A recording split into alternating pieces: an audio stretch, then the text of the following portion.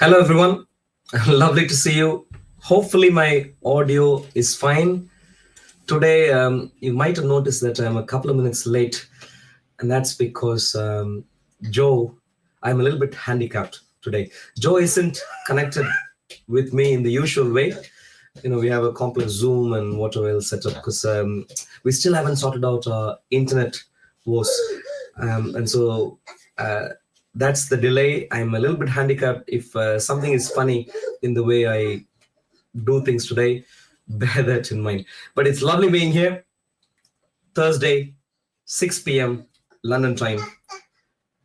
Of course, what we normally do at this time is engage with Muslims on this Prove Me Wrong series. And today, particularly, we want to focus again on Islam being a violent religion. So ultimately, the point is Islam is violent. Prove me wrong is the agenda for today.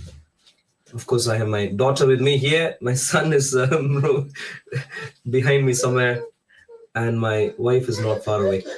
We as a family, we're glad that we could be here. I can see Sister Rest a While. I can see Brother Bunny, Brother Pumba, and our various other friends, Dilip, Brother Dilip, a lovely friend, Tamir, Kyle, and a number of others who are here with us already.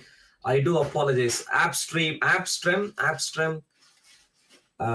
Johnny's and so on. I do a golfing fan. I do apologize if I'm not calling out your name. Danba says he's an ex-Muslim. Lovely to see you. Danba D boy. Danba, lovely to see you. Cookie Monster, Brother Cookie Monster, and Brother Wisdom and Chaos. Who else? Bab Mozart Rook from Canada. Astronomics. Sami Sami, and the list. Jaya Chandra, Vanessa Lopez, and the list is continuing to go. Okay, maybe Dina Games, Assume, Jaya Chandra. Okay, lovely. Good to see you all. Thank you very much for joining. Of course, a quick introduction is that this is a Christian channel. I am a Christian. Brother Joe is in the backstage, not exactly the backstage like normally.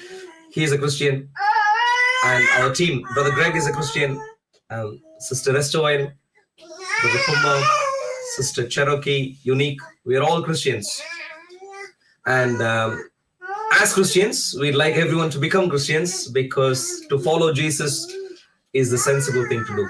God, Jesus is the Creator God, Yahweh, Triune, Father, Son, Holy Spirit. And we have wandered away from God in different manners, shapes, and sizes throughout history. And in the person of Jesus, the Messiah, today we have a hope of redemption.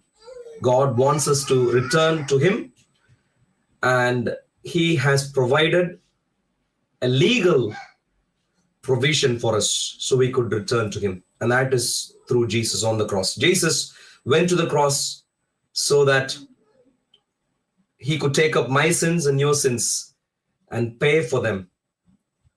And so that's why we esteem the cross of our precious Lord Jesus. And of course, we are already in December. It's Christmas month.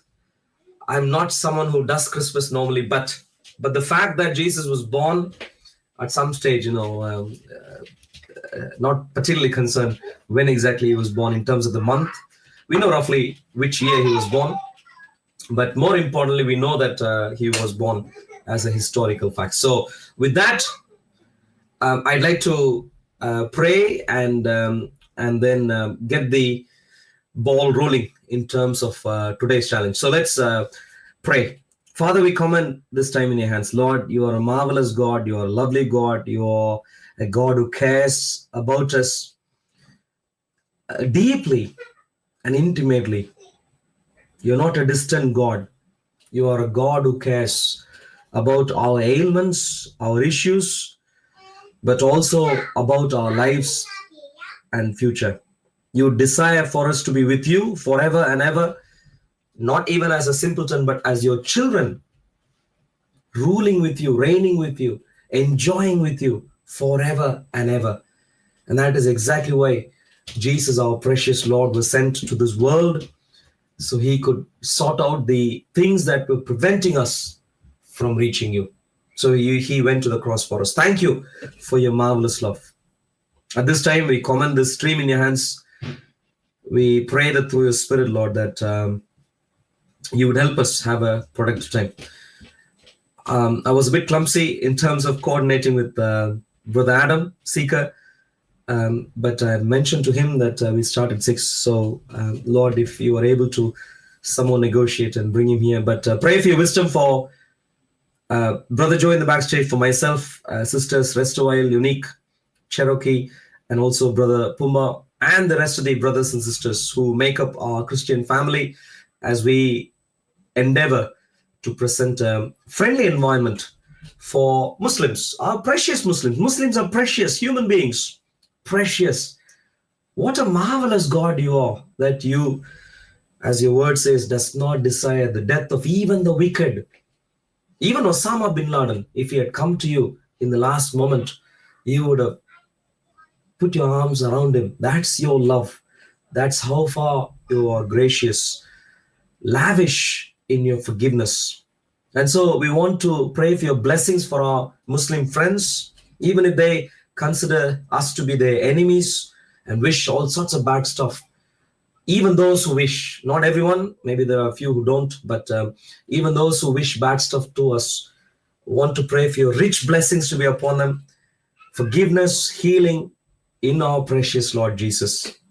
How much we wish that many Muslims would come to you, would surrender their lives before you, would want to love others, would love Israel, would love the Christians, would love the rest of the world, and any disagreements would be willing to discuss and sort out.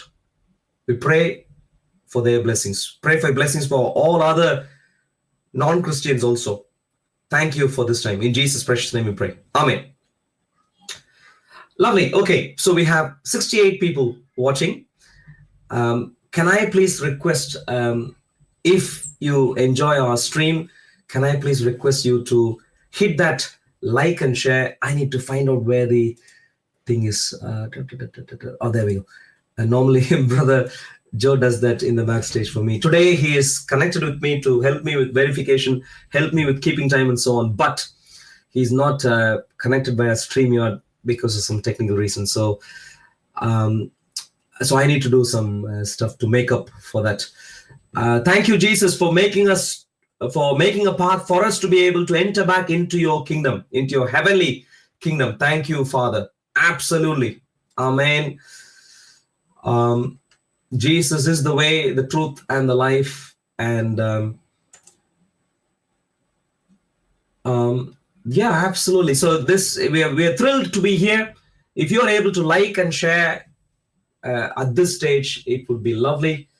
I actually forgot to do something, but maybe we'll get there later. Mickey Mouse Allah, absolutely. The Islamic Allah is a fake Mickey Mouse. Nothing more, nothing less. He can't speak. He can't help himself. He can't therefore help anyone else. And that's the tragedy. Islam ultimately is a fake religion, is a counterfeit. It's a cheap counterfeit.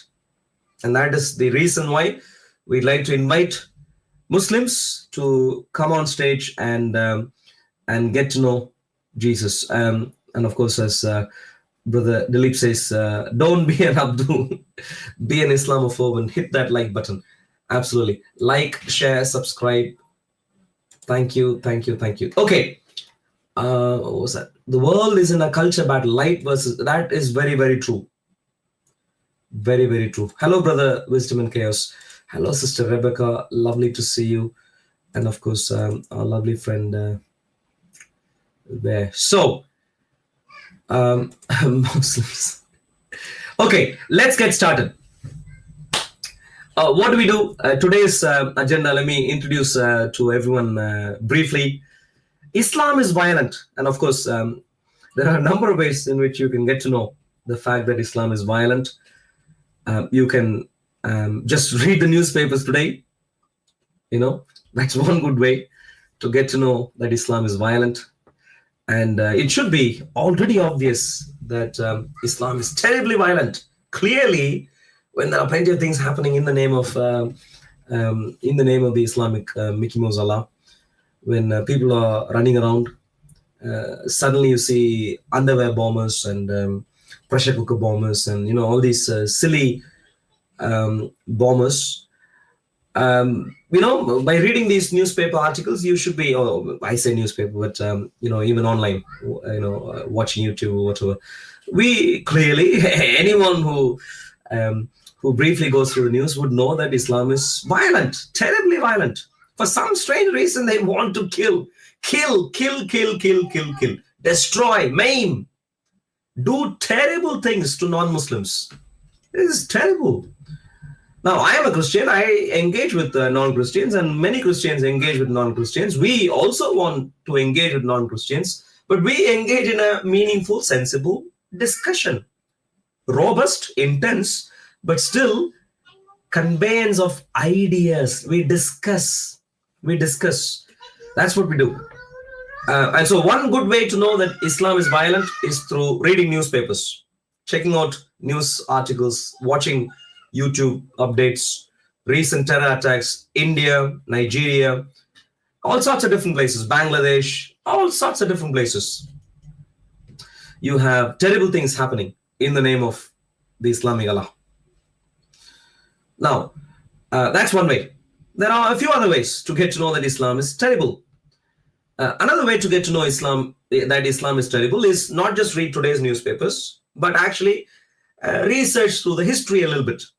What has Islam been doing for, around 1400 years? 1400 years. Can you believe this?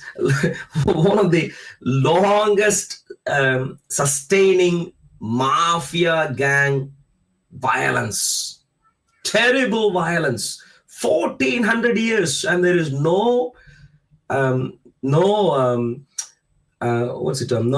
no reason for us to think it's going down anytime soon. It's only going up. The violence in the name of Islam, the thuggery in the name of Islam, the horrible treatment of non-Muslims in the name of Islam is just going up, up, and up. You can study through history, how Islam spread. That's another way to get to know that Islam is violent. There are a couple of other ways you can get to know that Islam is violent. One is reading through the Quran. I have a number of copies of the Quran in my bookshelf. At least with the English copies, they've been trying hard. They've been trying hard to manipulate, trying hard to sugarcoat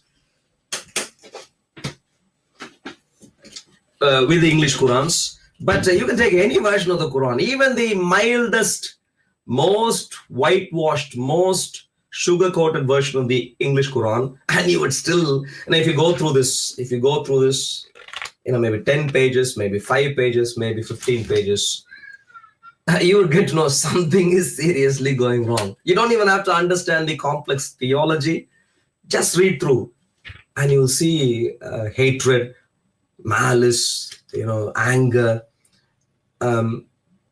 towards even Muslims, ignore even non-Muslims, even towards the Muslims, but certainly towards the non-Muslims. So that's another way to get to know that Islam is terrible, evil, violent, particularly violent. Islam is evil in a few different ways, but I'm particularly today focused on violence. Needless aggression used many times to kill, sometimes not to kill, but perhaps to swindle other people's property and chase them away from their lands and whatever else, So that's another way. Third way, just, browse through the Quran and, try and see what it's trying to say. And finally, of course, this is what I do. The most important way to get to know, the conclusive way to get to know that Islam is terribly violent is by studying the Quran in depth. which is what I have done, and few others, many others have done. And I can see someone is saying that you are an ex-Christian and now atheist. You're most welcome to join the stream at some stage if you'd like to engage in a conversation. I like everyone to become a Christian, so it's a bit of a shame we have a little bit of a regression with you leaving Christianity, and there could be misunderstandings. I mean, anyone who truly gets to know Jesus would really struggle, unless of course there could be competing forces at play, competing ideas at play in any person's life. Some people can run after maybe different desires, and therefore can move away from Jesus. But if anyone is focused on what is more important, you wouldn't want to leave Jesus. He is marvelous, the best lover the world could ever have. And so I'm a bit sorry to hear that you're not a Christian now, but through God's grace, Christ doesn't exist. Right. Grow up to engage. Don't just throw in slogans. VVVVTTOO, please. I'd like to comment to you. I have studied. I am happy to say that you take a different stance right now. But instead of saying grow up, come on stage, we'll see where we go with that. But okay, what is the fourth way? The final, the conclusive way of getting to know that Islam is terrible? You can read through the Quran, study in detail. And there are a couple of different things that you'll get to know when you study things in detail. One, Quran in a few different places actually nicely summarizes what Islam is. Surah 60, Ayah 4 is one place. Surah 9, ayats 111 to 114 is another place. Surah 2, I think ayats 2 to 3, I think, or thereabouts, is another place. There are at least 3 different places where the Quran summarizes Islam in a nice, compact manner. And because it's a summary, you can read through and quickly understand. And this is deep theology. The Quran thankfully gives a summary, and Quran, unfortunately, is confessing that it is a violent religion. It uses aggression where aggression should not be used.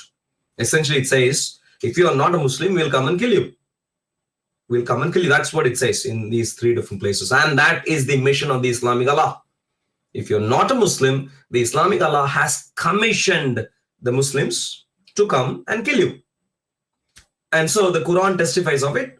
That's Islamic theology 101. That's if you go with some summary accounts of Islamic theology. 3 different places. There is another way where you can study the history of how the Muslims interacted with the non-Muslims during the time of the Quran. You can study that in detail and put together all the instructions that the Muslims received as time progressed and as to what the Islamic Allah wanted the Muslims to do. And you can compile from there, instead of relying upon the Quran's summary of Islam, which is found in at least 3 places, you can summarize on the Islam's mindset in relation to non-Muslims through studying the interactions that Muslims had and the instructions that the Islamic Allah gave while the Muslims interacted with non-Muslims. And that's why you might have heard in multiple videos already me saying that the Muslims ran into, as recorded in the Quran, the Muslims ran into religious disagreement, at least with 3 categories of people. 3 categories. Category number 1, the owners of Masjid al-Haram is category number 1. Muslims ran into a religious disagreement. And this is what should happen at Masjid al-Haram. You guys are not doing that sort of disagreement. So they ran into that with custodians of Masjid al-Haram. Number 2, Muslims ran into religious disagreement with the Jews and Christians, the people of the scripture. The Jews and Christians. The Quran confirms that the Jews and the Christians are people of the scripture. It actually says there are 2 kinds of people who have received the scripture pre-Islam and it explicitly says it is those two categories are, or two kinds of people are the Jews and the Christians. So the Jews and Christians have received the scripture, and so the Islam or the Muslims were in conflict with the Jews and the Christians, and so that's the second category of people the Muslims ran into, and they disagreed on multiple things, multiple specific things.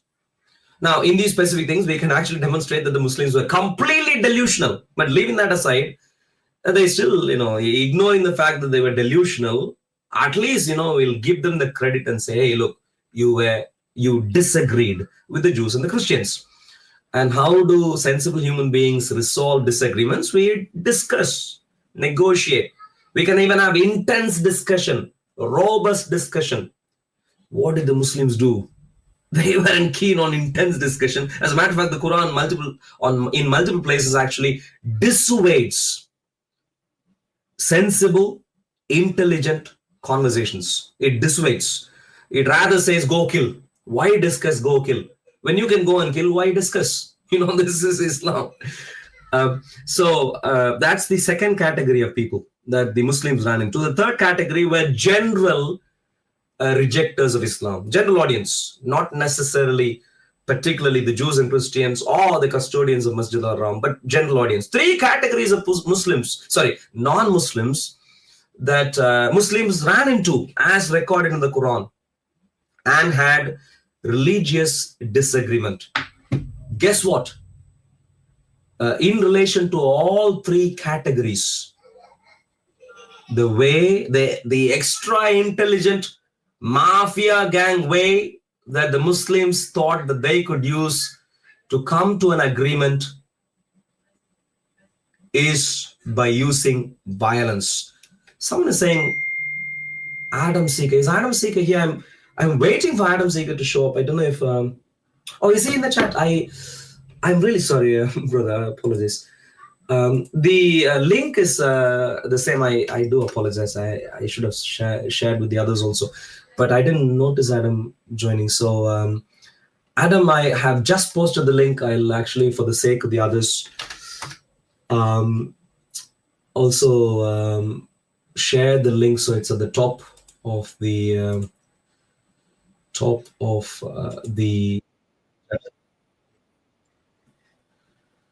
for anyone who wants to join, by the way, please, if you're a Muslim especially, first preference to Muslims, second preference to non-Muslims but who want to discuss Islam, and third preference is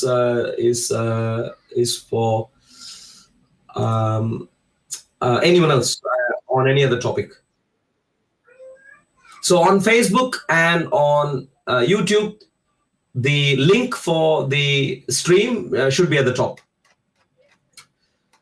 I'm waiting for Adam to join, but in the meantime, so what did I say? Oh, it's,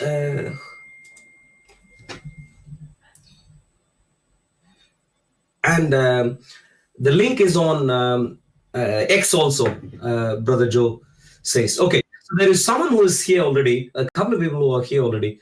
I'd like to, okay, Adam is also here. So let me get first Adam Seeker on stage. Hello, Brother Adam, how are you doing?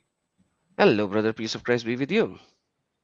Peace and blessings of Jesus be with you also. Lovely to see you. I do apologize. Adam was trying hard to coordinate properly. I have been terrible. I do apologize. Oh, no worries at all. No worries. God is good. And I just shared the stream on my channel as well for people to join in as a community post. So let's see if some people will be able to join in. But I thoroughly enjoyed our discussion last time. And man, you have a very, very difficult topic today. Yes, very easy if everyone had been sensible, but very difficult to negotiate. Now, Adam, quickly, I know if we had coordinated well, you wanted to actually share, you wanted to go live also on your channel, but I'm assuming it's a bit too late for that now. Is that the idea, or is there a way to do that? I know on StreamYard, You do not have that option enabled. You have to go into the settings and then go Yes, somewhere in in the settings. Yeah, last one, in the last setting on the left side, the top check mark would say get guest can can share stream. it on. Yeah. Yeah, I've done that just now. I've Okay. done that So just yeah, now. perfect. Maybe. So yeah. Okay, I can push it as well. So let me just do that as well. Why not? Yeah, maybe I'll give you a couple of minutes. There are a couple of people in the backstage. There are a few people in the backstage. Lovely to see everyone. Chota Tesla, Anuranjan, and Leah Katali. Lovely to see you all. I'm a little bit handicapped today. Normally, Brother Joe would have already come on the private chat to interact with you and get you verified. But we are a little bit handicapped. But Brother Joe is still able to see you. Can I please ask each one of you first, Chota Tesla? Can I? But each one of you, whoever is ready, can I please ask you to show your face briefly, so we can take you through a video verification. I can see Anu Ranjan is showing his face. Brother Joe, I think, is ready to verify you briefly. Yeah, everyone. By the way, anyone who shows your face currently, it'll be off stream. You're not going to be on YouTube output until you are added to the stage and let me know that you're willing. Anuranjan is verified. Okay. Chota came a little bit before Anuranjan, I think. So maybe we'll get Chota also verified. Anuranjan, thank you very much. You're now verified. If you're happy with your face showing when we bring you on, that's fine. But I think it'll be maybe around 15 minutes before we bring you on stage. Please bear with us in the meantime. Chota Tesla, is Chota Tesla verified, Brother Joe? Please, Chota Tesla, if you can please continue to show your face. Okay, Chota Tesla is also verified, I'm told, so that is fine. Welcome everyone. In the meantime, Brother Adam, let me bring Brother Adam. Are you done on at your end live streaming? Oh, Uh, Now no. we are live on my channel as well. So Okay. just to say hello to everyone on my Yes, channel as well, we are doing a joint live stream with Brother Arul from Operation Stephen. I that's put right. a cutting of the last discussion, which was the first discussion with Brother Arul, and everybody loved it. Like really, really loved it. So we are here together talking about a very, very important topic right now. So, brother, mic is yours. Let's see how things goes. Absolutely. A quick hello to everyone on Brother Adam's channel also. Okay, so we have 3 or 4 people in the backstage already. So, and Brother Adam, I don't know how, when people join, so the link, we have a link from here. I don't know if there is a link from there or not. I don't know how that I'm works. gonna I don't put the know. link in the chat as well. I am working on it right now Okay, sure. Thank you. Okay, so that lovely. people could Let's join get, in. absolutely. Let's get Chota Tesla on stage. Hello, Chota Tesla. How are you doing? Am I audible? You are. Great. Lovely. Welcome. How are you doing? Thanks a lot, Arul. I'll just want to say that I've been watching you from around 12 years and so. First time I watched you in some park in UK and you were debating with people and it gave me a lot of thinking, that how things needs to be approached in the real world. And you are kind of a inspiration for me that how the discussion about this violent thing needs to go about, how people needs to get aware regarding this thing in the current scenario. And I live in India, Bharat, and there needs to be a discussion that needs to be done in your voice, in your perspective, that people needs to be aware regarding this. And I really appreciate your work and your courage and your family's courage that you have taken such a huge step in life, which is not you know family guys cannot do that. It's very difficult, and the kind of repercussions you see when you talk about such things, it's very difficult to expose such things. And I also want to just want to say my thanks to Adam also. मैंने sir की इतनी बातें सुनी है. I just want to appreciate him, the kind of environment he have created in this, in recent years. it's absolutely amazing that finally people are coming out and taking the initiative that what is wrong, they can say it without hesitating, without fear, and finally realizing that people not in their own place but around the world are suffering from this cancer that have dawned upon humanity a few thousand years back or some years back, and now this cult is giving a, you know, it's threatening humanity, and basically it's a you know, book that comes into the picture that exactly says that no one will live, but we will finally. Yeah, that's all I have to say. Yeah. Okay, lovely. Thank you very much, Chota Tesla. And of course, we as Christians, I'm really grateful for your encouraging words there. Thankfully for me, my family, both my parents and now my wife and my kids, we are all very involved. We are dedicated. We depend on the Lord. We go by faith and so on. So I'm privileged to be able to do all of what we're doing, even as a family. And so thanks to my wife. Many times my wife doesn't get to hear, the thanks from me. I take her for granted. But thank you very much for sharing that also, Chota. It's our privilege. And I'm also delighted, grateful to you. It is entirely true. People can disagree and people can be caught up in various brainwash systems. Human beings, we could come from various places, and because of where we were born, what environment we grew up in, what our parents told us, what our neighbors told us, and so on, we could have wrong ideas. But as a community of human beings, we are here available to discuss, debate, so people can change their ideas and quickly change and say, hey, look, I was wrong earlier, now I could change, and that sort of stuff. And that's what we as Christians believe. As Christians, we can have these discussions, and whatever time it takes, we can always discuss. And if we think there are good reasons as to why people should be Christian, and therefore we communicate. So I'm really grateful to you for to hear the fact that you have found this beneficial. We should keep this going. Let's put it this way. Even if we were meeting Osama bin Laden right now, of course, he is gone. He did terrible things. But if he was alive, as a Christian, my mindset would simply be, and as Brother Adam Seeker would simply be, we thoroughly disagree. You have been extremely evil, but our God knows everyone is messing up. You have done terrible things, but he is willing to help you. At least now, change would be our mindset. And that's how we as Christians interact. I'm delighted to hear from you. Chota, what's your current religious persuasion? I'm calling you Chota, although your name is Chota Tesla. Maybe the Tesla is also important. No, it's nothing lies in the name, to be honest.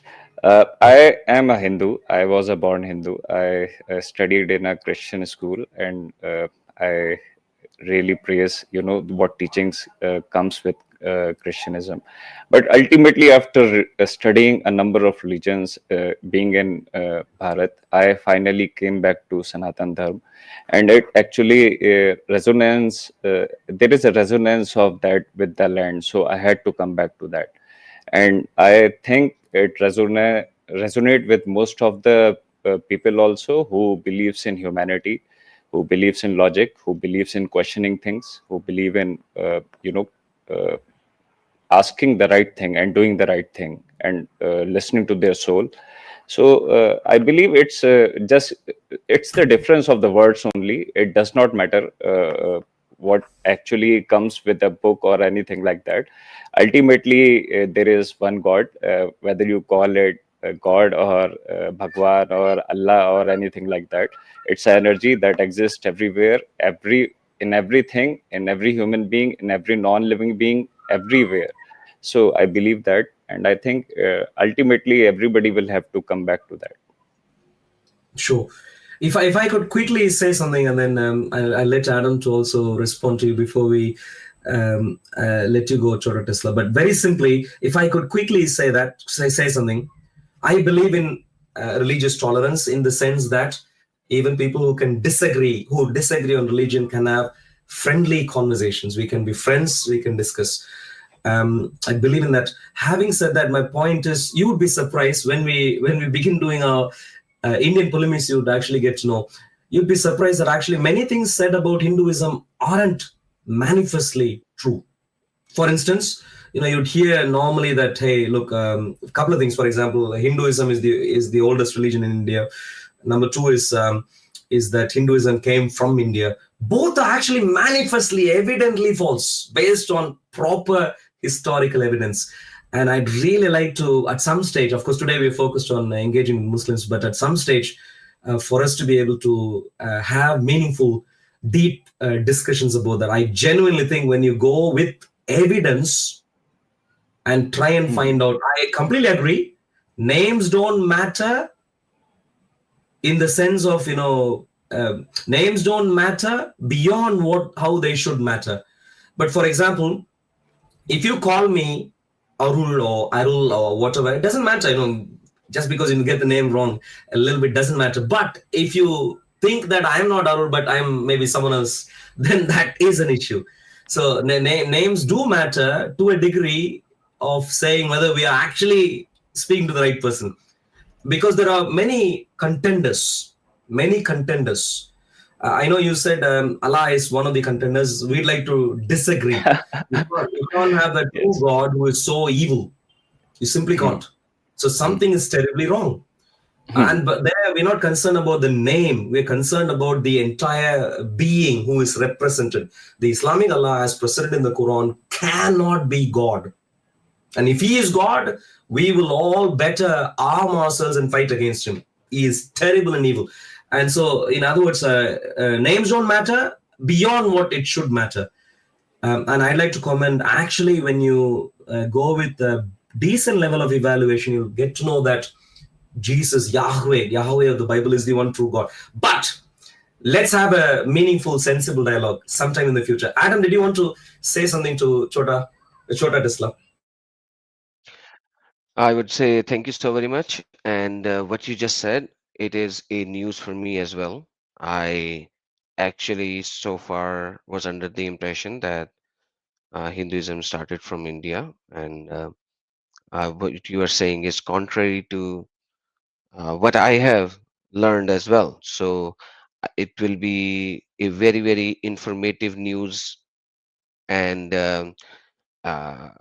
whenever you make this. So yes, do tell us with the historical evidences, and yeah, that's literally a news for me. So I would be very keen in learning this from you in the future. Obviously not today, because today we have a particular topic. So yeah, in future, yes, absolutely, I would love to listen to you. Lovely. Chota Tesla, hopefully through God's grace, at some stage, we'll please watch this space. At some stage, we'll have dedicated streams to engage with our precious Hindu friends also. Please watch this space. Please continue supporting us. Please be our friend. We want you to be our friend. So kind of you. So kind. You will always be there for you. Thank you. Thank you very much. God's blessings. We'll catch up later. Sure. God's blessings. Bye. Okay, Brother Adam, we have one more gentleman. Okay. Hello, Anuranjan. Do we? Oh, not Muslim again? I don't know what his background is. Anuranjan, are you okay with your face showing up on the screen, Anuranjan? Yeah, I'm fine. Okay. I mean, you're taking the bullet for the rest of us, like day in, day out. I'm so proud of you, and I pray for your well-being every day. Believe me when I say that. I pray for your well-being every day because I'm literally scared for you. The way the jihadis treat the kafirs, I'm literally scared for you every day. But you go out there and you do your stuff, like, full salute to you. Thank you very much. It's our privilege. Are you a Christian yourself? What's your religious persuasion? No. I'm a very devout Hindu. Okay. Lovely. And I'm into a lot of rituals and puja part. And today being the last Purnima of December. Since you're from India, you probably heard of the term Purnima. It's a full moon phase. Yeah. So I'm also feeling blessed because of my Ma Bhagwati that I'm getting to talk to you in direct, because I've been listening to you and I've been in awe with you of your work and your dedication. Basically, I wanted to tell you that whenever I see your videos, I'm in awe with your patience, your perseverance, and your purpose. Because these people, they come barking in your ears, they keep shoving you, pushing you. You just don't lose your cool at all. I need to learn that. Yes. And because even today, I think I was watching in the afternoon, like some guy was like barking in your ear constantly. The video you had posted, Mhm. right? And Yeah. you kind of, yeah, you kind of like, how do you manage to ignore that? I mean, I really want to know that, because I'm into business. Okay, I'm into business. I want to inculcate that practice into my business as well, as to how to not how to avoid gibberish.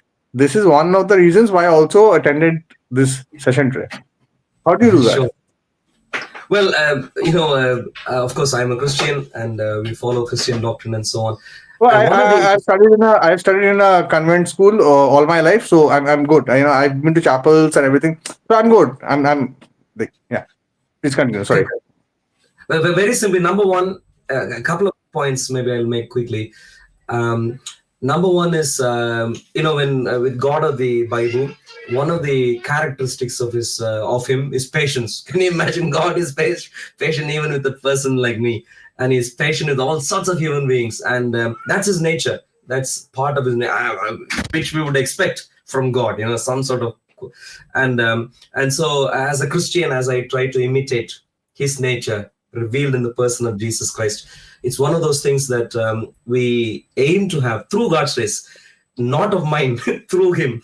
Through him. So that's one point. The other point is, I'm sure this is the case with Adam Seeker also, and with all the points I'm saying is not me.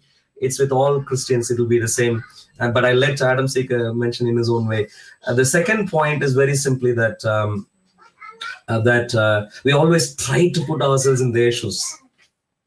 You might have heard Jesus say something like, love your neighbor as yourself, the Bible Love thy says. neighbor. Yeah, yeah. Right. Love thy neighbor, but actually the full version of that is love thy neighbor as yourself, which Okay. essentially means, imagine that person is you. You. Okay, Right. so if Right. that is you in that exact position, how would you like someone to treat you? That's how you treat them. That's not just treat you. That's how you love them, and love in the biblical doctrine. But these people, in certain contexts, they just keep blabbering shit for like 15 minutes, and you're trying to have a conversation with somebody else, a logical conversation. Not all jihadis are like, most like of them are like that, but they want to have a conversation, and you just you're so calm, and it amazes me, and I want to inculcate that into my behavior as well. I'm like, if Arul does that, this jihadi who's probably wearing, I don't know, wearing a jacket full of bomb or something, and he's like, yes sir, I'm not interested right now, I'll talk to you later. And you were like, and you're also a conformist. You're not a pushover guy. You don't let people push you over. Like, you stand your position, but in a very polite manner, and it's actually a very, very strong, I felt, from my business point of view, management learning that I should learn from you, and that you in all sense want to fulfill your purpose without offending anybody. That is your primary agenda. Like, you have to Absolutely. tell people the When I get back negativity of. home, when I get back home, I need to be confident that my precious Lord Jesus was happy. Absolutely. Yeah. And that too with minimal damage towards their egos, which is, again, since they have no knowledge, they have a lot of egos. That's usually what happens. Like, people with less knowledge have more egos. Okay, can I please quickly say something, Anuranjan? You say you want in your business this characteristic. I'll say this, and then I'll let Brother Adam actually have a conversation with you. Very simply, would you believe there are a few very popular business management books, which are entirely based on the Bible. Is That's it? one, I didn't know this. entirely based on the Bible. And number Okay. two, you might have heard of the financial crash that we had in 2007, 2008. You might have heard. And The beautiful, a number of investment banks and so on collapsed after that. You might be young, I'm 41, so I'm a little bit perhaps older than you. The point is, a number of investment banks crashed. They went out of business and so on. that's a Barclays, Lemon Brothers one, nah? That crash. it began with BlackRock, Lehman Brothers, Yeah, and yeah, so on. yeah. Mm-hmm. And it went one after another over the next couple of few years. Many banks ran into different issues. One of the banks that most banks ran into issues. Most banks, if not all banks. Only some banks, actually, Japanese banks escaped relatively easily and that sort of stuff. But one of the banks that ran into issue was Barclays. Yeah, I heard this Barclays. story. And I worked there also. I believe. Okay. I think around the time I worked there, or a little bit before that, they introduced, after they ran into some severe cultural issues. People couldn't trust. There were, all sorts of different trust issues with there, even on senior management, because there were some proper skullduggery work going on. But would you believe, when there was new management and they wanted to change the culture, would you believe, they actually studied the Bible, studied the New Testament especially, but the New Testament stands on top of the Old Testament. So they studied the Bible to come up with what they introduced at that time as their Barclays values.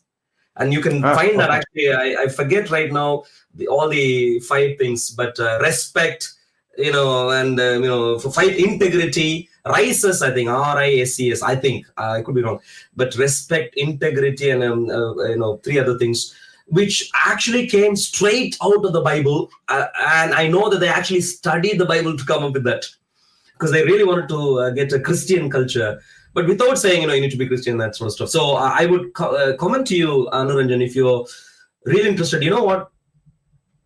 Pick up a New Testament, especially the Gospels, and read through that.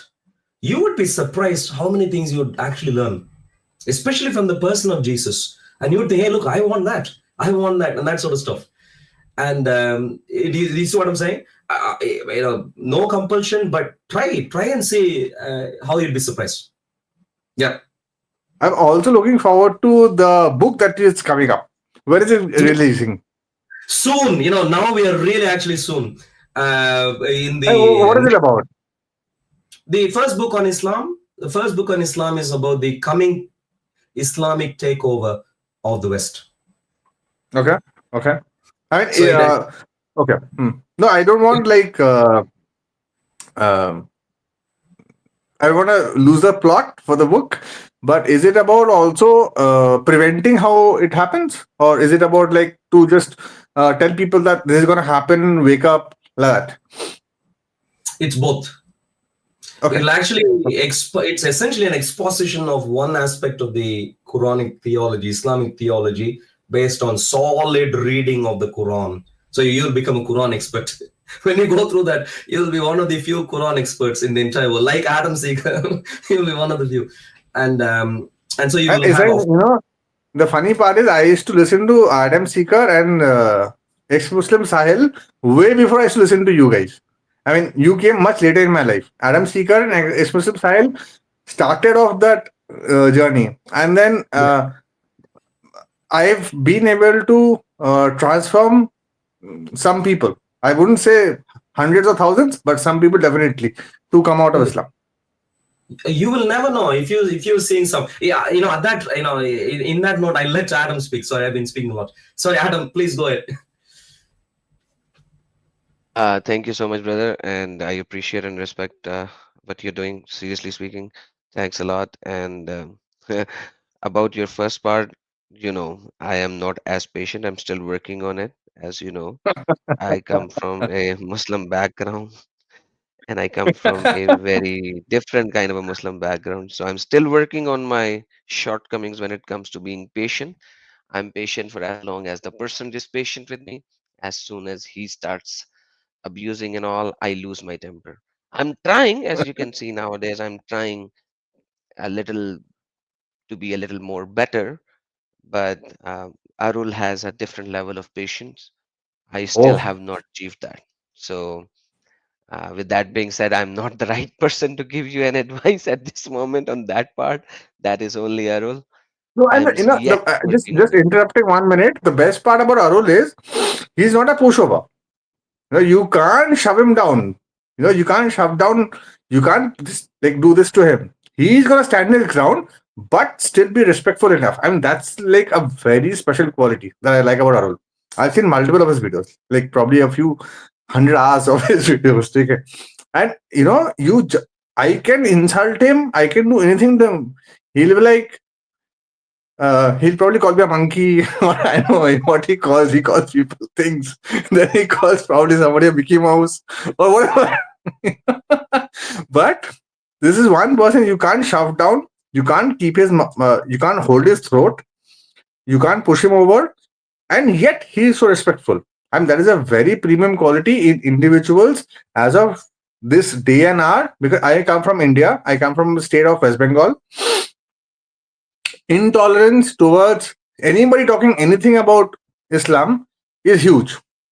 Like, you guys probably know what happened to Nupur Sharma. She just spoke about Batar Hur. She didn't say anything. She mentioned what's there in the Quran.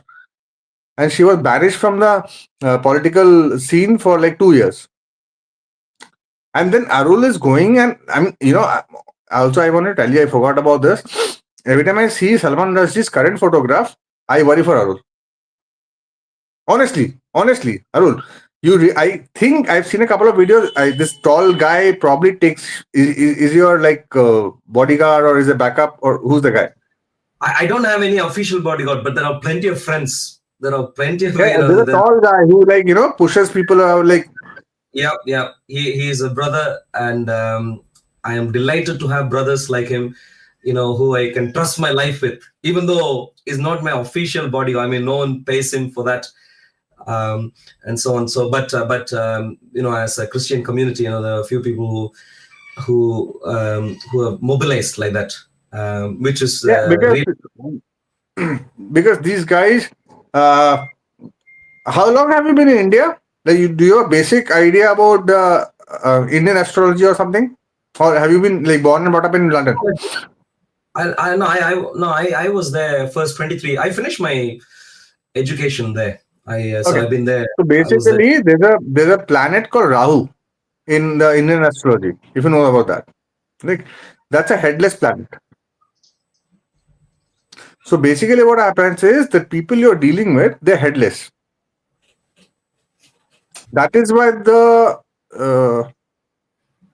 concern is, because if you're debating me, you're debating Adam Seeker, you're debating somebody else, if we fail, we'll agree to it. That, Arul, okay, this is something that I don't know, or probably you're right. Thank you for. But these guys, they tend to go for physical harm. That's why I'm literally telling you, you're not my family member, you're not my friend, you're not my neighbor. But the only thing probably our complexions are like, but that doesn't make us brothers. So, but I literally care for you. Like every damn day when I see your videos, I literally care for you, and I honestly pray to my Bhagwati for your safety and concern. Lovely. Anuranjan, unless Adam, did you want to say anything to Anuranjan? But I really, really thank you. Wishes of people like you. I take what you're saying seriously.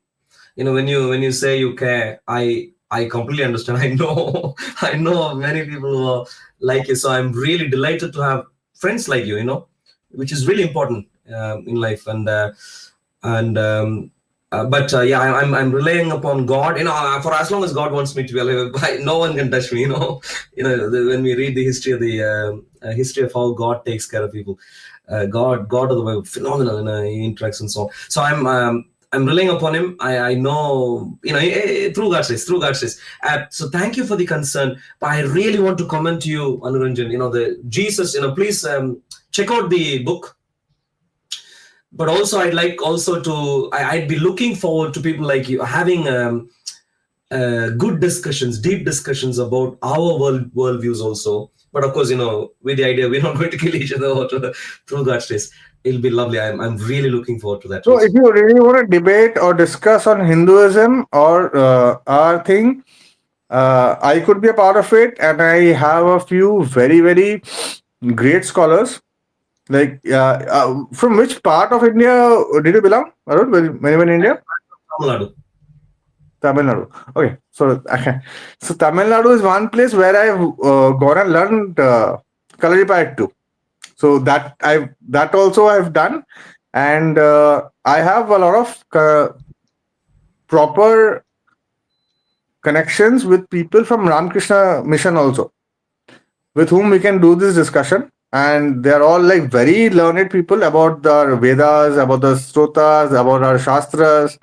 So you probably got my email by now, or I can, however I can, share it with And you. I don't have your email by virtue of you logging in. I don't get your email, but I don't know if that's what you said. But if you're able to,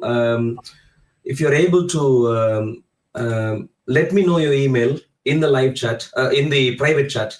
It's only Adam and me who are able to see your private chat. So if you're able to, Absolutely. So I'll share my email and mobile number with you.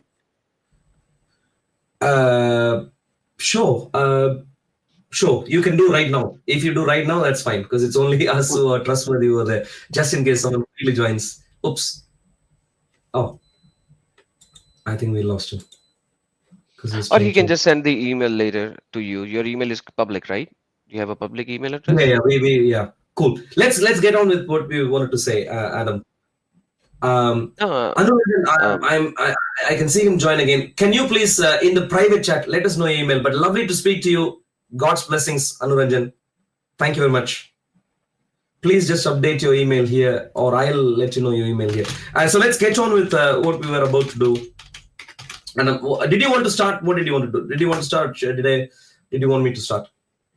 no, I please was. start. Yeah, go on. I'm actually saying Islam is peaceful, brother.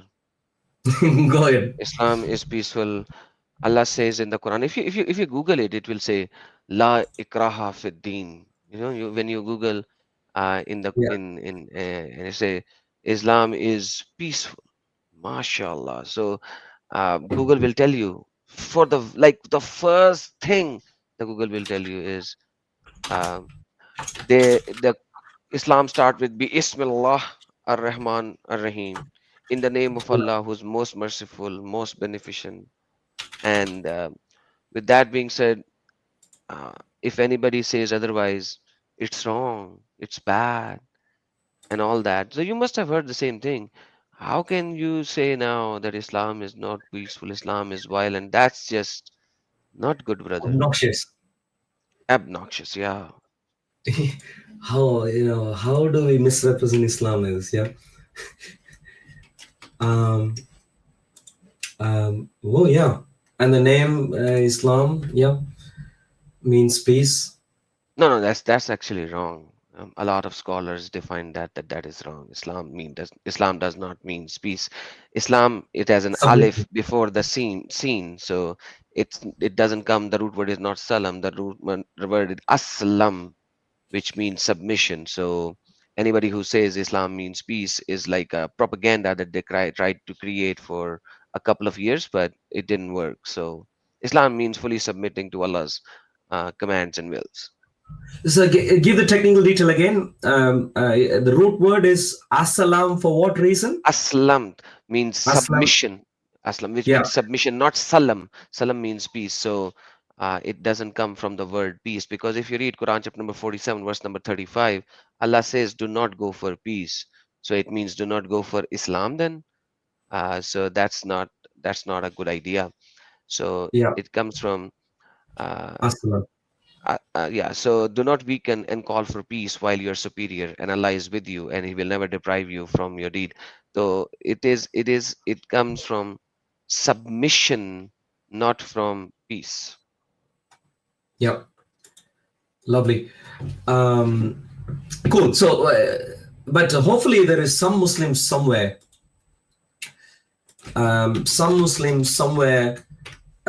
is who is knowledgeable enough. I earlier saw a couple of what appeared to be Muslim names join the stream. Who are the Muslims who are watching?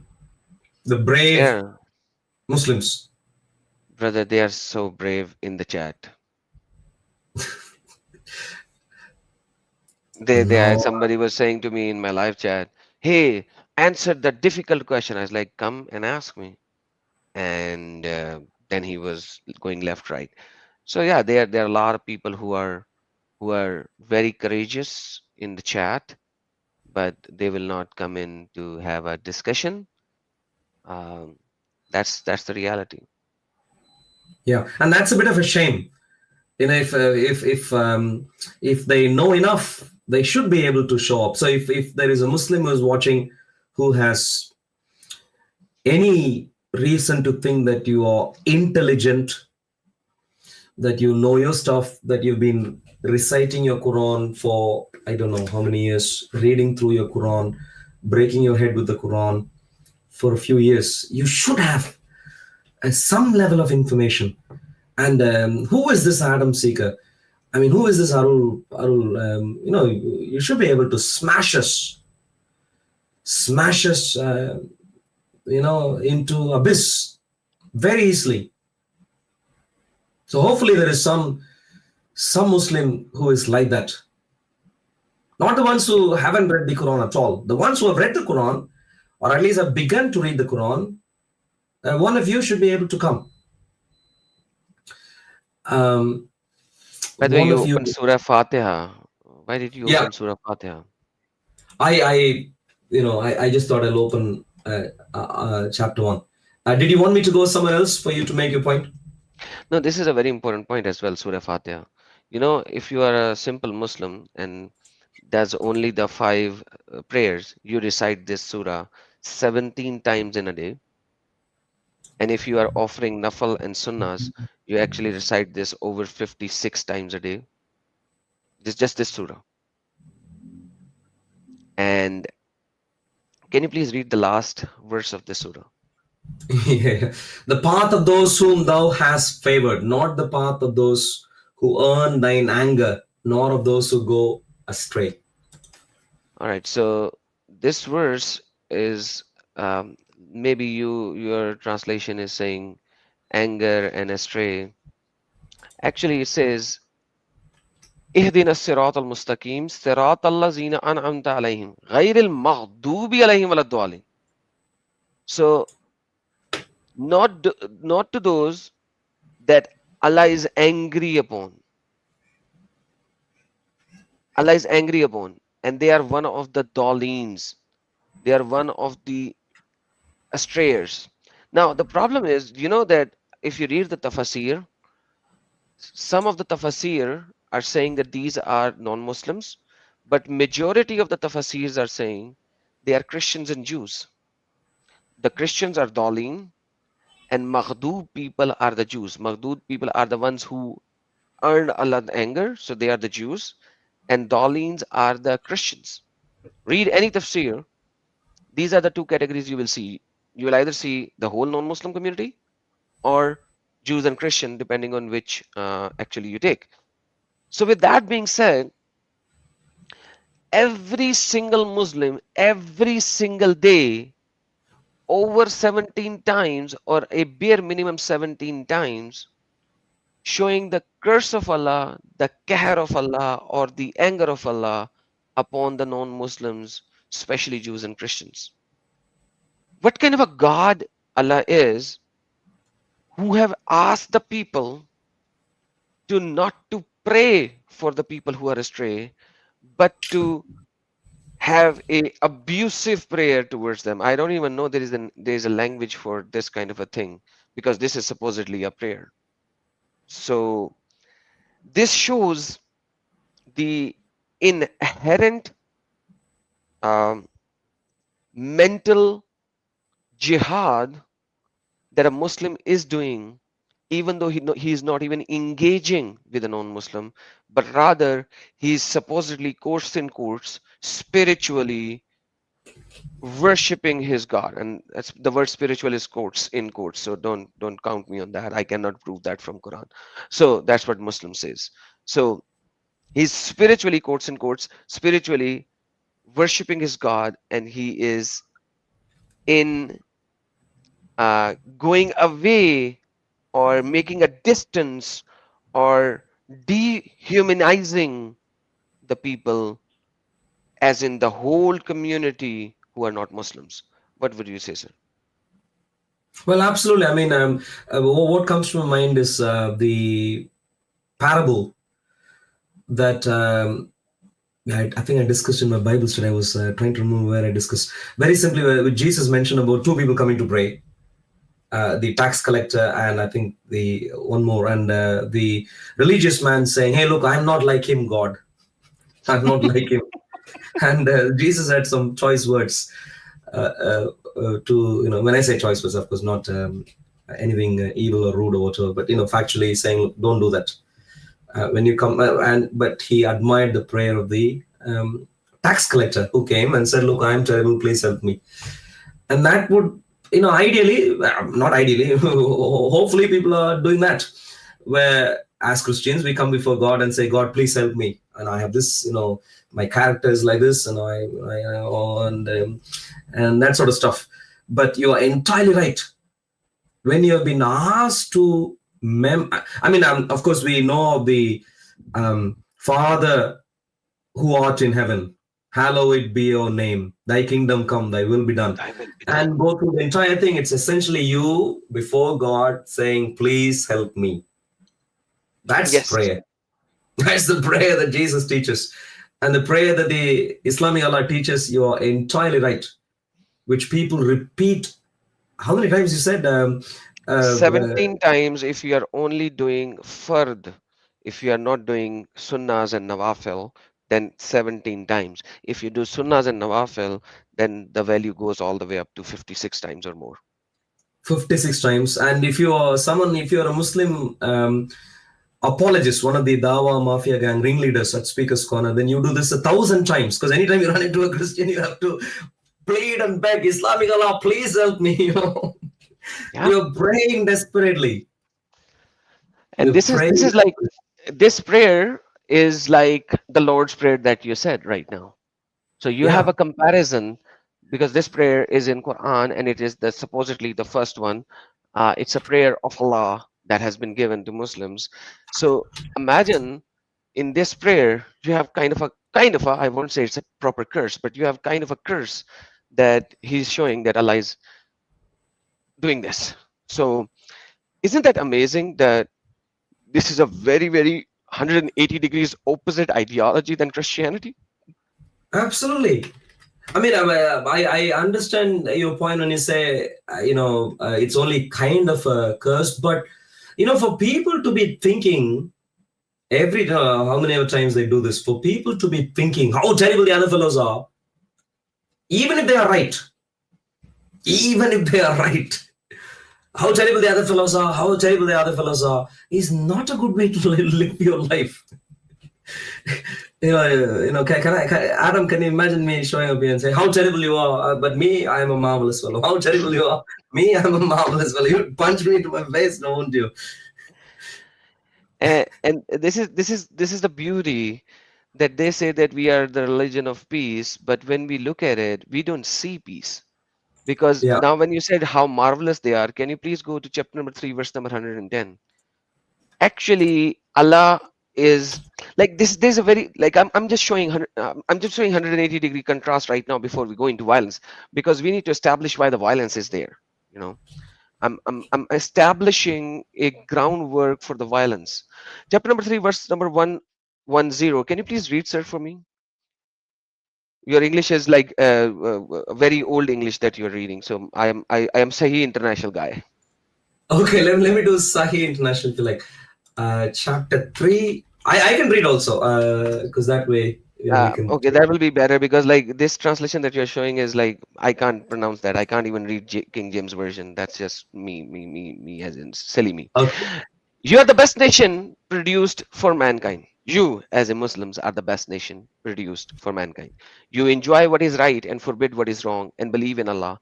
If only the people of the scripture had believed, it would have been better for them. Among them are believers, but most of them are defiantly disobedient. So here, how can God of the universe say that you people are the best of the mankind? Like, how can you say that? Kuntum khayri ummati akhrajat lin-nas. How can you say that? Does that even make sense at all? So a Muslim can be the worst Muslim in the history of humankind. He's still the best people ever raised upon mankind. And you know how Yeah. Muhammad defined that? There is a prophetic commentary of this in Sahih al-Bukhari. I'm sending you the link in the private chat. You can click open it. So there are certain things which are called commentary, which are tafsir by other people. Okay. And there are certain verses for which Muhammad himself gave the tafsir. And this is in Sahih al-Bukhari, which is called prophetic commentary, which is the commentary of the verses of the Quran by Muhammad himself. He says the verse, like, do you see the chapter name? It says chapter number 3, verse number 110. Here, you true Muslim. No, Nishi. I mean, a little down. The prophetic commentary. So, a little up in the gray area. Yes, this name. So the name of this chapter is You True Believers in Islamic Monotheism are the real follower of Prophet Muhammad, PBUH, and his Sunnah are the best people ever raised up on mankind. So now he's explaining this verse. The verse you are the best people ever raised up for mankind means best of the people for the people as you bring them with chains on their necks till they embrace Islam. Arul's eyes just popped open a little. Because you bring them with chains on their necks till they embrace Islam. So the whole idea is, why are you the best of the best people? Because you forcefully make them accept Islam with the chain around their necks and drag them, bracket start, like a dog, bracket close, into Islam. If they can do the translation of bracketology, then I can do it sometimes as well, right?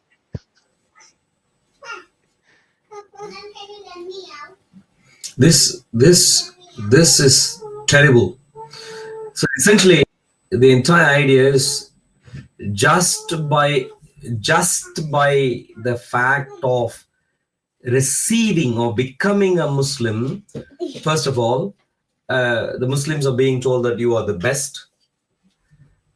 You could be as terrible as Muhammad, or perhaps worse. But if you bow down your head and say what was shahada, what nonsense, then you become the best. Number two is that it even qualifies that further, and it says the reason is you bring people with chains on their necks till they embrace Islam. It's not just that you are utterly dumb, clueless, but you're also able to abusively, maliciously, employing physical coercion, able to bring someone else to the same mud junk, and therefore you are the best. Yep, that is true. That is true. And the Islamic Allah. Oops, what happened there? Can you still see me properly? Yeah, Adam? you actually did maybe you actually have made the stream go into portrait mode as well. So in the bottom, you before above my name and your name, there is a button on the extreme left side. Click that, and it will go away in the stream here. Ah, I see. Oh, so, okay. So something hide vertical. Okay. Yes. Okay, okay, and cool. that's it. I didn't So you know. can hide that now Is that if you hidden want. now? No, no, Okay, it's not hidden yet, but you can hide that. uh, is that so? I was like this. I Yeah, I don't have No, the this is no fine. above this on the left side. Yeah, the same location where you're changing these flows on the left side. You will have this option. Or somebody in your chat came in as a guest and he pushed it on his channel. So on the top right corner, see there is a fourth after my Facebook and my there would be somebody Ah, else who tried to push it on his channel. So click on that and remove, disconnect, or end the stream on his channel. So somebody just did that. So when some Muslims comes in, they try to do that as well while they are not even talking. So on the top right corner, it will be your channel, my channel, and my Facebook, and then it will be somebody else. Yes, you got it. So yeah. there are Okay. certain times when people try to do such a thing. When you have guest can stream on your channel, you need Yeah. to be a little visual and on that part on the top side because they are just, there are some, riders along. They just want to, push it on their channel. That's I didn't know that before, but good to good to know. Um, at least now our view is okay-ish, isn't it? Yeah. We are back in the okay, cool. So and I was just going to add on top of just remind on top of what you expounded there, going back one level and reminding people Muslims are the best. Why? Because they can drag others by chains to become Muslims. And number three, oh, unfortunately, the Jews and the Christians aren't aren't as good as that. If only the people of Scripture had believed, it would have been better for them in this way, in the way that Islam wants them to believe. So we have serious issues. I mean, this is counter to everything that we would value in our lives. Can you imagine? I mean, if you're a Muslim who's watching, such as Jalal Hassan, if you're watching, which you are right now, and there are other Muslims who are watching, despite your anger and hatred towards Adam and myself, I'd like to request you to just for a moment consider this. For a moment, your religion is saying that you are lovely, you are the best because you're forcing others into your religion. That's what your religion is ultimately saying. You are the best because you're forcing others. And I'd like to ask you if that is how you'd like your religion to be recognized. Best religion because we force others. If you're especially living in the West, even if you're not living in the West, ask yourself, consult your conscience. Consult your conscience and ask, is this what I value, where I force others to follow my religion? If you're happy with that, please go ahead. No one is going to force you. We are Christians. We're not going to chop your heads off just because you still think some silly idea, nasty idea is a good idea. But if you would ask us, we would say, look, hey, noble behavior is where you are able to converse with someone else and are able to explain to someone else why you have the truth. That's what we like to comment to you. Another one some did that again. So somebody in the backstage is very, very keen on doing such a thing. You have to go to Quran chapter number 5 verse number 101 to see why conversation is not allowed. Say again, Surah 5. Verse number 101. And while you do that, I'll be right back, sir. Please Sure. continue this discussion. And somebody did this again. You have some leecher on your channel who is leeching to put it on his channel. So he's doing that. So make sure you see on the top Athlete what Jeremy is is happening. repeatedly coming. Yeah, and Uh, he's doing that. So you can, yeah, this is something that he is repeatedly doing. unfortunately. So some people are, these are Muslims, and Yeah, they yeah. wanna do this something. Distract.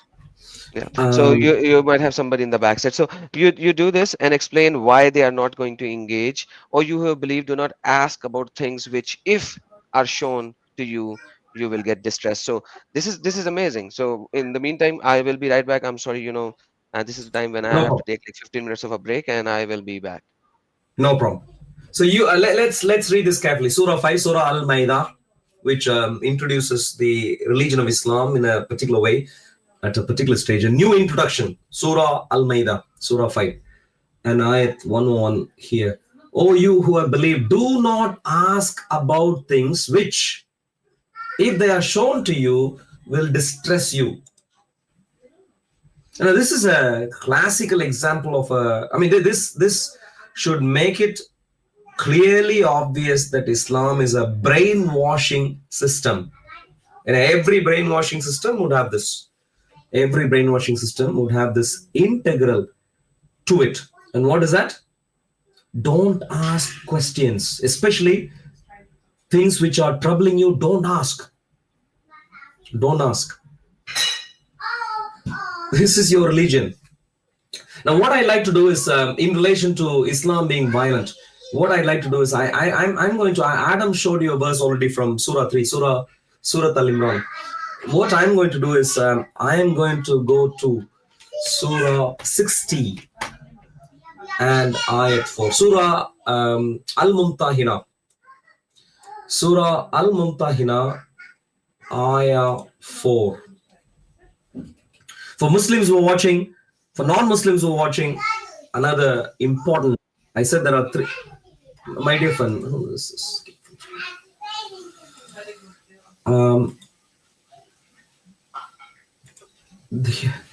Okay, so Surah Al-Mumtahina, Surah 60, Ayah 4. What does it say? There has already been for you an excellent pattern. People might have seen me mention this in videos from conversations at Speaker's Corner. So let's go through this carefully. There has already been for you an excellent pattern. Who is the you here? And if you go to, maybe I'll show you the, let's see, actually, this has, if this is Sahih International, if it has, maybe, oh no, it doesn't actually have.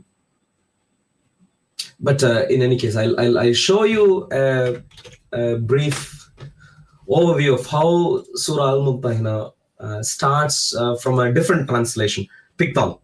How does it start? O ye who believe, choose not my enemy and your enemy for allies. So it's clearly the Islamic Allah pleading with the Muslims. Oh, you who believe, please take my enemies as your enemies. Don't be friendly with them.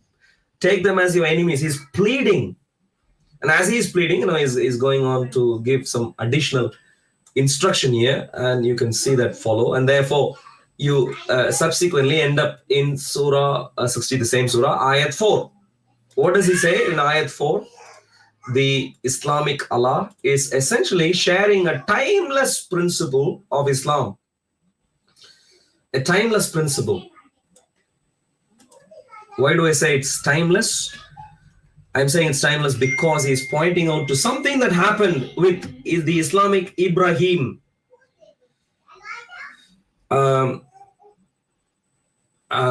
Islamic Ibrahim. And so, speaking in the 7th century or later, it's referring to someone, according to the myth called Islam, referring to an Islamic Ibrahim who came, who clearly is a myth. The true Abraham lived around 2000 BC. So we're talking about someone who came 2600 years before the advent of Islam. And the Islamic Allah is sharing a life lesson for the Muslims from this fake Islamic Ibrahim. What is the life lesson? There has already been for you Muslims, believers, an excellent pattern, or according to my Arabic Muslim friends, excellent pattern in Ibrahim, in the Islamic Ibrahim, and those with him. So if you want to learn Islamic Ibrahim, learn from the Islamic Ibrahim is what the Islamic Allah is saying. What do you learn from the Islamic Ibrahim? This is what you learn. What follows is what you learn. What is that follows? When they said to their people, when they said to their people, indeed, we are disassociated from you and from whatever we are disassociated from you and from whatever you worship other than Allah. First of all, the Islamic Ibrahim is saying, we have disassociated ourselves from you. Disengagement. What is the term? Unintegration. We won't integrate with you. We are unintegrated with you. We are disassociated from you. And then it says, we have denied you. And there has appeared between us and you animosity and hatred forever. Animosity and hatred forever. Until you believe in the Islamic Allah alone. So the Islamic Ibrahim is saying, hey, look, we are first of all unintegrate from you. We will never integrate with you. We disassociate from you, and whatever you worship from no one is compelling you to worship what the other fellows were worshipping. And so this is a gaslighting narration. But let's say we ignore that. And what are they saying? We are disassociated from you. And then it says, we have denied you, and there has appeared between us and you animosity and hatred forever. So Muslims, why are they angry when Muslims show up at Speaker's Corner speaking to me in person, or when Muslims show up in Adam Seeker's live stream, or wherever else, when Muslims show up in all sorts of other live streams? Why are they constantly angry? You can see that in their faces already. I wish many times we are able to capture that on video. Sometimes we are a little bit delayed to capture that on video because they are standing off the frame, but you can see they are angry. And I ask them, why are you angry? And then they realize they're angry, and then they suddenly change their demeanor because they are a little bit ashamed of being angry. Why are they angry? Naturally, because they've been praying, this prayer of a curse. And they're angry because also that's what the religion Islam teaches. We have denied you, and there has appeared between us and you animosity and hatred forever until you believe in the Islamic Allah alone. This is your religion. Brother Adam brought the reference up from Surah Al-Imran as to how Islam is the religion where physical coercion. Muslims are given a pat in the back because they can physically coerce others to become Muslims. This is what's happening in the prisons of the UK, by the way. Muslim gangs are forcing people non-Muslims into following Islam. And if you want to have your life safe, you better fall in line with us, is the compulsion given. And so that's one thing that Brother Adam brought up. And what I'm bringing up here is not just the fact is of course you compel others, physically coerce others. And number two is you show animosity and hatred towards who? Towards your own people. It doesn't matter if these are your family members. In the case of the Islamic Ibrahim, the example used is your family is his own family members, and the Islamic Allah is saying that is a good example, that your family members you disassociate from them, don't engage with them, be unintegrated with them. And we see this in reality in the UK. Many people who become Muslims, youngsters, slightly older and so on, they move away from their families. Don't speak to their parents anymore. Don't speak to others anymore. And by speak, I mean literally disengage and move and begin showing hatred. And at the same time, you call Islam to be peace. Islam to be peace. Shamelessly. I mean, let's look at this. Adam, you're not back, are you? Okay, so Adam isn't back. Let me bring the example of this fellow. I keep forgetting his name. I am the Warner. I mean, unbelievable. This is not that I'm any fond of him or anything. I mean, he conveys utter junk when he is on the streets. So I'm not impressed at all by what he does.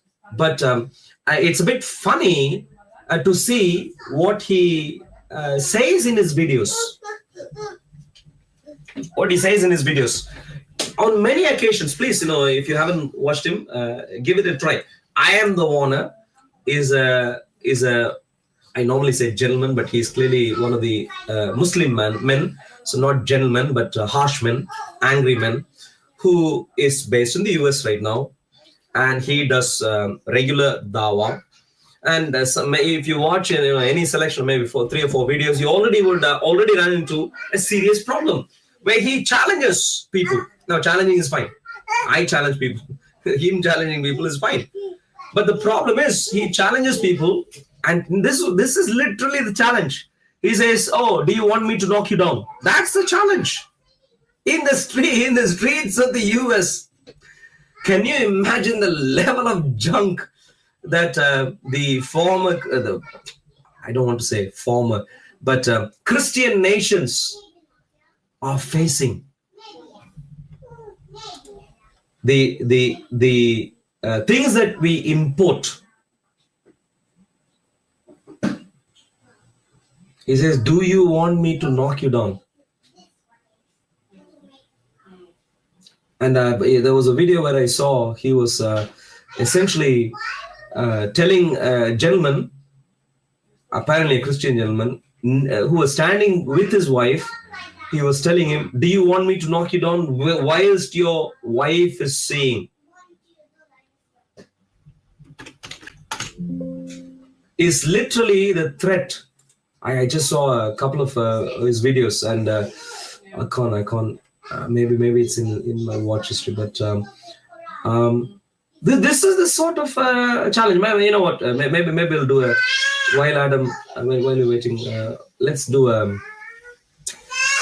do a video time right now.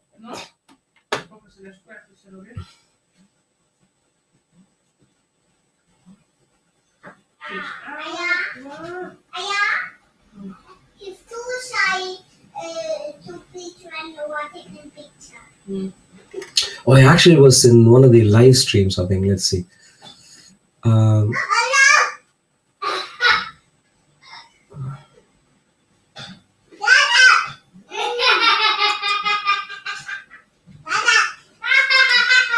There's really only one smart choice for chefs, and that's titanium. Hi, I'm Jeremy Solomon, and Speak to you. Ooh, it's pretty windy. That's what your mom taught me. Mom, the only thing I have for you is my fist.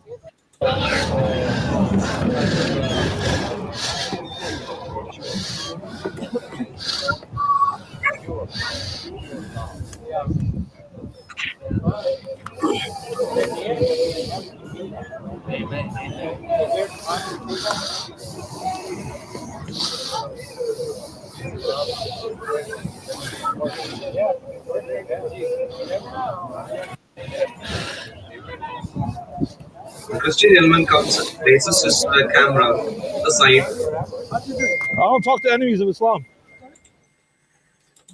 And the Christian gentleman walks to this fellow, who clearly is making himself available for public conversations, and so the Christian gentleman walks towards this "I am the Warner." Look at the introduction.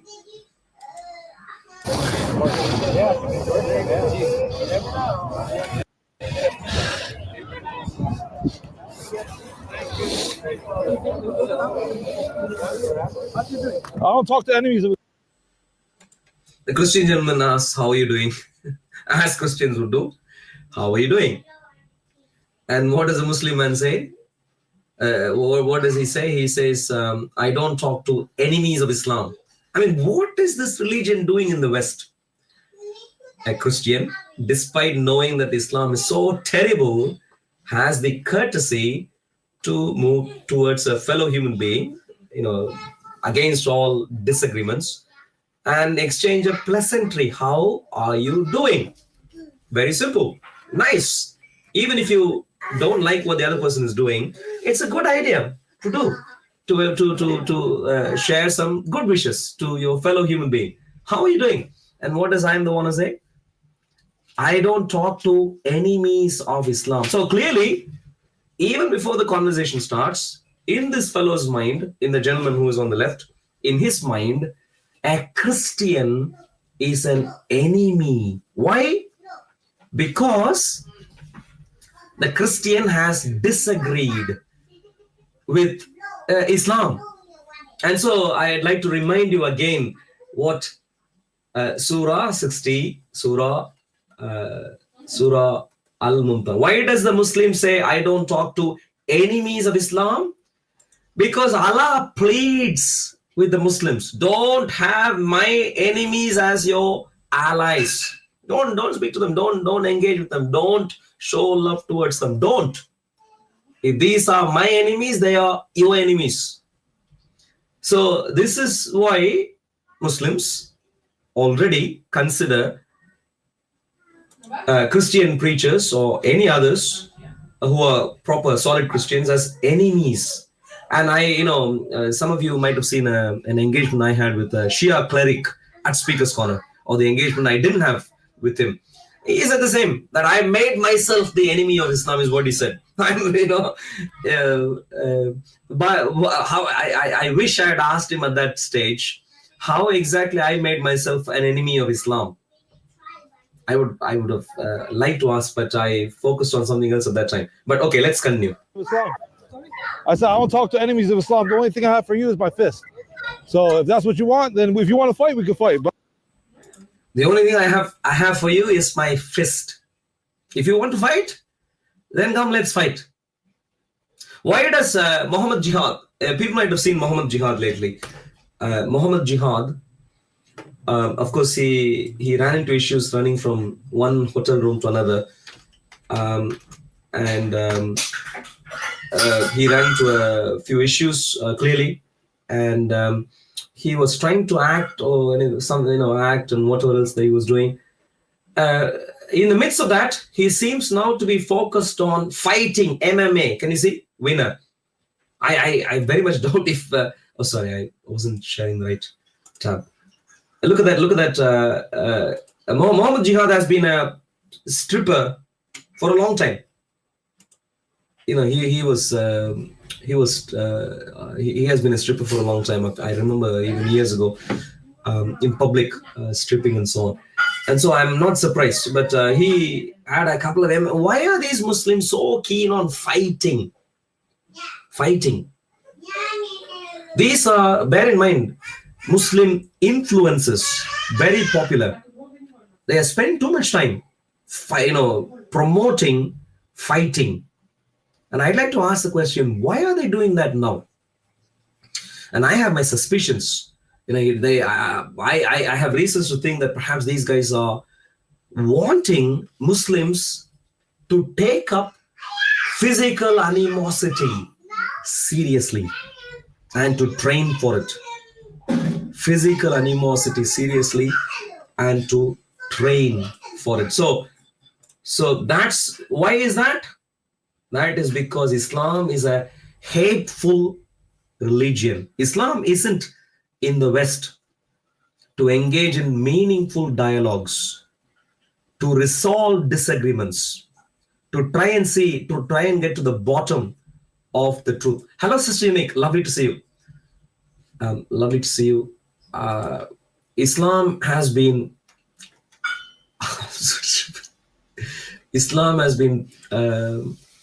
this is what Islam is. A violent, evil cult.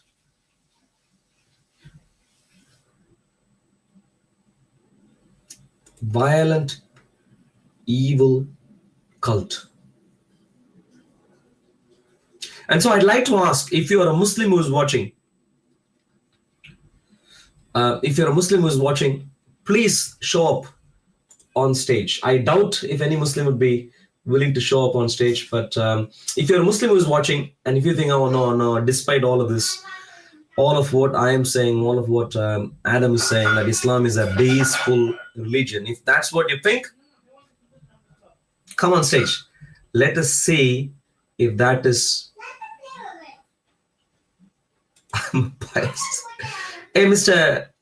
Jalal Hassan, God's blessings to you. But it's not good wasting plenty of time behind your keyboard. I've got a number of keyboards in my office room. But I don't remain just behind the keyboard. We show up on streams, engage. Why? Because as Christians, we think and we engage. But and the unfortunate reality is with Muslims, all that we have is this fellow who says he only has the fist with which he wants to engage. So let's continue watching this. But I don't talk to enemies of Islam. Huh? This is why I teach myself. So get your camera out of my face. I'm not gonna speak to you. Get the camera out of my face. The camera is a million miles away. He says, get the camera out of my face. Yeah, I'm not gonna speak to you. Okay, let's see. There's someone who is in the backstage. Truth Finder, can you please show your face briefly before we bring you on stage? Truth Finder. Please show your face briefly to Joe.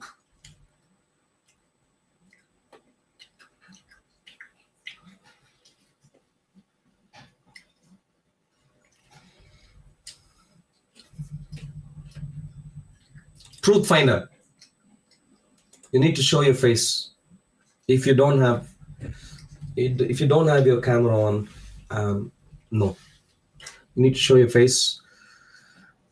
As a matter of fact, I think perhaps you are the one who has shown up. Don't worry, we're not asking you. Just show your face.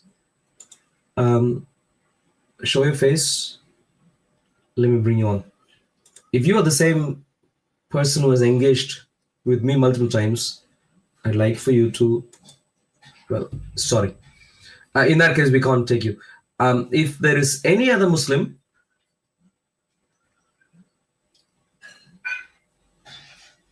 it's Muslim Defender. I mean,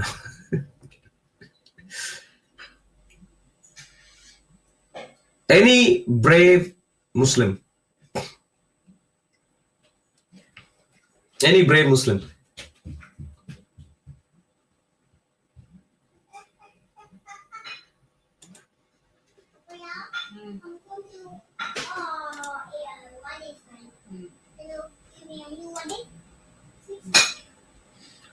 Any brave Muslim.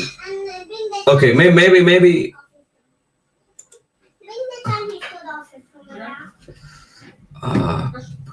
What's that?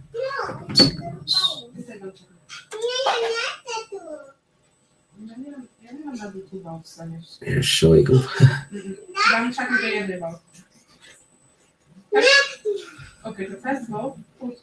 Okay, let's see.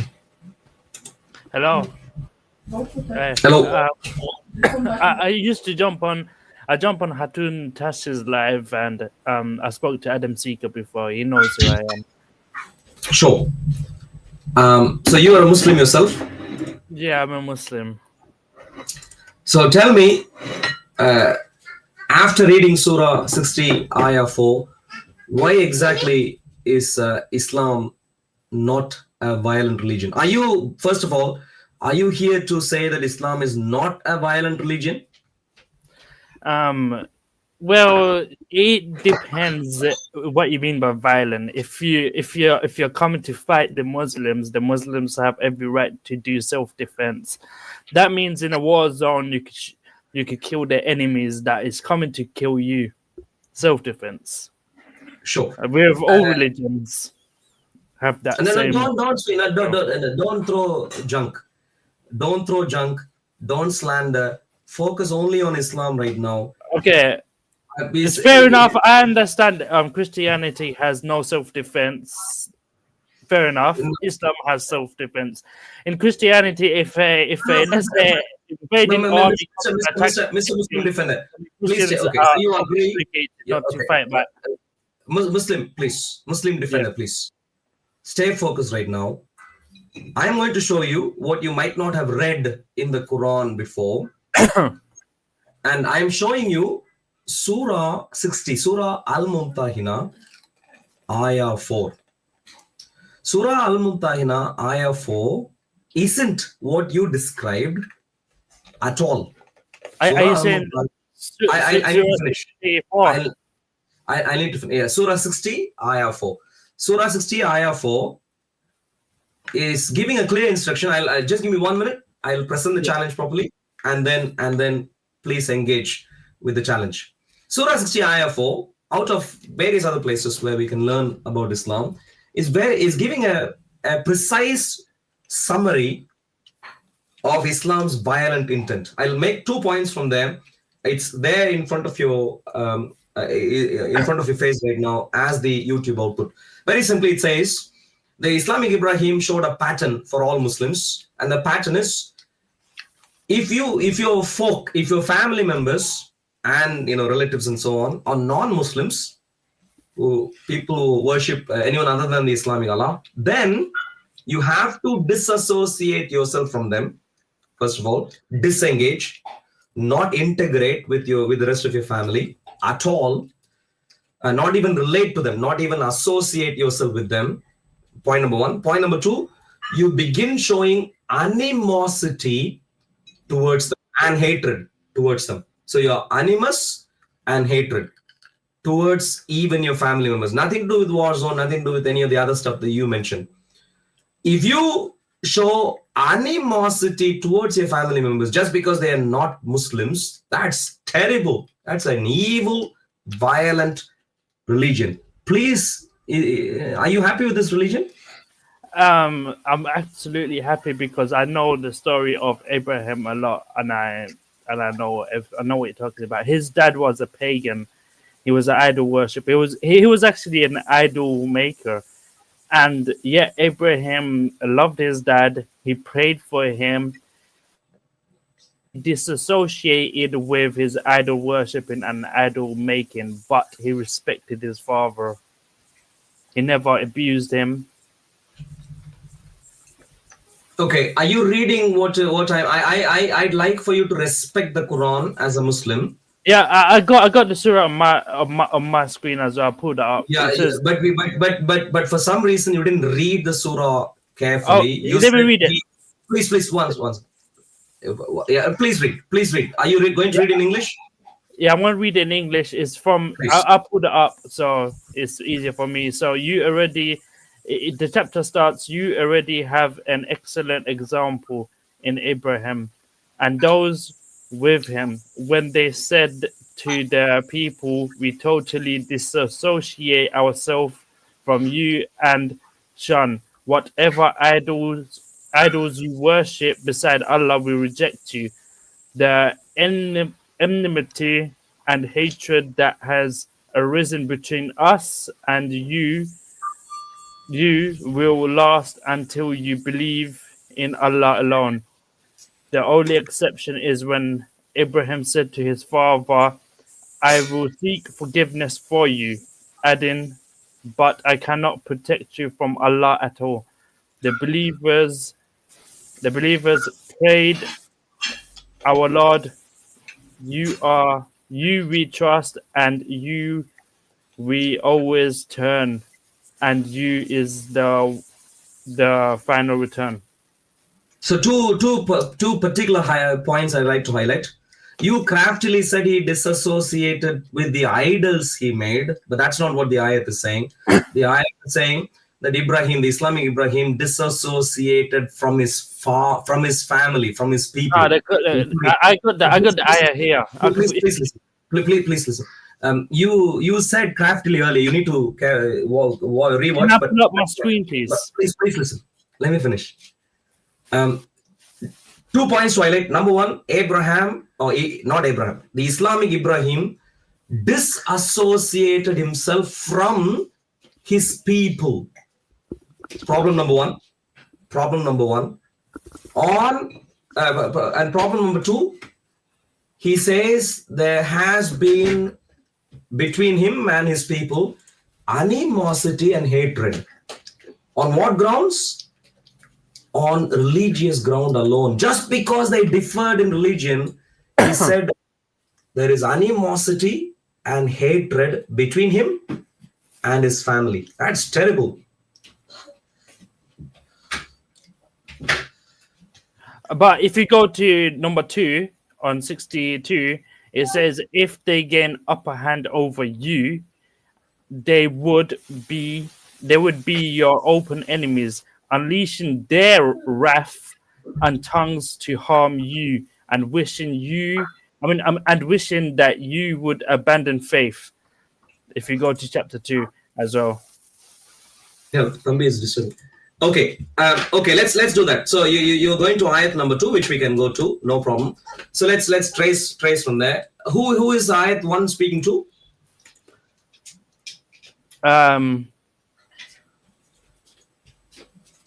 Ayat 1. Who is ayat 1 speaking? May I please intervene over here just a little bit, if you don't mind? I've been listening. I was here for some time and I've been listening. The ayah 4 is one of the most renowned verse for the Islamic concept called al-wala wal-bara. I don't know why this guy is running to ayah 2 with another context, but this is called the ayah of al-wala wal-bara. So, Mr. Muslim, do you know what al-wala wal-bara is? No, I do not know what that is. So, can you do me a favor?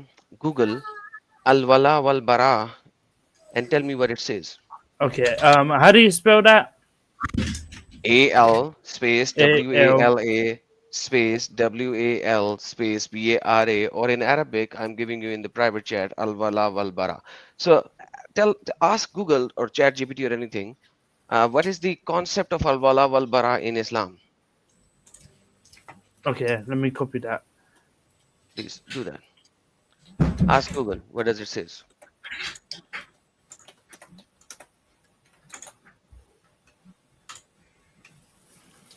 Okay. It's a fundamental doctrine in Islam that translate literally to loyalty and disavow, or allegiance decision. It's concerned with the sincere love for Allah and His Prophet and the believers, coupled with enmity, hatred towards what opposes them, all for the sake of Allah. Perfect. So it is hating for the sake of Allah and loving for the sake of Allah. In short, read it 10 times. This is the moral of the story, what I just said. So you may read it 10 times. That's not a problem. Read it again and tell me the paragraph that you read. It means hating for the sake of Allah and loving for the sake of Allah. Al-wala wal-bara. Well, that's what it says, but then obviously if you understand What does it say first? No, nothing else. Please stick to the point. What is the fundamental concept that you just read? What is it? Please read it again and tell me, is this a fundamental concept of Islam? You just read it. It says you just read the first line that you read from your Google search. What is the first line? The first line says the Islamic principle means not what Arul is showing. What you are reading, because you are reading from somewhere else. You are reading from ChatGPT. Arul is reading from Google. I'm reading from Google as well. First you said fundamental principle. Now you are imitating fundamental. Can I pull it up for you? I'll put it backstage. Here it is, so you can see it with me. So pull it up. I got it backstage. So let's see what you are reading is the same thing what you're speaking, because you add words. I know that since my past interaction with you. Yeah. Here it is. There it is. Okay. Zoom in a little bit. Okay. So now read the first passage. The concept of al-wala is a fundamental al-wala wal-bara. Two things. It is a fundamental doctrine in so what type of doctrine it is? Well, in the AS is fundamental, What? but it's That- widely denied. It's widely denied by Islam. No, What is the what is it? What you just googled it? What does it says? What does it? Don't go anywhere else. What does it say? Don't go anywhere else. What does it what say? it says on the AI, What it does is it say? the concept of al-wala Okay. What what does it say? Is it is what? is fundamental. Ah, fundamental. What does fundamental means? But it's denied as well. What by does Islam. fundamental mean? What does fundamental? Don't change it. It doesn't even deny it. So even you are changing it and it doesn't even say what you are saying. So what does it say? Is it fundamental doctrine? What does fundamental means? It is extreme. Not Fundamental Google again. Yeah, we have a new definition of fundamental. Google, what is fundamental? Ask Google what is fundamental. There's a new doctrine now. Fundamental means extreme. Fundamental is the very very core, not extreme. Okay. Extreme is the Yeah. opposite. Very Okay. core.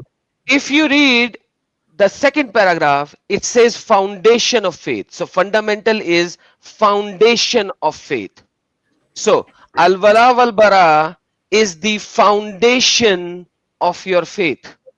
The Okay. verse that our brother Arul just opened today, I don't think Arul would know that this verse is the foundational verse of the Islamic faith system, and the concept is called al-wala wal-bara. And I've done a full stream on this verse alone because this verse is connected with over 50 different verses of the Quran according to Tafsir al-Tibri, Tafsir al-Qurtubi, and Tafsir ibn Kasir. So this is one of the most fundamental verse of the Quran, and it is the foundation of the faith of Islam. So can you click on show more and read what does it say in the second paragraph? So from here, yeah, the foundation of faith, al-wala, were considered a major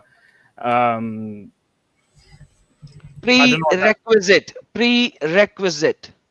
prerequisite and foundation of true faith, essential for Muslims' belief system. So to be a Muslim, this is prerequisite. So what is prerequisite? If you want to study marketing, an advanced course, you have to study the prerequisite, which is called principle of marketing. Without reading the prerequisite course, principle of marketing, you cannot read or you cannot learn the advanced course in marketing. So this is the prerequisite for your faith system. To know your faith system, this is the prerequisite thing. Without this, there is no point in doing anything whatsoever in Islam. This is how fundamental it is. But in the Western part of the world, they hide it. They don't say that we don't accept it. They hide it. They don't preach it. They don't tell this. Well, in the Abraham's verse, it's talking about the enemies. I And am if not you talking about kill Abraham. enemy- Did I ask you something about Abraham right now? No. Okay, I'm talking about this. Where does this word comes from? From the verse chapter number 60, verse number 4, in the middle part, when he says disallows and everything. This is the verse that is coming from there, Abraham, and he's saying that in Abraham you have the pure example of al-wala wal-bara.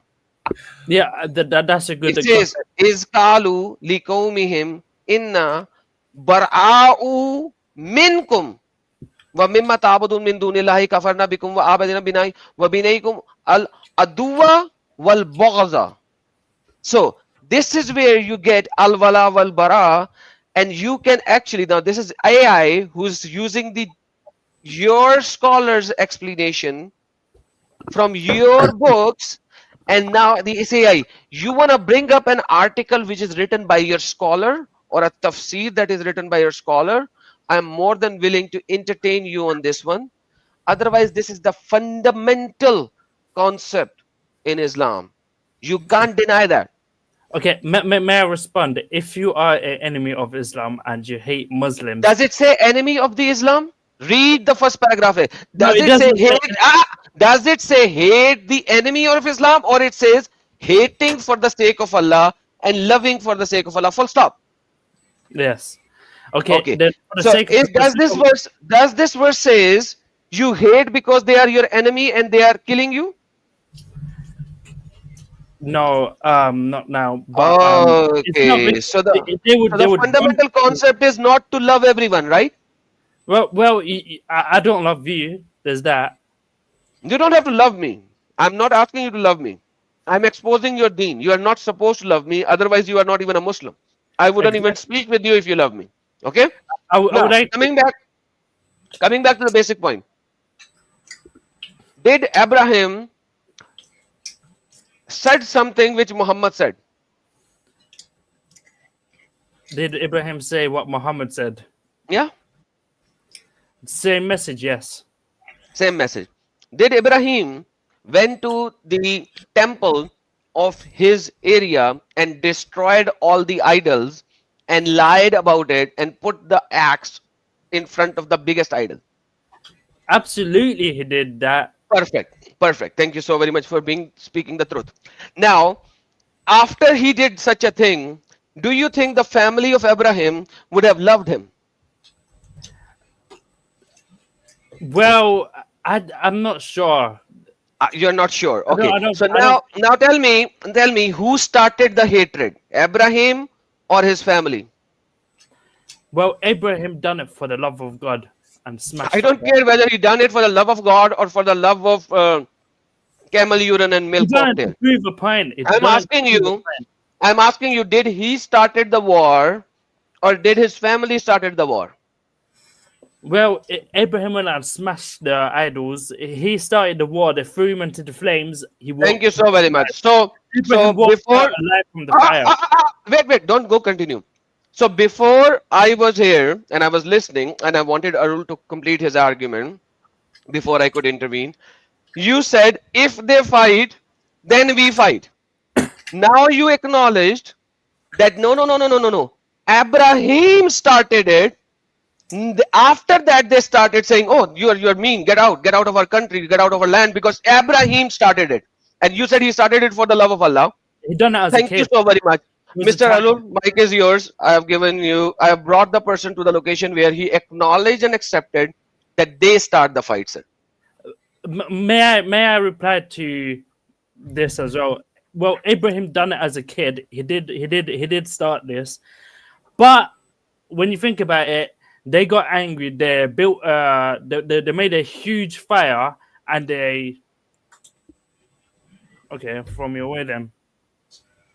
If I go into the mosque where you worship Allah and destroy the mosque and say that your Allah destroyed it by putting an axe in the air and saying this is your Allah who destroyed the mosque, are you not going to be angry with me? Whew. Oof.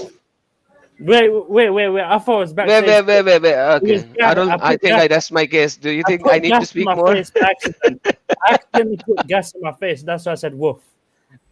Sorry. Yeah. The thing is, yeah. He done it to show that the idols can't save them. Like that's why he put the axe on and said it was that, and they replied saying, "No, how could it be a statue? It's a statue. You know it can't move. Then why do you worship it?" That's the reason he done it, so he could take up the people. My dear friend, you're misunderstanding or trying desperate right now, and maybe you understood and you're ignoring the point. We're not asking for why he did. We're asking if he did. Yeah, he done it. If he did, then he is the initial aggressor. That's the entire point Adam was making. Well, if you look at it, then it could be that he could be the aggressor. What do you mean? If that's why Adam gave an example. Let's say I come to your place, I don't know where you live, but if I come to your place, and of course I'm a Christian, I'm not a Muslim, and you're a Muslim, but if I come in your place and beat all of you up, maybe not beat, just to stick to the example more carefully, take all the Qurans from your home, throw it out. who is the aggressor? For whatever reason I do. Maybe I'm right, you're wrong, or you're right. Well, ignore the reason. Who is the initial aggressor? If you came into my home, you're the aggressor because you came into my home. But this wasn't someone's house he walked into. It was a temple open for everyone. I gave the example of a mosque, sir. Give the example. If I go to a mosque, if I go to your mosque, your local mosque, and do terrible things to the mosque, who is the initial aggressor? Well, you be the initial aggressor because you are not a prophet. That's exactly the point Adam was making. Ignore, whether I am a prophet or not is irrelevant. Crime, definition of crime doesn't change just because you're a prophet. You are an aggressor. If you're an aggressor, unprovoked, if you go and attack someone. Now, you were earlier, I want to actually make the same point using the Quran, using what you were trying to use. In God's eye, it wasn't a crime because when they threw him into the fire, God was like, be calm. That was the punishment. That was his punishment for breaking the idols. So if he walked out from the flames, in God's eye, he was not the aggressor. He was the person bringing justice for God. Look, my dear friend, I am pretty convinced that Muslims would like to think that you know exactly what the Islamic Allah is thinking. In the Quran, it says he walked out from his crime. One second. We are least concerned. We are least concerned. What I'm going to say is, if I did the same to you, saying my God is happy with me beating you up, would you be happy? Then, if you walked out of the flames, then okay, fine. Abraham, he walked out from the flames from his punishment. He got punished for it. Hey, listen, my friend. Listen. He was thrown in the fire for what? For what was the reason? For breaking the idols. Thank you so very much. So he initiated that. He walked out with no pain, no scratches, no burn marks. The fire was warm, relaxing, and it's like when you sleep. That's how it felt for him in the fire. So he walked out from that flames, and people were shocked because that fire was huge. It should have. Listen. Why does it matter? We are not talking about whether Abraham came out of fire or not. We are talking about whether Abraham started the fight or not. That was the point. Did he started the fight? When we look at the Quran, did he started the fight? He started the fight, but God made him victorious. Shut up. Did he started the fight? Yes or no, sir? He started that, but he won. Okay, he won. That's a separate thing. So he started the fight. Okay, he started it, but he won because God allowed him to win. Dude, that does not matter whether he won or not. It's not the point. The point is whether you guys are the initiator of the fight or not. Well, if God is on your side, then you're invincible, and we're happy with that. Is that the world you want to live in? Yes. If God is giving you victory, then where do you live right now? UK. So if do you see what would happen to you if all the Christians mobilized in the UK and came to beat you up? Do you see what would happen to you? Well, I would say they're extreme, but Muslims don't go around beating up Christians. Okay, ignore. Now, if we speak about one thing, you go somewhere else. You said if you engage, if you start and then win, then that's fine, is what you said. No, if God is on your side and you know God is on your side, then it's okay. But if God is not with you, you can't make that move of the prophet. I want to get back to Surah 16, Surah Al-Mumtahina. Please. Yeah, go on. Okay, Surah Al-Mumtahina. I want to go to the exact learning alone here. Yeah, Surah Al-Mumtahina, Ayat 1. Who is that speaking to? It's speaking to all believers. I think Moses. This is Moses speaking to his all believers. Do not take my enemies and yours. Trust your allies. I think this one's God. Are you serious? This is speaking to the Muslims. Yeah, speaking to the Muslims. Yeah, to the Muslims of the 7th century at the earliest. Yeah. Quran. If it was written at the time you claim it was written, it's the 7th century. Yeah. It's speaking to the Muslims. Yeah. Okay. So that verse is speaking to the Muslims. So that is not the context for Ayat 4 so far. So let's move to Ayat 2. If they have the upper hand of you, who is the you here? The enemies. No, forget about the enemies. Describe who is it the same second person? You're the same Muslims of the 7th century? It's talking to the Muslims. Yes, if they have the upper hands over you, they would be open. This is these are again the Muslims of the 7th century at the earliest. Yeah. Yeah. So clearly, what is in ayat 2 also will not form the context for Ibrahim doing what he did. Yeah. Because Ibrahim came. I know the context, but you want to stay in chapter 62. One second, my dear friend. You, when I was showing you ayat 4, you brought ayat 2 as if it was the context. Do you now understand? Trying to show ayat 2 as the context for ayat 4 is a joke, because ayat 2 was written to people in the 7th century at the earliest. You agree? Well, there's a lot of context. There's a context to that. I want to give you the context. My dear friend, do you understand the word context? Yes, the context is he done it. He done it. Do you understand the word? Do you know the meaning of the word context?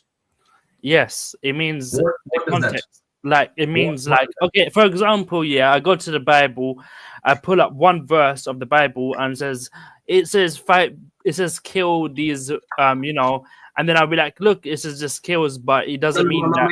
You please, with all due respect, you're offering right now. I'll tell you what the definition of the word context is. I know what it means. No. But then, in which case, when I asked, why don't you tell me the meaning? Context is like my dear friend, please, one second. The context is the set of circumstances that form the setting for an event or a statement or an idea. Yeah.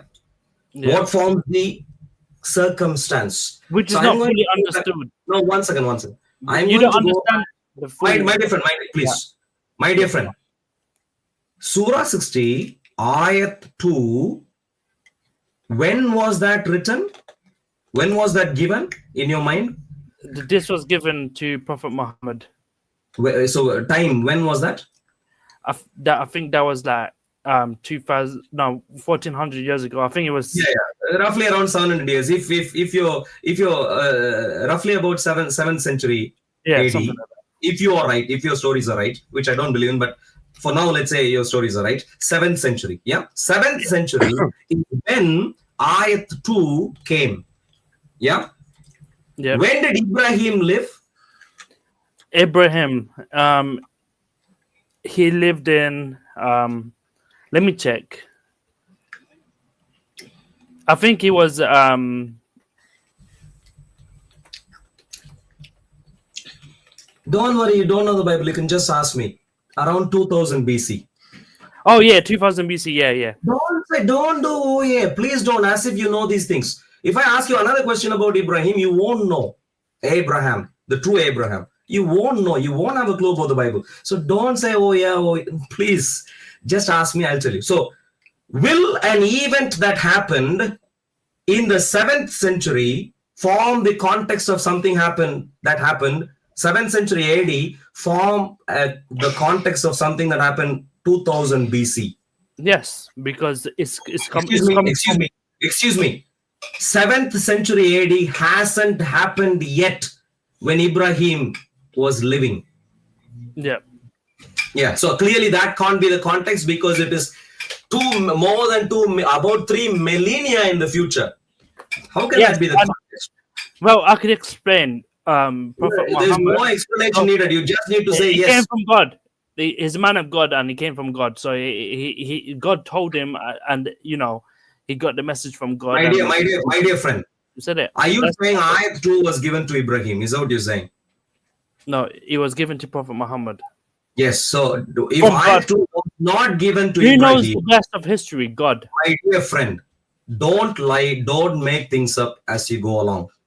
If ayat 2 was not given to Ibrahim and it came only in the 7th century at the earliest, how can ayat 2 form the context of a person who in your mind lived in 2000 BC?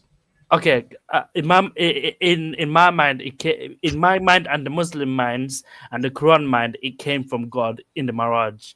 God told him the scriptures God told him the scriptures. God knows what happened to No. Abraham. Be specific. God, What exactly did Ibrahim know? Well, wait. You're trying to say, yeah, God don't know the past of Abraham. Oh, yeah, I didn't say God. Maybe you're not God paying gave attention. Prophet Muhammad. No, my dear friend, maybe you're not paying attention. Maybe you're not paying That's attention. right. Please That's listen. right. That's My right. The dear Muslim friend, context. please listen to me. When I brought up Ayat 4 to try and expose how evil Islam is, Yes. you said somehow Ayat 2 forms the context for Ayat 4, is what you said. Whatever's in the Quran, it came from Allah. Forget Allah, about Ayat. No, I'm not looking for your fancy stories right now. Really not interested. It's about 8:30. Of course, you are also in the UK. I may fall asleep if you start fancy stories. I am talking about a simple thing right now. Please engage. It's easy to understand. I'm going to repeat this again. Ayat 2 of chapter 60 earliest was written in the 7th century AD. Earliest. Do you agree? Yes. Sure. Whether the Islamic Allah, who exists or not, had a clue about Ayat 2 or not, pre-7th century, Ibrahim wouldn't have had a clue. Do you agree? Yeah, Abraham won't have a clue. Yes. About the So future. to Ibrahim, Ayat 2 is as good as non-existent. Do you agree? No. Why no? How did Ibrahim know Ayat 2? No. Ayat 2. No, yeah, I agree. He wouldn't know Ayat 2. Simple. This is all I've been saying so far. I don't know why you were confused. Maybe too much of brainwashing going on here. So Ayat 2, Ibrahim would have had no clue about. So Ibrahim had no clue about upper hand, lower hand, side hand, back hand, front hand. None of this would be in his mind. With me so far? Yes. Yeah. Whether none of this is in. So this is irrelevant when we read Ayat 4. So let me go just to make sure we are step by step on the same page. Who is the yo in Ayat 3? Let me see. Neither your relatives nor children will benefit you on Who judgment is day. the second person in Ayat 3? Who is the second person? Yeah. Still Muslims of the 7th century. It's easy, it's not a trick question. Neither your children are relatives. That's all it says. The you here are still the same Muslims from the 7th century at the earliest, yeah? Because nothing has changed between 2 and 3. Yeah? Yes, go on. And if you go to Ayat 4 and it says there is a goodly pattern for you, who's the you here? So there is already have an excellent example in Abraham and those with him when they said to the people. Who is the second person? Who is the second person? Who is hearing this?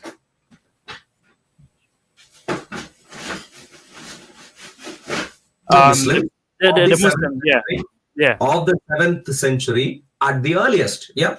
Yeah. So very simple. So now we know Ayats 1 and 3 do not form historical context for what we are going to learn from Ayat 4. That's the important point I'm making. Ayats 1 to 3 is irrelevant because it showed up about 3 millennia later. Now we have arrived at Ayat 4, and to the same Muslims of the 7th century, they are now suddenly given a lesson from about 2,700 years before them. Yeah. Now there is a goodly pattern for you in Ibrahim. Yeah. Yeah. Sure. So the lesson now we can learn only by reading Ayat 4. You don't have to go anywhere else. Only Ayat 4 has the lesson. Starting there. So let's read. In Ibrahim and those with him is the goodly lesson, goodly pattern. What is the lesson? When they, Ibrahim and the people with him, i.e. his folk, told their folk meaning near and dear, yeah, family members, friends, and relatives, yeah? Yep. So the Ibrahim is telling his near and dear, along Ibrahim and his cohorts, his own minions, are telling his near and dear who are not Muslims. Him and his team are Muslims, the Islamic Ibrahim, and he is speaking to the non-Muslims. And what is he saying? Lo, we are guiltless of you. We are guiltless of you and all that ye worship beside Allah. What is Ibrahim saying? We put our hands up and we wash our hands, not put our hands up, we wash our hands. What you do is none of, is not, we're not to be blamed for what you're doing. That's how it starts. And then it goes on. We have done with you. We are done. That's it. Time's up. We have had enough of you. Time's up. And then it goes on. There has arisen between us and you hostility and hate. Do you see this? Also, the verse mentions, I will pray to God for Allah to forgive you for the father. No. My dear Muslim friend. Intelligent reading is where we are reading step by step. When reading step by step, if you ignore something and go somewhere else, you know who that is? That's a person desperately trying to salvage when he knows it is indefensible. That's that person who will ignore a careful step-by-step reading. I would invite you not to be that. You are that so far. I invite you not to be that. So we are doing step-by-step. And I'll go to this Sahih International and we'll read again. Indeed, we are disassociated from you and from whatever you worship other than Allah. We are disintegrated from you. We have denied you, and there has appeared between us and you animosity and hatred. Do you see that? Yeah, I see that. No violence mentioned, nothing, none of those things mentioned. Look, you guys are worshipping someone else. We are not happy. That's all the lesson. And because you're worshipping someone other than Islamic Allah, we are rejecting you. And we have introduced there because of the worship difference. Yeah, the worship between us and you, animosity and hatred. Do you read the lesson properly here? Yeah, fair enough. We should hate them, the idol worshippers. Yeah, this is terrible. How many people are you hating? This is good because only the one God should be worshipped. Why should you worship idols? You know what I'm saying? So you hate me right now, yeah? I agree. I agree with the Quran. No, question. Do you hate me right now? Do you worship idols? Well, the Quran says being a Christian is being an idol. We worship the one God. Listen to me. I worship a man named Jesus according to your Quran. So do you hate me? Okay. So I would say yes, I hate you, but I don't. Wow. You live in the UK. I'd like your address. I'd like to take you to some. You hate me. Thank you very much. Would you at least stand? That doesn't mean I want to harm you. How exactly does that work? So you have animosity and hatred. So what exactly will you do? I wouldn't harm you. He'll kiss us after hating us. I hate you. That's it. I mean, I dislike you. I disassociate from you. I'll show you. I'll show you what you should. I'll show you. Don't worry. I'll show you. Just give me 1 second. So this is. You might have seen this fellow. Children in Gaza don't get to scroll. Gaza nonsense all day long. Okay. I don't talk to enemies of Islam. I said I don't talk to enemies of Islam. The only thing I have for you is my fist. So if that's what you want, fight, bro. I agree with the Warner. The Warner is a man. He don't take shit. He don't take shit from the enemies. Yeah. So as a Muslim, you are a hater, and the only thing you'll have, just like this grown-up, mindless fellow who is on the screen, the only thing you have is the fist. No, I wouldn't have the fist, but I would tell you. You just said you love him. He's the man. You just said that. Yeah, the Warner's the man, but me, the Warner is giving the fist. Personally, I'm a different person. I could hate you, but I don't have to hit you. I don't have to. What will you do when you hate someone? What will you do? If I hate someone, I'll just tell you I don't like you. I disassociate from you. You're the enemy of God. Stay away from me, you sinful person. What would you do? Nothing. I won't hit you. I have to abide by the laws of the land. So if Osama bin Laden shows up and he wants to punch me, what would you do? If the warner wants to punch you, that's the warner. It's not me. Now, what would you do if you're standing by him? What would you do? Wait. Standing by the warner and he punches you. Osama bin Laden. If Well, he stands- I'll be like, it's not my beef. It's between you and the warner. Whatever you guys do. in that go case, you'll ahead. be a criminal in the UK. Did you know this? I if you saw will step back. I will step back and watch it. And I'll Thank be you like, very much. no. Muslim defender. You've done enough. You've done enough. Thank you very much. You did not defend Islam, by the way, today. You have exposed Islam big time. Thank you very much for confessing live that you hate me. Thank you. Okay. This is horrible. Other I Muslims wish- jump on the panel. And he just I said agree with my that he will step statement. back and he will let the Muslim Someone else guy come and punch. this is how beautiful it is. But what if your father was being beaten by this Muslim guy? Oh, if my father was being beaten, he's a Muslim, so he won't get beaten up by the warner. But like assume there is a beef the Warner has with him. So if he does that to your father, what will you do? I would tell the warner, look, my father's an You old will man. tell the Warner. So your Warner The is warner won't beat up beating with that. your He's old. father, and you are gonna talk with that Warner. Is that what you're saying? The warner wouldn't beat my father up. Irrespective, that is why there is an if. So if the Warner If he is, did, I'll bang him out. I'll knock him out. so if it is your father, you will bang him out because your father is a Muslim, correct? Yeah. If anyone, But like because our brother Arul is not a Muslim, hence you will stand back and watch, correct? 100%. Thank you so very much. Appreciate Thank it. you. Thanks for all your I mean, help. but it depends. It depends. No, It depends You just- why you he's just- beating you There up. is no- No. Thank you very much. It depends why he's beating you up. We Because don't want too if much he's beating exposure you on the up, same day. My if different. he's My beat- different. My one second, please. We don't want too much exposure on the same day. This is enough for today. no, I want to But please expose come back. myself more. I want to expose it more. No. This is enough.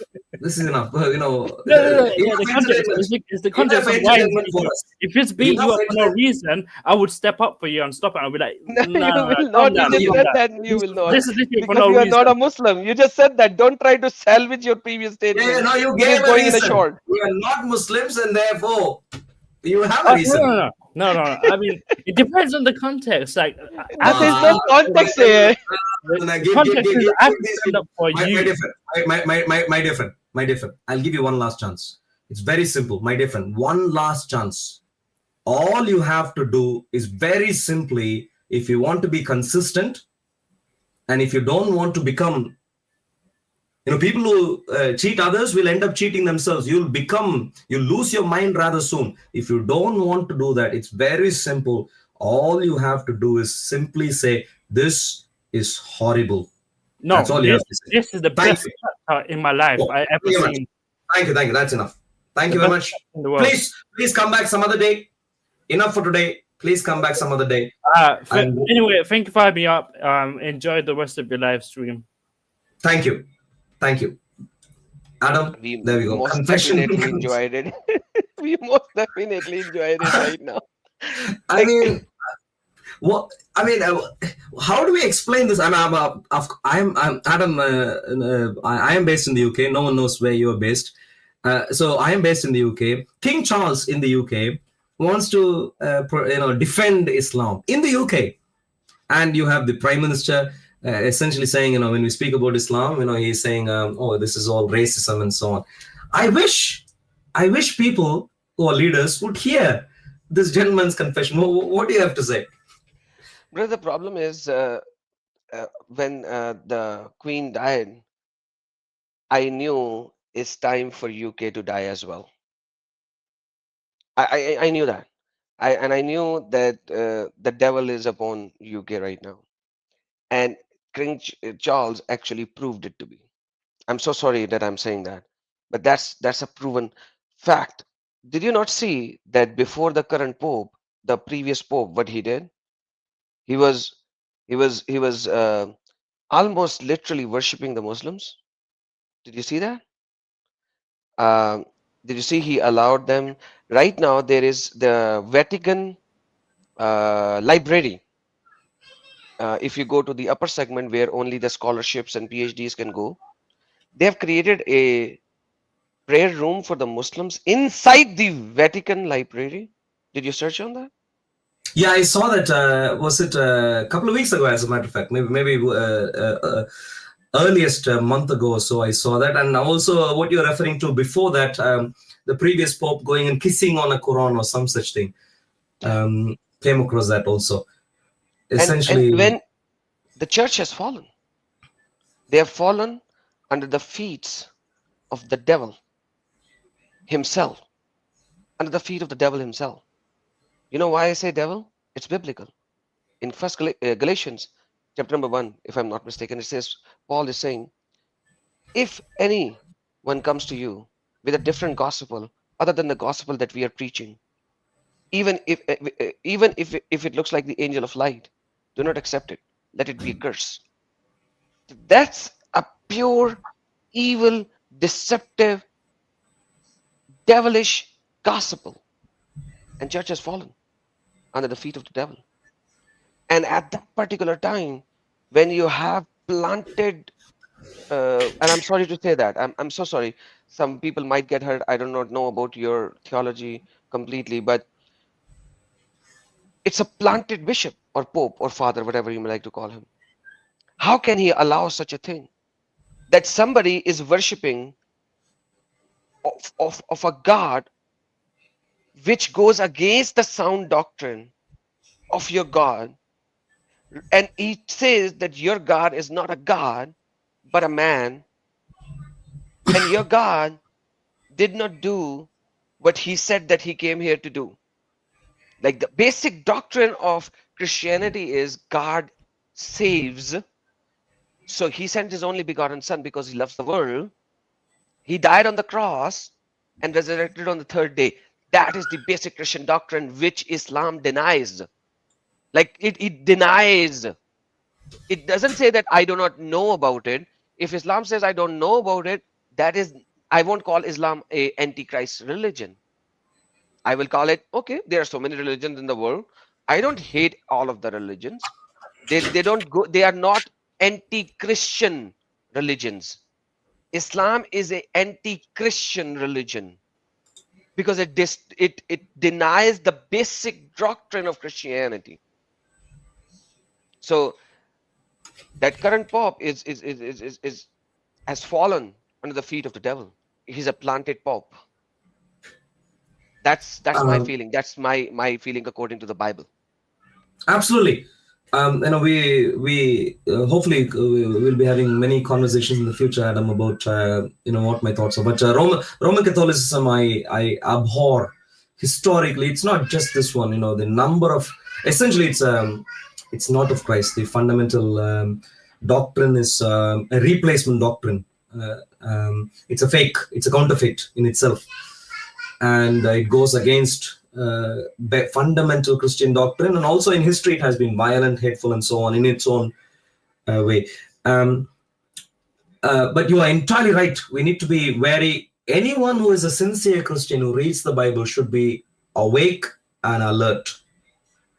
Muslims as human beings are precious, including the gentleman who showed up today. He said he hates us. But what does the precious Lord Jesus tell us? Precious Lord Jesus tells us, love. Bless those who curse you. Pray for those who persecute you. Love. We have been asked to love those who hate us. And so we love in response. And let's see if the hatred of Islam or the love of Jesus or love of the Christians wins. We will see. Jesus has already shown to the world what happens, that the love is the most powerful thing. We love the people, but the ideology we call out quite clearly. And Adam had, I think, maybe one or two different arguments. I was presenting one argument related, but in one or two different ways. And thankfully, the good thing, Adam, is that at least the Muslim today, I think I really see a hope for him, because at the least, he was able to amend and change and agree, change his position and at least agree eventually, as opposed to waffling. Did you see that in him? Yeah, he does that. This is the third or the fourth discussion with him. And when you press him, show him, push him, the real Islam comes out of him. So he starts differently, but then you prove it, and he will change his position. But the problem is, watch him on another channel. He will start from zero. Okay. Oh, So, I see. so he will go to another channel and he will start from zero again. So he will go to a third channel, he will start from zero again. So this is the problem with this guy. He will accept it in front of you, but then he will try to deceive somebody else, thinking that this guy might not know enough. This is sad. If the gentleman is watching, I don't know his name. I don't know, Adam, if you know his name, but if the gentleman is watching, he's still watching. Of course, he's not in the on stage right now, not even in the backstage. If the Muslim gentleman who showed up on the stream, who agreed ultimately that according to Islam, he does hate us, or he would hate us, and he would not defend me if I'm attacked, whereas he defend his father if he's attacked, because his father was a Muslim, is a Muslim, and I am not. And so he at least showed the true face of Islam. If you're still watching, Adam is reporting a bad news, which is that he is saying that you ignore any learning from some of the previous conversations and go fresh and start fresh with your deception. Please don't do. Anyone who lies habitually will end up lying and deceiving himself ultimately. Don't think you're lying and deceiving others alone. That's not how things work. The way the idea of lie and truth work is that anyone who lies, even though you may think that you are lying others to begin with, you will end up lying to yourself at the end without even knowing.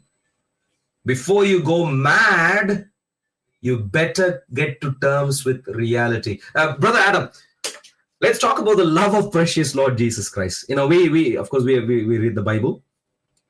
Do we see anything like this in the Bible where the Lord Jesus is about hating someone, you know, essentially hating him and rejecting him and denying him and shoving him out? Do we see anything like this in the Bible? Brother, I see the opposite of it. If you ask me, I see the opposite of it. When people said that he's a tax collector and you are going to his home to eat dinner, he's a sinner. You're going to his home, a sinner. And you know what he said? I came for the sinner. Did you realize that? He said, I came for the sinner. And then he explains it. He said, like, if somebody is already on the right path, if somebody is already doing the righteous deeds, quotes and quotes righteous, what purpose for me to go there? What purpose for me to tell him anything? You know, the stark contrast is in the Quran where Allah says he hates the sinner. Christ said he come for the sinner, he hates the sin. In the Bible, he hates the sin. God hates the sin, not the sinner. God comes for the sinner. He came for us, died for us when we were yet in our sin. When we were yet in our sins, he died for us. I killed Christ. You killed Christ. Everyone in the live chat listening and watching us, they killed Christ. We all crucified him. Why? Because we are all sinners. Allah says he does not love the sinner. Allah hates the sinner. So brother, Bible has nothing to do with hatred. Nothing. But what Bible hates is theology. The theology of sin it hates. So I hate Islam. I love Muslims. I am here for Muslims to tell them that the ideology, the theology of which they are following is hateful, it's sinful, we should all hate it. But I don't hate the Muslims. I love them. I love them. They are the precious children of God, and they need to acknowledge that they are in a hateful ideology, brother. Absolutely. And he is doubling down. You as a Christian should love me. I as a Muslim don't have to. And he is about that. It's quite sad. If you're a Muslim who's watching, even though this gentleman does all the I'm hoping there would be other Muslims who are a little bit more sensible. You've heard from Adam. Jesus is the opposite, is the very polar opposite, as a matter of fact. Adam said he came for the ones who hated him. He came for the ones who were his enemies. Elsewhere, I think it's one of Paul's letters where he says he loves God. God showed his love whilst we were his enemies. That's the love of God. That is true God. That is quality. And just to make this point absolutely clear, I mean, if you keep God away for a moment, although of course you can't keep God away, I mean, in terms of the thinking process, and think about this carefully. The gentleman is from the UK, the one who joined earlier. If you are in the UK, maybe you're in a public transport, public bus or some sort of whatever, and you're engaging with someone, can you imagine? You would know in the bottom of your heart, in your conscience, what truly is a noble quality. You would know it. And that is, even when someone strikes you, if you are able to show love, demonstrate love in a tangible manner to even the one who has struck you, your deep conscience would testify that is noble behavior. That is noble behavior. And that comes from Jesus. And that is why there are plenty of Muslims who are able to practice even Islam in the UK, although I don't want that to happen. As a Christian nation, whilst Christians were a little bit, unclear about Islam, they've let Islam in, but Muslims, Christians would love. That is Jesus. What would happen to a Christian who might show up in maybe Saudi Arabia with to Mecca with a Bible or whatever? Terrible things. Maybe someone else in Afghanistan and wherever. So Adam, you wanted to say something. There's someone else who's waiting, but you say what you wanted to say. There's someone who's waiting. Let me bring him on stage after that. Yeah, bring him first. Bring him first. If he's a Muslim, sure. I will talk after. He's jumped off. Okay. He has jumped off. My dear friend, the Muslim defender who was here earlier. I know you might not, he is back also in the backstreet. I don't want to bring him again today. My dear friend, you are most welcome to come back next week. But today, even though you are not done with us, you think or you say, we are done with you. We only can deal with enough of an expose from someone like you in any given day. That's enough. We've had enough expose today. But please return next week. We want you to come back next week and provide an exclusive expose next week on a different topic, perhaps. But on this topic, it's fine. There was some other gentleman who showed up on the stream who I think was a Muslim. Where are you? You seem to have jumped out just soon after I mentioned there's someone waiting here. But you were going to say, Adam, something. So, while Mr. yeah. Muslims, come back and come here. Very important. Right now. Now, let me tell you, because we were going this verse. I don't know whether you opened it in the context of violence or whether you opened it in the context that I was referring to. This verse is a very important verse. This verse is the fundamental verse. Why this verse is a fundamental verse? Because this is where Islam is now about to conquer Mecca. This is where Islam is about to conquer Mecca. A lot of people think that chapter number 9, verse number 1 to 5 is about the conquest of Mecca. They're useful idiots, quite frankly. Chapter number 60, verse number 1 to 4 is about the conquest of Mecca. If you go to the Asbabul Nazul, written by Tibri, Qurtubi, Ibn Kasir, any of it, what happened is that in some remote place near Mecca, there was an issue of watering the field.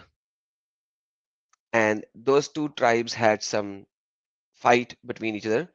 And one tribe killed a person of another tribe. Just like in the villages that happen. You know, in India, watering the field at the right time is very important. And in the villages, fights erupts just because somebody wants to water first and the other person wants to water first, right? Same kind of a thing. So fight happened. Yeah. We dependent on monsoon, and so when it rains, you make use of it, and you make sure you get your portion of water. Exactly. Then what happened is in the first fight, one guy killed the other guy. The other team, just like in the villages, and it happens very common in the village. Everybody who is from India, Pakistan, or this type of countries, they know they will bring 4 or 5 of their family members, and then they will attack that particular house, and because they killed their family member, and the fight will happen. Same thing happened like that. So they went to Muhammad and they said, Muhammad, you had a treaty with the kuffar that they are not going to attack us. But they attacked us and they killed 2 of our family members. They did not tell Muhammad that they are the ones who first killed their family member. They said they, the kuffar in Makkah, attacked us and killed our family member. Muhammad said, okay, the treaty is broken. Now you, all of you, shush, shush, don't utter a word. Treaty is broken, we're going to attack Makkah. So he started calling the forces. In those days, you do not have a military army that you can just start taking the military army and attack somewhere. You call in the tribes for men. And Muhammad started doing that with a whisper. Okay. Now people are gathering in Medina. Nobody knows why. One of the Sahabi or companion of Prophet, his family was in Medina, Makkah. His family was in Makkah. He's like, damn, Muhammad is now about to attack all of them. He's going to kill them all. He asked his slave girl to deliver this letter to his family in Makkah. The letter was given to the slave. That slave was going out of Medina. Obviously, people know who is leaving Medina right now because they are trying to hide everything. They were not letting anybody go. And they captured that woman, slave girl. Some of the tafsir says, oh, Muhammad was given a vision and Muhammad said, go capture the girl. Whatever the reason is, however, they found that slave girl, brought her back, took the letter, got the guy, and then these 4 verses came. Now read these 4 verses with this context in mind, that Muhammad is going to attack Makkah without telling the Makkah, and some people in Medina has family members in Makkah who might be killed or who might died because they are going to suddenly attack with over 20,000 people force. Now read the first 3 verses, and then the context is in the fourth, because just like how Abraham did, you have to do love for the sake of Allah, hate for the sake of Allah. Now read from verse number 1 and you will see the context. Brother, you are on mute if you're speaking. Brother Arul, you are on mute if you're speaking. Sorry. Should I read right now? Yes, sir. Now read. Now read. Okay. Now you see the context. Now these verses will make sense to you. Just so you know, Adam, I take a very different approach, but that's fine. But I can read right now, and let's go through this. O ye who believe, choose not my enemy and your enemy for allies. Do ye give them friendship when they disbelieve in that truth which hath come unto you, driving out the messenger and you, because ye believe in Allah, your Lord. If ye have come forth to strive in my way and seeking my good pleasure, show them not friendship. Do ye show friendship unto them in secret, when I am best aware of what ye hide and what ye proclaim. And whosoever doeth it among you, he verily hath strayed from the right way. If they have the upper hand of you, they will be your foes, and will stretch out their hands and their tongues toward you with evil. And they long for you to disbelieve. Your ties of kindred and your children will avail you not upon the day of resurrection. He will part you. Allah is seer of what ye do. Thank you so very much. Thank you so very much. So imagine, brother, Muhammad did not say that they are going to kill you. They're going to attack you. Verse 2 and 3 is saying they want you to get back to their faith, which is disbelieving faith. And the whole idea, the premise is, if we take the Islamic narration of the Asbabul Nazul and the reason for the verses to come, it's all about that. You have to hate them.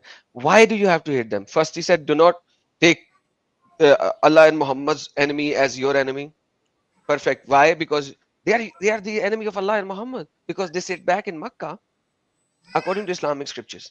Now you have to go to Al-Wala and Wal-Bara. Now these people, because he has to take these people to fight Makkah, where they have their cousins, their immediate family member and their extended family members, their friends whom they brought up since childhood, and everybody in Makkah. Muhammad is going to take all of these people to Makkah with swords, with naked swords, to attack them. He needed to give them a theology to do this kind of an attack. And that theology becomes the fundamental core of Islam, which he actually used Abraham in the end to make it a old theology. That's why he gave verse number 4. Context is 1 to 3 about Makkah, attacking on Makkah. 4 is the fundamental theology that this is what they need to use forever now. It doesn't matter that they are your friends, they were your mothers and fathers or whatever.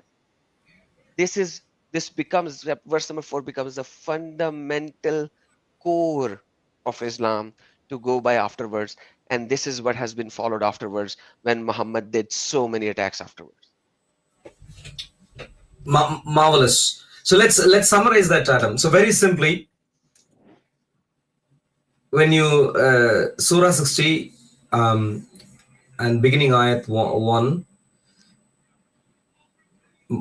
the Islamic Allah is pleading with the Muslims, and the reason he was pleading is because the Muslims were treating some people as allies, and of course, as Brother Adam was saying, friends, family in a location. They had a natural inclination to relate to them in a good manner. They were allies. They were part of their, let's say, group. There was no reason they found to be enemies of them. But the Islamic Allah is pleading and saying, look, they are my enemies, and therefore let them be your enemies. Let them not be your allies, let them be your enemies. He's pleading because they are my enemies.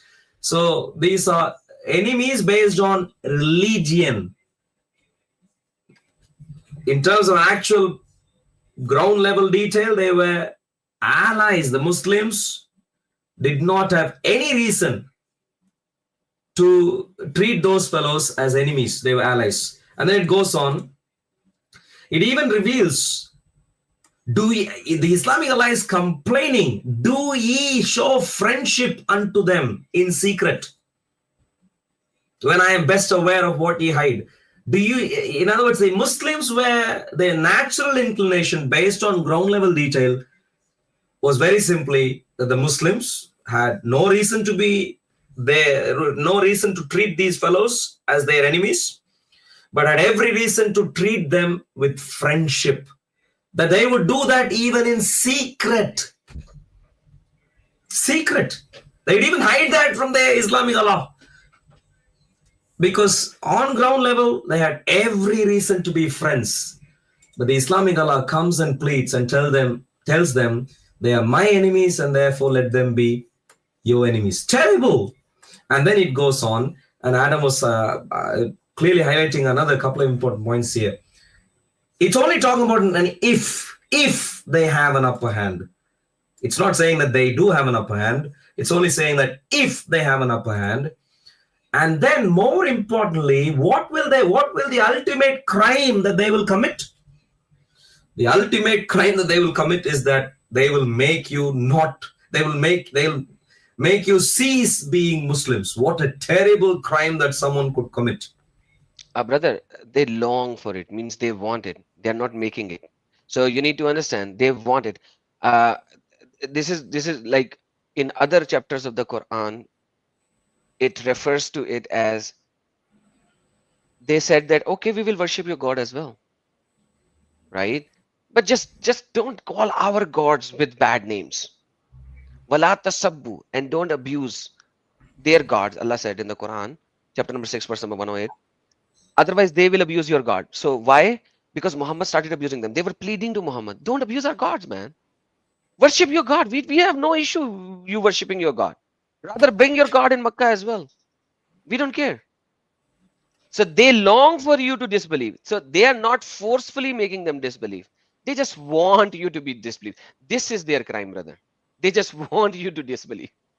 Yeah. So in other words, they'll give you some reason. They'll engage. They'll Exactly. not through coercion. Sure. Okay. And then it says, of course, just because they're your relatives, your kindred, and so on, it does not mean they have any value, because they don't have any bearing in terms of the day of resurrection. And it is in that context that the Islamic Allah is saying there is a timeless lesson of hatred that you have to learn. And Brother Adam, you were saying, I forget the term, al-wala. Al-wala wal-bara. Al-wala wal-bara. And the Islamic theology, the technical term, al-wala wal-bara. And so clearly this is fundamentally Quranic. So when the gentleman who joined earlier initially tried saying that this was extremist, not basic, he clearly, of course, first of all, wasn't reading the text here properly. Second of all, he doesn't seem to understand that this is straight out of the Quran, just through 3 or 4 verses. This is the religion of Islam. Sorry. Absolutely. A religion of hatred and violence. Go ahead. Sorry, Adam, you say. I'm so sorry. I didn't know that you were finished. Or sorry about that. Like maybe there is a lag right now. It will go away in a couple of seconds. What I was saying is, like, when you read the text without context, it was there. Context of Islamic scholars.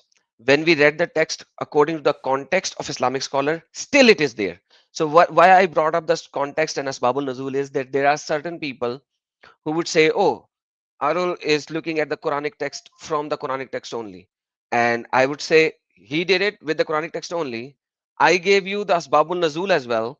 So whether you read it through the Asbabul Nuzul or you read it only the text, they are both aligned in these verses. 100% aligned. You can't run away from this one. You can choose whichever you want to choose. Islam is terrible, regardless of whether you want to go this way or that way. Ultimately, you can't run away from the conclusion of the text.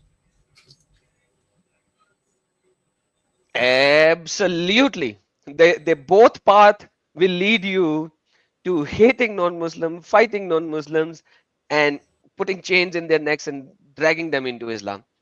That is the ultimate goal of Islam. It is inherently violent, inherently, ideologically and inherently violent. I mean, we are laughing only because, I mean, if we started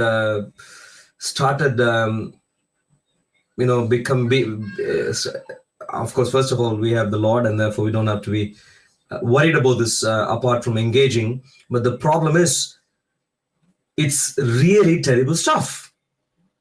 If we consider this carefully, can you imagine, in the UK especially, I can tell you in the UK, even though the UK is, going down the drain by every single passing day, even though people are there's a brother who is joining the backstage. I'll try and bring him in a moment when he's connected, I think. In the UK, in the open, if you say you hate someone just because they are of a different religion, you will be outed rather soon.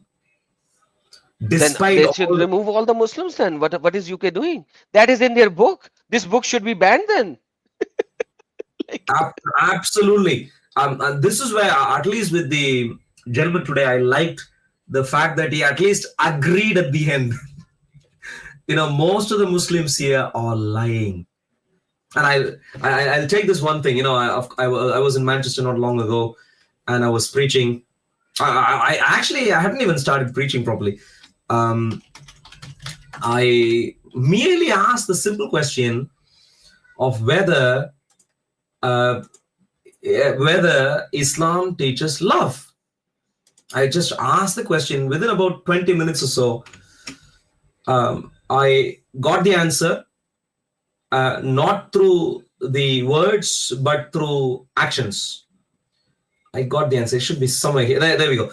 The answer was clear for anyone who wants to get to know. Stay away. Please don't come near me. In 20 minutes, brother, in 20 minutes, I was assaulted by youngsters. If people are so focused on the illegal immigrants of today, these are not illegal immigrants. These are proper British-born, British-bred, maybe teenagers, maybe I think mostly teenagers. And I was assaulted. Wow. See, that's what ideology do. This ideology do. You play this? You want to play the assault or no? I can, maybe I'll play the assault. Maybe I'll choose. But you say what you want. Then that's fine. I have seen that, because now you can read in chapter number 9, verse number 23, 24. That is the ideology. Chapter number 9, verse number 23, 24. Let's do that. 1 second. I mean, I want everyone to understand why we're doing what we're doing. If you're a Muslim, we'd like for you to get to know that what we are doing before you begin fooling yourself. Get to know while you have some sense still left. Get to know that this religion, which is Islam, whether you've understood this so far or not, is a horrible religion. Actually, a brother gives a nice idea there. There is a shot of that. Maybe I'll show the shot right now, brother. Sorry, that's a quick one. Maybe I'll do that. So this is 23, 24. This is why they are doing it. Okay, let's. Yeah, sorry. Let's finish reading. Sorry, let's finish reading and then go there. Sorry. Oh, you who have believed, like these are new converts in the UK. O you who have believed, do not take your fathers or your brothers as your friends or allies, if they have preferred disbelief over belief. And whoever do so among you, then is those who are the wrongdoers. So, brother, you are not even their brother. This verse is talking about if from their brothers and their fathers. Next verse is next to it, 24. Say, if your fathers, your sons, your brothers, your wives, your relatives, your wealth, which you have obtained, comments within you fear, decline, and dwelling, with which you are pleased, are more beloved to you than Allah and Messenger, and jihad in his cause, then wait until Allah executes his command. So it doesn't matter whether they're your father, your sons, your brothers. Brother, this is what the reality is. Why would you not be assaulted by the British-born white people if they accept Islam? Because this is what they follow, brother. Al-wala wal-bara next to this. Absolutely. And essentially, even those who don't get to know the details of the doctrine yet, they are subconsciously clearly taught. And so these youngsters who assaulted me, I don't even think they might have read the Quran properly yet. But the repeated brainwashing in the masjids. Let's watch this. About the Quran vis-a-vis Jesus. How many of you think the Quran teaches love towards Please come here, sir. Oops. We have a challenge about the Quran vis-a-vis Jesus. How many of you think the Quran teaches love towards non-Muslims? Anyone? 100%. No, please let the people who have come here to offer help right now answer, because they all seem to be a little bit angry. How many of you think the Quran teaches love towards non-Muslims? Anyone? What happened? You came together really well. You were looking at me intently. Now, when I ask the question, you're staring somewhere. Doing all that. What's going on? Have you read the Quran in your life, my dear friend? Yeah? Where in the Quran does it say love non-Muslims? Anywhere? Anywhere? Where? Please don't get help from him. He's hiding. Can you see? No, please, my dear friend. I've given you an opportunity so far. You haven't answered. I'd like to find out from these youngsters who are clearly intent on evil, covering their faces. My dear friends, intent on evil, covering their faces. Why does Islam teach this, my dear friends? I am a Christian. Can you see me cover my face and show up here? Why do people cover their faces and show up here? Why? You see. This is what's happening. Why? So,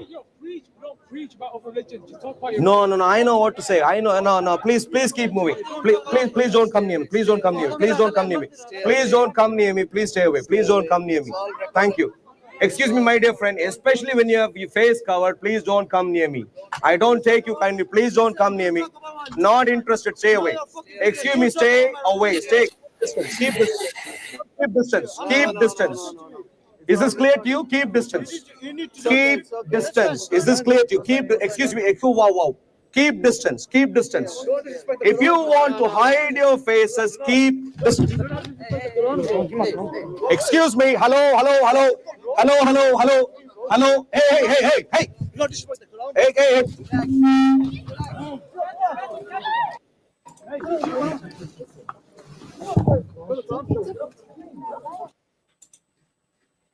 Okay, so that is called hatred in true sense. And they were covering their faces exactly because of this reason, because they wanted to attack you. That's exactly why they were covering it. So have they been captured? No, not yet. I would like to think that to grab hold of youngsters like this should be relatively easily with all the social media coverage and so on these days. But no, not yet. So that's what I say as well, that they are hyenas. They will always attack in group, and they will always attack you from behind. Yeah. They will never attack you from front. They won't. Yeah. And Mr. Room 12365 makes a remarkable point. I am a hate preacher. How exactly did I trigger hate? Jesus by himself then was a hate preacher. If this is how you actually take it, then every single preacher in the world is a hate preacher. This is not called hate. This is not called hate. You know what hate called? Hate is called what is written in Islam, what is written in Quran. That is called hate. You want to see what hate is?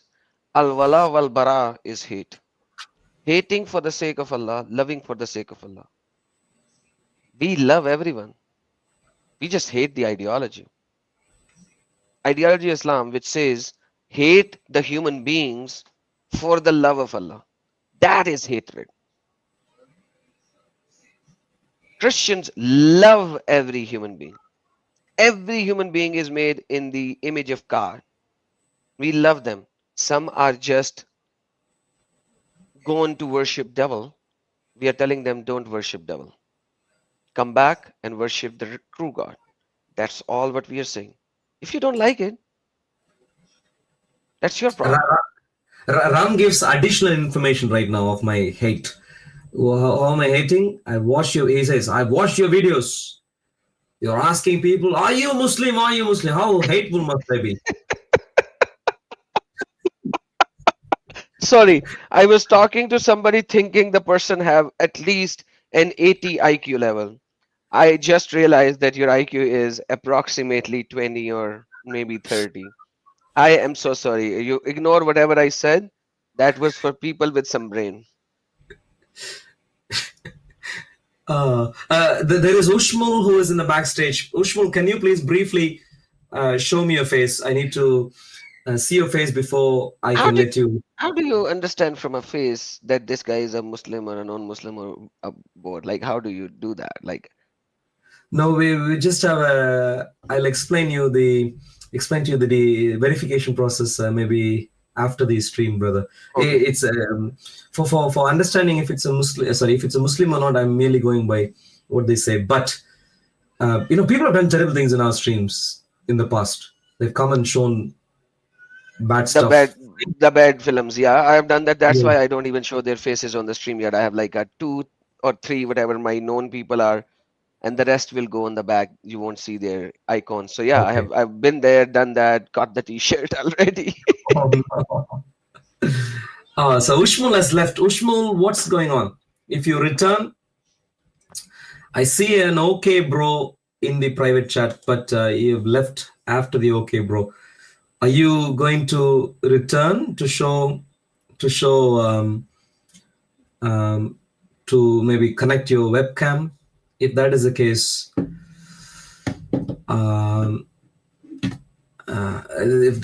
then we will wait. And our room is improving on his previous stance. So I am hateful because I ask, are you a Muslim?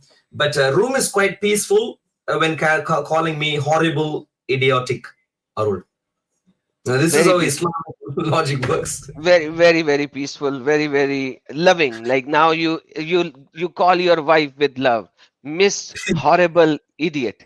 This is how he calls his wife in love, or his brother, his father. So he goes to his father, Father, I love you. You are a horrible idiot. Like, such a beautiful thing, you know. The level. I mean, these are people in the UK. At least if it is someone maybe in Afghanistan or maybe in Somalia or someone who's getting confused, I understand a little bit. But people who are supposed to be going through some very intelligent educational system and so on, I mean, unbelievable. They say I am a hate preacher because I asked them if they are Muslims, but then they quite openly take all the liberty to call me all sorts of different names. Unbelievable, this utter junk that goes through people's minds. So that is like Allah gives them such good intelligence after they accept Islam.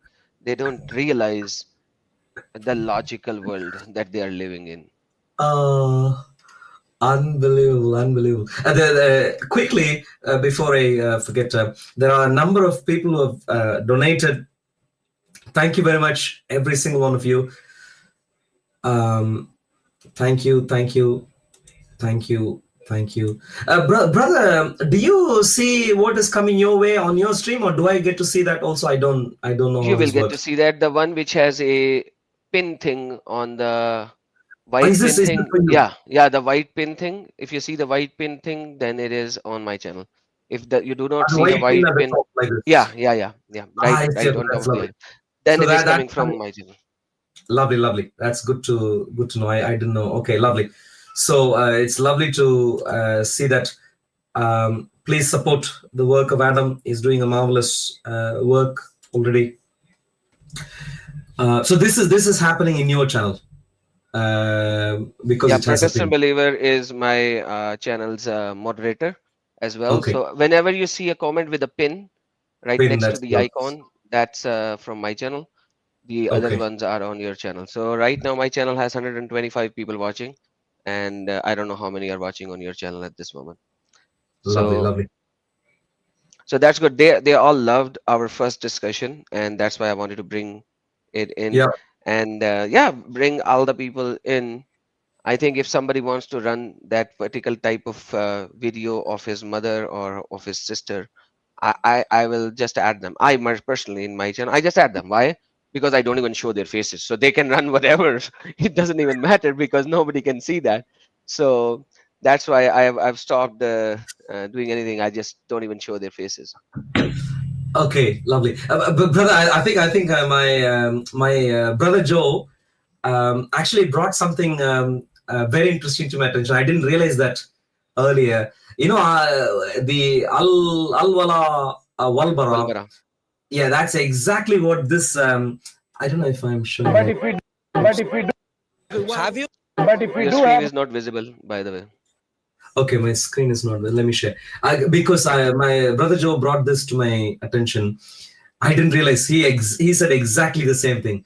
This is from maybe 5 years ago, maybe a little bit earlier than that. Although it was uploaded very late in our channel. Let's hear this actually. This became viral multiple rounds, not on our channel. The people who had taken clips of us, it went viral across the Western world. So let me actually play this first. Manuscripts for the Quran from before the time of Prophet, what would you do? I wouldn't believe you. Okay, there we go. So, Because you're a liar. You're a Christian. I wouldn't believe you. I am a Christian, so where... You're a liar. I wouldn't trust you and I have to hate you as well. Okay, that's fine. I have to hate you. So the point is you won't have a conversation with me because I'm a Christian. No, I won't believe anything you say because you're a liar. And you're a Christian as well. So I hate you for the sake of Allah. You hate me for the sake of Allah? I hate you for the sake of Allah. All right. I hate you for the sake of Allah. Every Christian, I hate you all for the sake of Allah. Yes. Please. Any Jew, any Christian, I hate you all for the sake of Allah. He hates me for the sake of Allah. I hate him. Allah wa bara. You hate these bastards and the other bastards as well. Would you kill me if you get a chance? If we're in war, I would chop your head off. Yes. Would he? Yes, if we're in war. Hey, come on. Listen to this. All right, my dear friends, please listen to this. If we're listening. Allah guides you. Allah guides you. No, wait. If we're fighting in war, am I supposed to let him kill me? I said, if we are. Wait. No, let's ask this again. Do you hate me? Yes, I hate you for the sake of Allah. He's gonna make this a soundbite. Who taught you to hate me? Islam did. But if we do have Islam did. So he said in the Arabic al wala wal bara as well, and he was initially saying wal bara only, the bara, the hating for the sake of Allah, and then he even stated the context. He's not a British born for sure. He's coming from the Middle Eastern region somehow, around there somewhere. So that's the reality. Yeah, I don't know where he is born, but what I can tell you is, so this is maybe 5 years ago or so. After October 7, this same young man in one of the anti-Israel hate marches, death cult marches, he actually was doing something similar, and he was prosecuted. And I don't know exactly what has happened of the case, but so in other words, he is part. At Speaker's Corner, sometimes, a few different times, there are people who are clearly some elite ring in terms of jihadi ring. You can see them from a distance, how others, it's all the Muslim fellows are very coordinated there. And you can see that this fellow belongs to that one of those. I have a number of pictures, and we are collecting evidence for the kinds of people who are roaming around Speaker's Corner like this. We have Ram12345 who is trying to join the stream. Adam, I let you speak 1 second. Ram12345, we'd be delighted to have you on the stream. For you to explain why Islam is not violent. So we'll have you soon. But if you can show your face briefly before that, we need to verify you as a legitimate human being who we can see, and then we can let you in. Please, if you can show your face. Also, I think your audio device isn't connected yet. Please make sure your microphone is connected. And then also show your video briefly. Adam, please go ahead. Yeah, I was not able to find the Asim Al Hakim's original video, but there is another video where he shows why you have to drag people into Islam. So somebody else took the words of Asim Al Hakim and put it in a video. So if you can play it, that'll be awesome. Make it. Or I can just send it to you. No, 1 second. Let me. Oh, yeah, there. Okay. So now let's see. Ask him, why are you Prophet of Allah? He said, 1 second, brother. Sure. 1 second, brother. Sorry, Ram12345. Just to be clear, your audio device isn't connected yet. So please connect your microphone quickly and also show your face. We only have about 40 minutes left. So please. Okay, he's escaped. Okay, Adam, sorry, let's go ahead.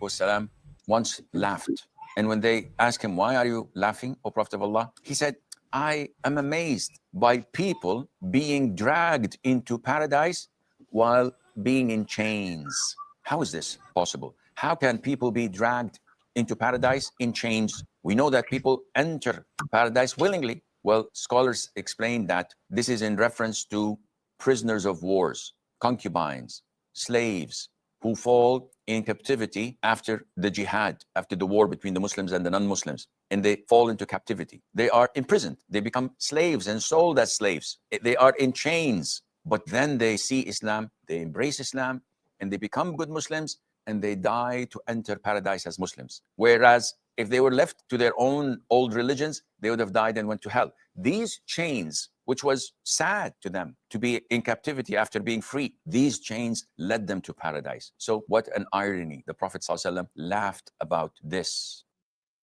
All right.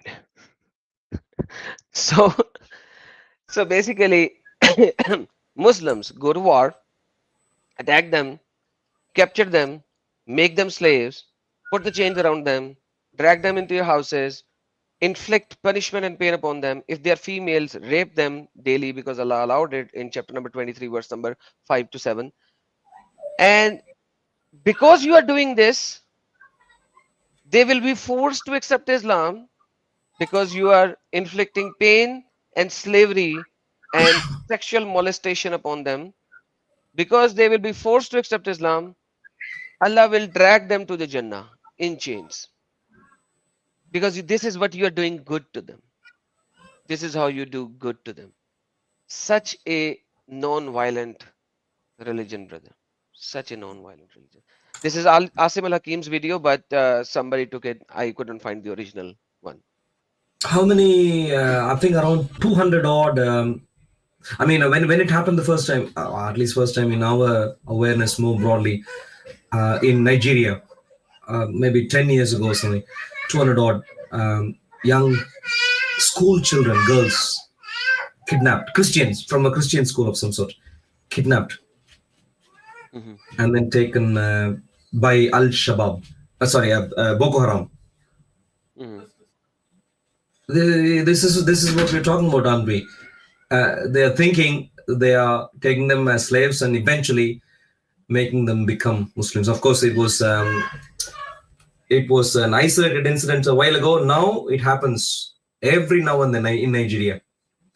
Of course, that's what we are hearing in the news. God knows how many other places the same thing is happening. That's the beauty of it. That is the beauty of it. And they just love it. They just love to show this kind of a teaching. How can you have a reasonable argument with these kind of a people when their concept of loving is so wildly not loving? Like how do you reconcile that? It's terrible. Brother, there's someone waiting in the backstage. Let me. Please. Brother Knight, how are you doing? Good. Hello, Brother Knight. There's a music behind him. Yeah, can you please mute? Are you watching YouTube also at the same time? Please, if you mute YouTube with this YouTube right now and only respond to us through StreamYard. I hear that you have some connection issues. Is that what you're saying?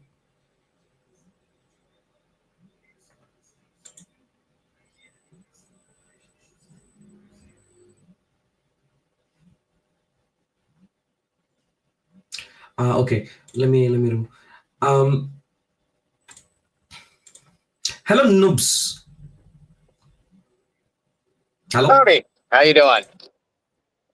Hey, by God's grace, okay. How are you doing? I'm doing swell, Thank you for asking.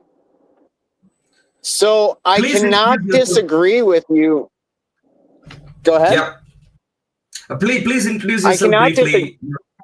My name's Nubs. I'm from my parents, really. But I live on Minnesota, so I actually have personal firsthand experience with those wonderful individuals there in the Twin Cities.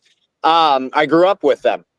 So I cannot disagree with you in regards to the violence that the religion offers.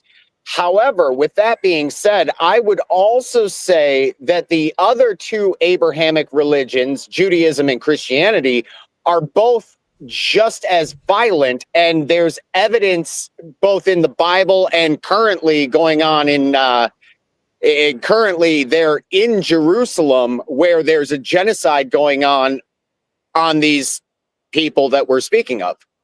So what would be the understanding behind one being better than the other, I guess, would be my question to any Christian that claims to be better than in that scenario. Very simply, Noops, I would completely, vehemently disagree. Both on based off of what information? Yeah, You did not allow him to finish. Listen to him. Yeah, You will yeah, get yeah. the information. But both on theological grounds, I would challenge. I don't know how much of the Bible you know. I grew up in it, so quite a bit. Quite a bit. But if you read, theologically, based on the Bible is against and against violence, and I would even challenge anyone who comes here to show me one unwarranted aggression shown by unwarranted. people. What do you mean by unwarranted? Very simply, like if Israel- somebody hit you first and then you came back in retaliation, that would be warranted. Israel in the Old Testament was a nation. A nation as to It was protect a group of nations, yes, but it was not one specific nation, nor was it monotheistic. And No, Jehovah was actually a minor storm god from the Canaanite pantheon. So, Noops, please. well, if you're going to say something, make sure it's accurate to actual truth, because otherwise you're being disingenuous in your art or in your endeavors. My dear friend, you didn't even let me finish. Okay, go ahead.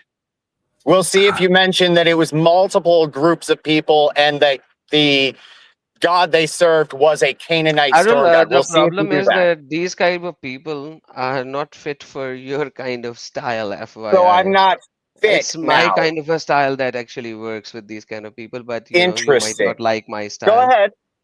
Go Mr. ahead. I Noob. love your judgment. No, Noops. No. Forget about putting yourself on a pedestal. Noops. Very simply. Right. It's not that you're. Excuse me. Yeah, gotcha. I don't know. Are you? Do you have hearing issues? No. Actually, I'm physically fit as a fiddle. Clearly I have bullshit Clearly not When- so. Clearly not so. Noops. If you want to have a sensible Why are you conversation- trying to overpower me, sir? Because I don't want to waste my time with people who don't want to hear. Very simple. So I'm going to mute you briefly, and I'm going to tell you something So very you're simply. asserting dominancy. Excuse me. I'm going to say something very No. simple to start off. You're It attempting. might serve you well. It might serve you well. After having spoken so much, to listen to one ground rule which is needed in our conversation. When you ask a question, you wait for an answer. Very simple. If you're going to ask the question and then give a lecture with no answer given by us, that's not intelligence. You might be fit as a fiddle, but you are utterly useless. And so I'm going to So now I'm allow under you to- now ad I'm going to hoc. allow you to speak Great very stuff, simply. but you're not a violent religion. The first question I'm going to ask is very simply: are you, Sir, is love not patient? Are you And is love interested in a not conversation? kind? Is Are you I think interested in a conversation? he needs to go Is backstage it when not- he asks the question so that you could answer. He needs to go backstage. Right. You're asserting dominancy through something. Thank you much. Noops, I don't know where these people are born. No, I know exactly where these people are from. These people are useful idiots played at the hands of Muslims. That's it. And I'm telling you this for a fact because let me tell you, last time I told you guys something that there are certain seculars and librandus. Do you remember my statement? I think you remember, everybody else remember as well. These are those useful idiots who are so-called atheists slash agnostic, and they call themselves librandus and seculars. Trust me, I know how to pronounce secular. These useful idiots are not secular, they are seculars. He stated something so obnoxiously stupid, and if I was there, I would have interrupted him right there and then, and I would have asked him certain questions. But brother Arul is so peaceful and so calm, far more than me, obviously. He waited and listened to his accusations, and then he started to answer. And as soon as he stated half of the sentence, this secular started babbling again. And then when you even explained it to him, dude, let me answer first. If you haven't even listened the answer, how will you counter the answer? And Israel is many nation? You stupid. Israel is from the tribe of Joseph. One single tribe, not many nations. Man, these guys are so unbelievable. Jacob, sorry. Jacob, yeah. Jacob, my bad. No, but the pattern is the same. So he said something. I allowed him to. I didn't interrupt him when he spoke. We allowed him to speak, and then I started to respond. He cut me short. He didn't even stop there. He then goes on to accuse. He then accuses that we are using our, what did he say, strong power or something. Like if you're answering the person's question and he's not letting you answer, then you are overpowering him. Man, that is crazy. In our show, he has come here. We are trying to treat him kindly. And in our show, he won't let us speak, and that is using strong. Unbelievable. Anyway, Ram is in the backstage. Let's get Ram. Brother Joe, is Ram verified now? I don't know if Brother Joe is in the backstage. Not yet. Ram, can you please show? Bring him in. I would love to have a talk with him, even if he talks for one sentence. Just click. You start. So I'll bring him in. You start, Adam. Let's see if he starts abusing us or he actually says something as a question or statement. You are a hate preacher, Adam. Okay, let me bring you. Okay, you start. hate preacher. Yeah, I'll bring him in. This is the same gentleman who accused me. Let me bring him in. Yes, Mr. Ram, the love preacher. Yes, Mr. Love Preacher, speak. Hello. Hello. Hello. Hello. Can you hear me? Yeah, I can hear you. What do you want to say? Because I can't hear anybody. Uh-oh. Now that's sad. I can't do anything on that.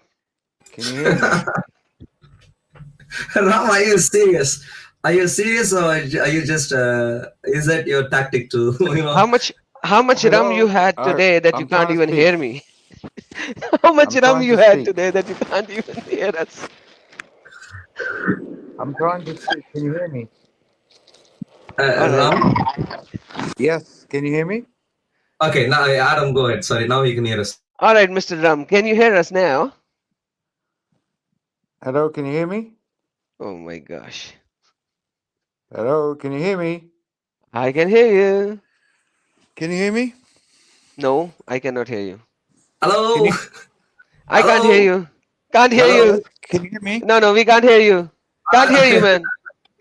Can you hear me? No. When you said, "Can you hear me?" and I'm telling you, no, we cannot hear you. Can you hear me? No, I cannot hear you. He's waiting for us to speak and finish before he responds. Hello. I can't hear you. Can't hear you. Hello. No, I can't hear you, man. Hello, Ram. How are you doing? Hi, are you doing well? Yes, I am. When exactly did you join us? Can you hear me now? Yes, we can hear you now, and we can also hear that as long as we speak, you're waiting for us to finish. So your subconsciousness is allowing you to testify. Unconsciously, he knows that when you are speaking, brother. Unconsciously. Yeah. This is, I've had people like this in the past also. Ram is back. Unbelievable. He's just wasting time. This is just Ram 1 2 3 4 5. Maybe he's going through. I mean, look at his YouTube handle. He's just we'll should, let me bring him one last time, Adam. See what you can pull out of his mouth right now. Can you hear me now or not? Can you hear me? Can you hear me? No. Can you hear me? No. No, I cannot hear you. I cannot hear you. So you're speaking to me, but you can't hear me. No, absolutely, I'm not speaking with you. That's exactly what I was trying to say. Oh Antagonistic, hate preachers. Hate preachers. Both now somehow. And this Now monkey here, that thinks he's so smart. I don't want to. I don't know who are you. I want to talk to this Arul guy who's got his 2 fingers up his nose. Okay. So why? Why do you want to speak with him? Because I don't want to speak to you. I don't. Okay. Know why do you not want to speak with me? You are. You don't know about me? Is this your show? Is this your show? You don't know about me? Yeah, it is. It's running on my channel. Brother, can you just move over? Are you my brother? Did you call my brother? All my comments were not Did you call me aimed brother? at you. All my comments were not aimed at you. Okay, are you a Muslim? All my comments were not aimed at you. Are you a Muslim or are you a secular? Are you Muslim? Na'uz billah. Oh, okay. So then Allah is beneath my feet to be called God. Move over then. Why? Because I didn't call to speak to you. I tried to. But I am made here comments. and I'm speaking, and brother Arul is on mute. He is enjoying the show right now. He needs a time out from you. Okay. He's smiling. He's enjoying his life moment while you are talking with me. He's the one that read my comments and thought. No, my I comments actually were read your comment. quite Remember? intriguing. I told No, you an idiot. Remember? Yeah. So right. he's So the one that read my even if I comments say and that tried to you are get an me on. idiot, even if You're trying to shout over me, that's not gonna work, brother. Okay, that's what he does as well. Don't try and shout over okay, people. listen. Don't Let try me and tell you shout something. over people. You Let think me tell you something. got any veracity Let me tell you in something. anything you say just because you shout over people. If Yeah? I give you a time conversation debate, will you tactic- debate? Listen, Your if I give you a conversation- timer, This is not Speaker's Corner. listen. If I give you a This is my home, timer, and I'm here to thrash listen, you. man. And I'm here to thrash you. Yeah. So I Oh, you're told here to you thrash move me? over. Move over. You're here. Okay, thrash you me. Please thrash Thrash me. you with words. Please Thrash you with thrash words. me. Thrash you Please with words. But thrash you know me. what? I'm not gonna waste my Wah. time. I'm gonna count to 5. If Arul doesn't start speaking to me, I'm hanging up. Okay, start counting. Start 1, 2, 5, 3, 5, 4, 5, 5. 5. Bye. You've got a You're still channel. here. You're still here. You don't even do what you say. You don't even do what you say. You don't even do what you say, man. You counted 5. Now you should run away. You just said that you're gonna count till 5 and then go away. Why are you still here? This is the dilemma what cousin marriages do. You know, yesterday This is what I got cousin an marriages Uber do to you. stank of curry. He just reminded me of you. I got in an Uber yesterday. An Indian driver. You just counted his car 5, stank of man. curry. His car stank of curry, and I had to get out of it. And you know what? You just reminded me of him. Such racist, man. So racist you are. Because you deserve it. Now he's laughing on his own prophet. You still here? You counted 5, my friend. Where is this? All right, Arul. I think I'm done with this guy. You can remove him if you God want who to. is so challenging to Muslims. Are you Muslim? Are you Muslim? Ah, such a Sir, nice, are you cute Muslim? baby. Sir, are you Muslim? Well, I've never heard anybody in my whole life want to have a conversation with somebody by going, sir, are you Muslim, sir? Sir, are you Muslim, sir? Sir, are you Muslim, sir?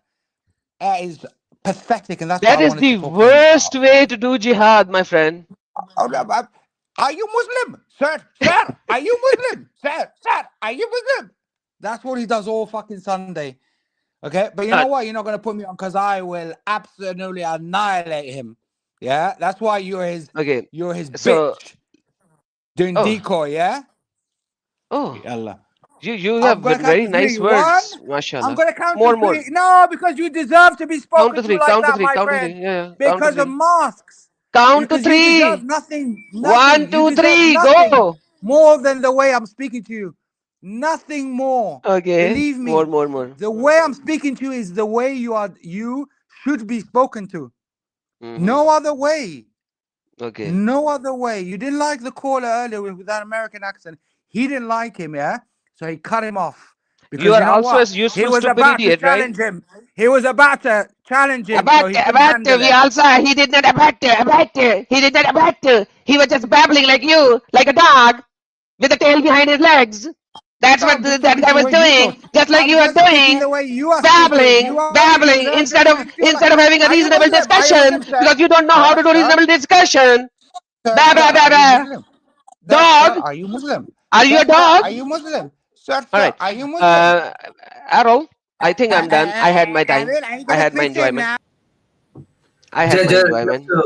Yeah, well, I'm really sorry.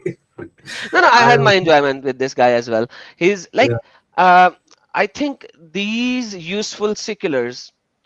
Actually, I told you these useful seculars knows to get rid of Christianity. Islam is the only power to do that, I and think they he's a actually Muslim. did that. I don't think so. No, I thought he was. I'll tell you, he's not a Muslim. There's a Yeah. reason why I say that, because as soon as I went to Allah in the most extreme manner, and that is my testing. That's my style of testing. He did not go and protected Allah. So if somebody, I said that. Yeah. You suspect? Go ahead. Because I actually said that when he talked about Allah, and I was like, oh, I don't believe in that kind of a God. That Allah is beneath my feet. Yeah. He kind of ignored that part fully. So I don't believe he's a Muslim. He's just a secular, a useful idiot of the friend who came before. Yeah. I suspect. Okay, I hear what you're saying, Adam. But regardless, I just wanted to quickly do something. Just quickly. Can you see his username? Ram12345. Yeah. And it's interesting. Maybe everywhere he goes, he's just doing the 1, 2, 3, 4, 5. Maybe that's the latest primary school lesson he has learned. 1, 2, 3, 4, 5. Oh, what next? I don't know. Let's start with 1 again. 1, 2, 3, 4, 5. and he made that his account name also. And then he did not even go. He's like, I'm counting to 5, otherwise I'm going. And I counted to 5 with him, and he stayed back.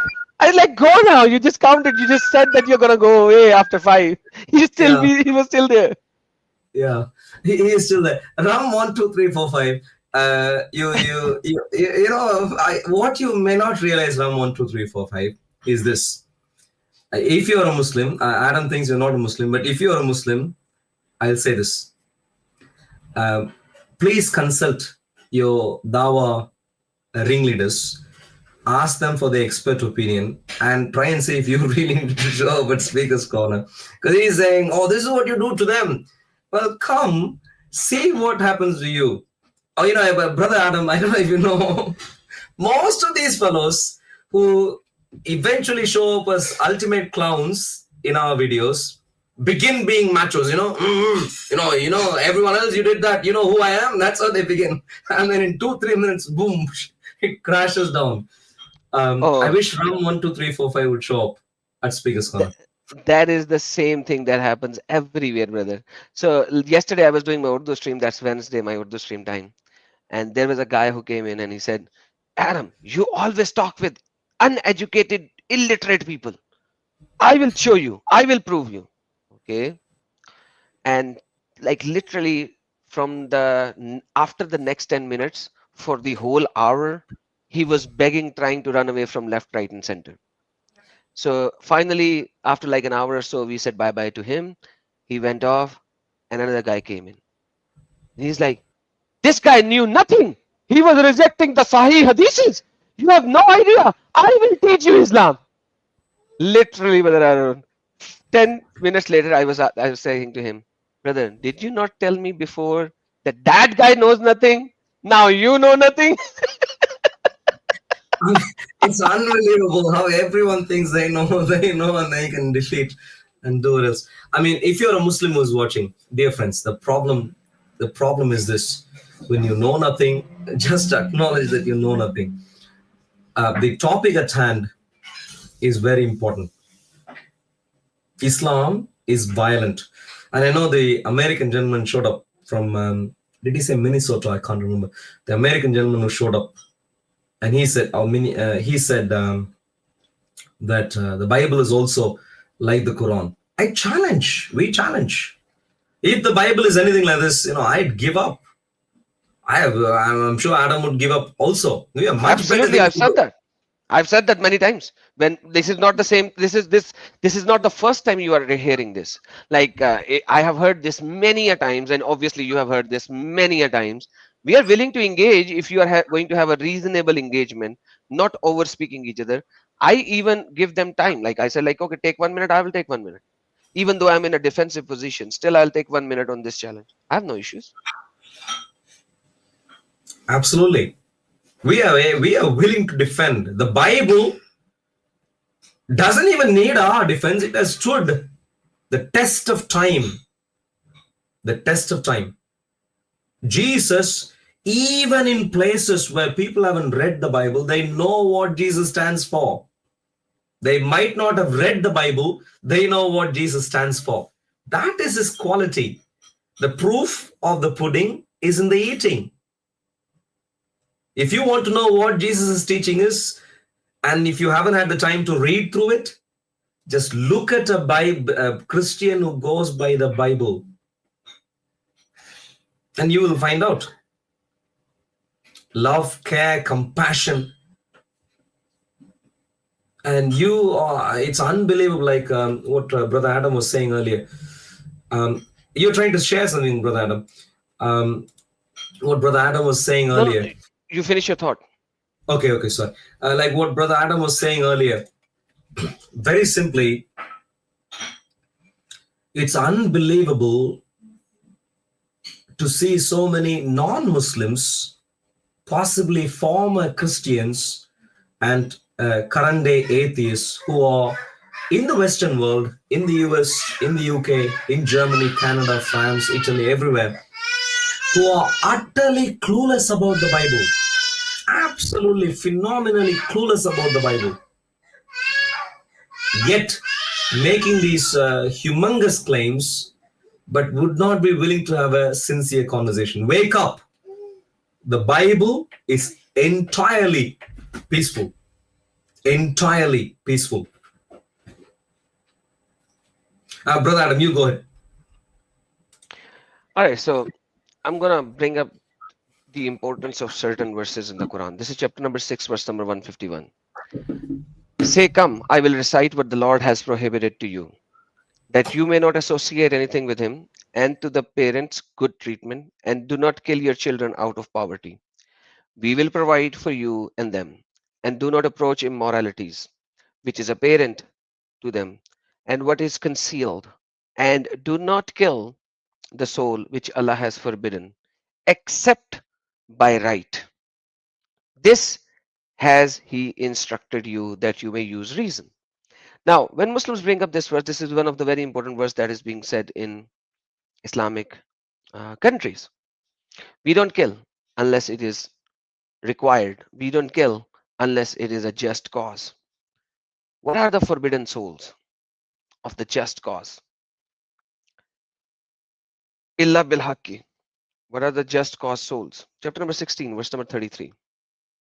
It says, and do not kill the soul which Allah has forbidden except by the right. What are those?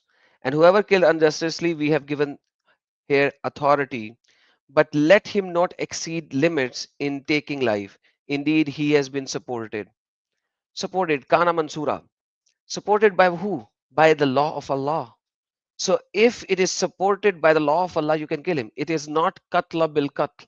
It is not fight for fight. It is not nafs fin nafs. It is anything that the Allah's law allows you to kill. That Allah's law allows you to kill. Let's go back to chapter number 25, verse number 68. And those who do not invoke with Allah other deity or kill the soul which Allah has forbidden, except by right, and do not commit unlawful sexual intercourse, and whoever should do that will meet plenty. These are the people who do not invoke anything with Allah, any deity, and they do not kill the soul that Allah has forbidden. By law. By law. Not by this, but by law. So, what is the just cause of killing? Allah says in Quran, chapter number 2, verse number 216. Battle has been enjoined upon you. If you can't kill a soul, then why is the battle enjoined upon you? So there is a law where you have to kill. Battle is enjoined upon you while it is hateful to you. So the people were saying, we don't like battle. But Allah is saying, yes, I know it's hateful to you. But perhaps you hate a thing that is good for you, and perhaps you love a thing that is bad for you.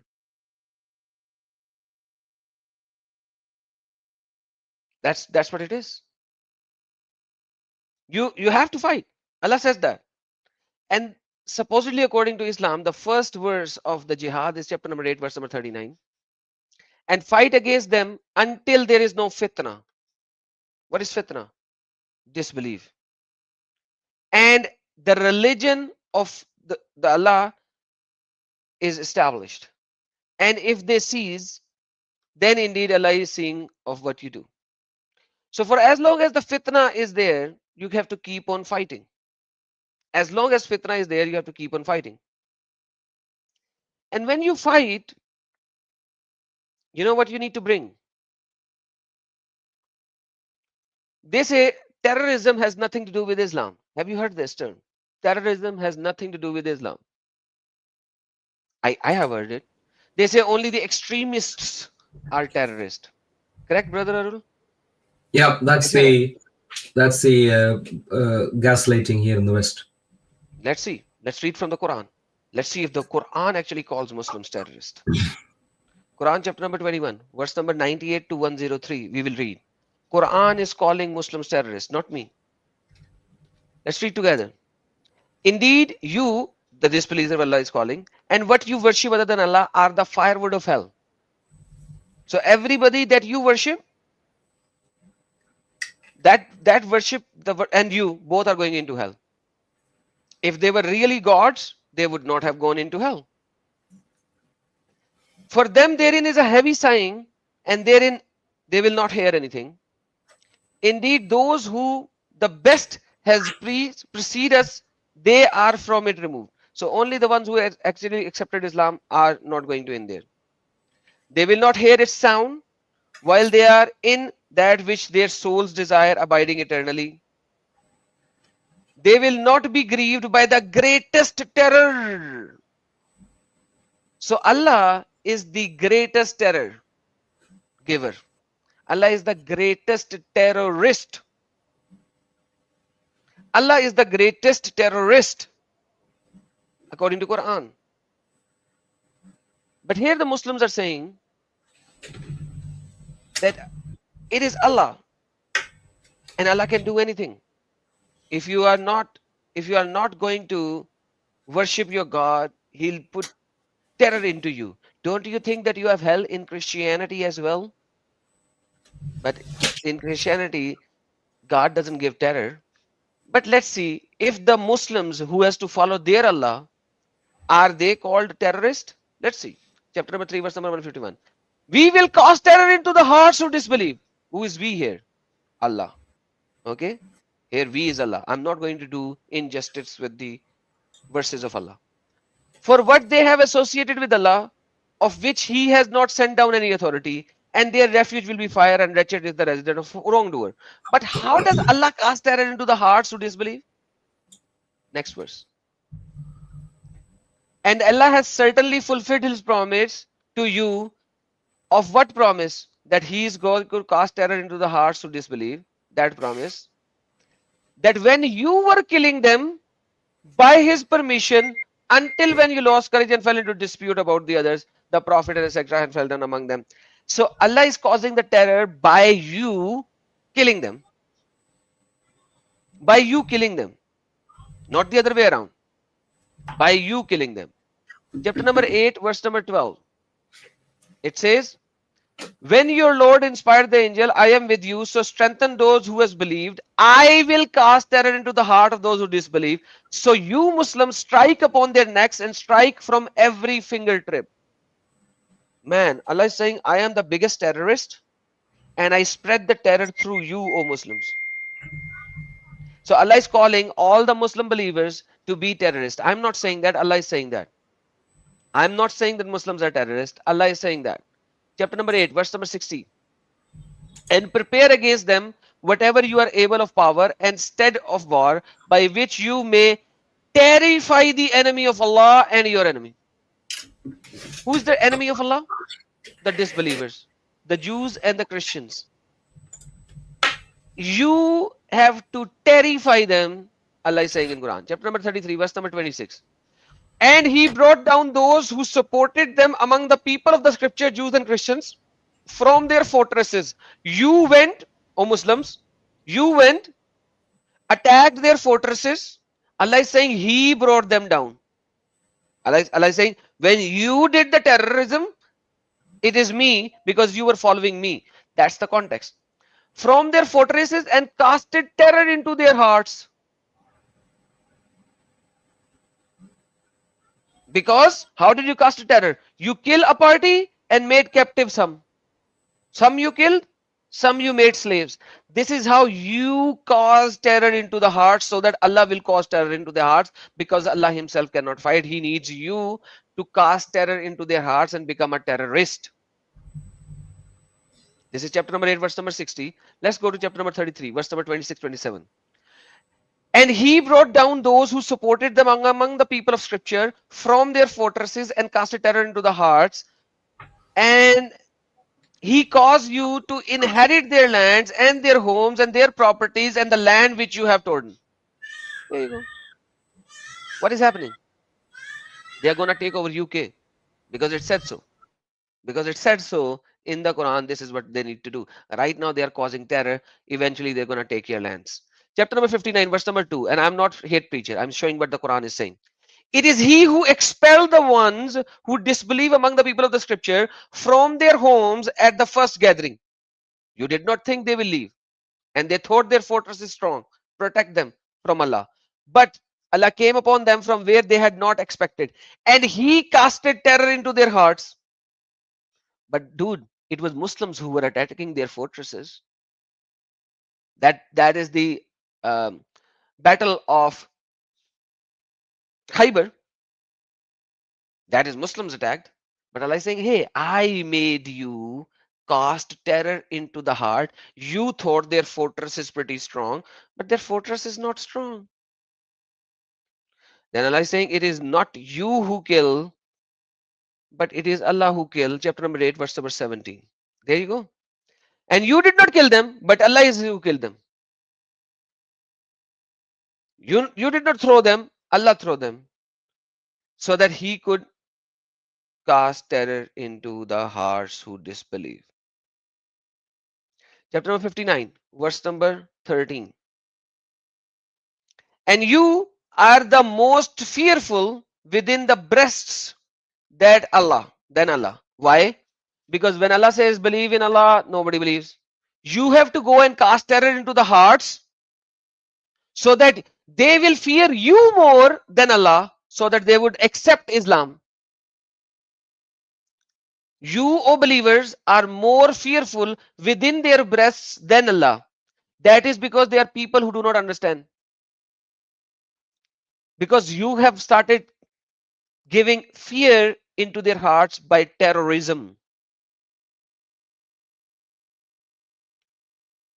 So, even so, Muhammad cannot even have slaves until he do massacre in the land. How many slaves Muhammad had? According to many scholars and Ibn Kasir, Muhammad had over 73 slave women. According to many other scholars, at least 4 they all agree on. 4 they all agree on. Now, Allah is saying, chapter number 21, verse number 98. Muhammad, when can you have slaves? Indeed. Oh, no, I have a wrong verse. This should be 840. Give me a second. I have a wrong verse.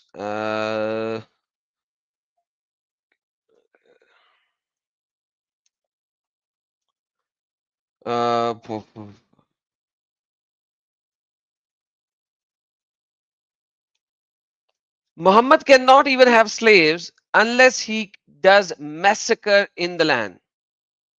Chapter number 8, verse number 67. Sorry, I have a wrong verse here. 867.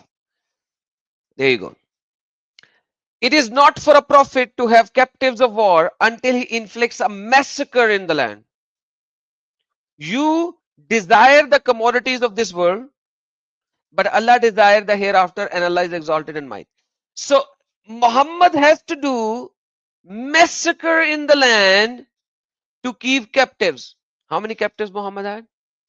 According to Ibn Kathir, 73. So he has already done massacre. This verse is coming before the Battle of Badr. Muhammad has looted through his armies a caravan already. And they not only looted the caravan, but they actually took captives, the women as well.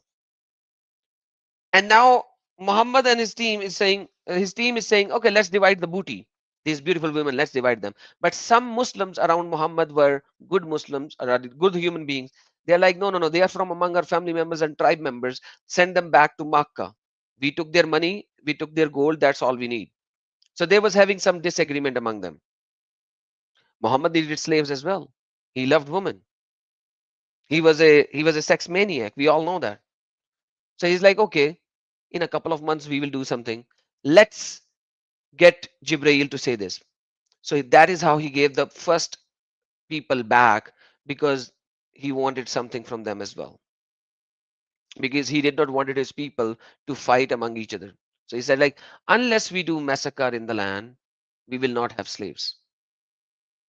So now he had so many slaves, he has to do massacre. He has to prove that the massacre has started. The massacre has started.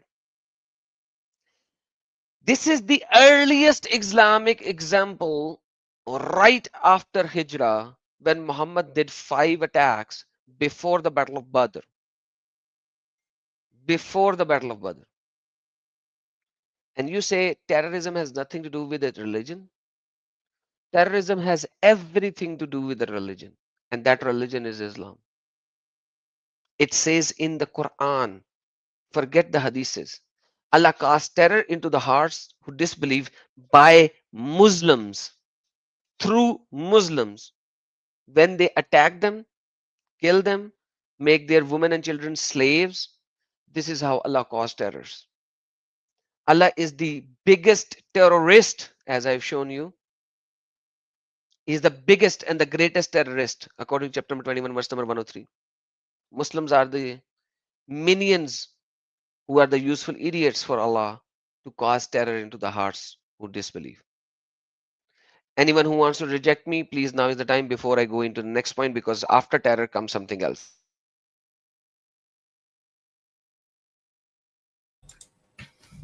It's quite sad,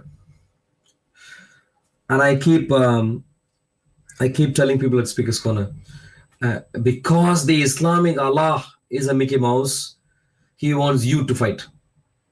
If he had been the real God, he could fight if he wanted to fight. But because he is a Mickey Mouse, he can't.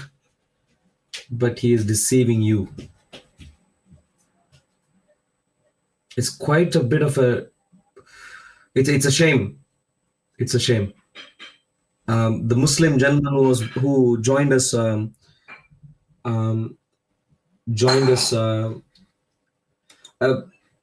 Amir, who is in the backstage, if you are a Muslim, please, could you please show your face briefly?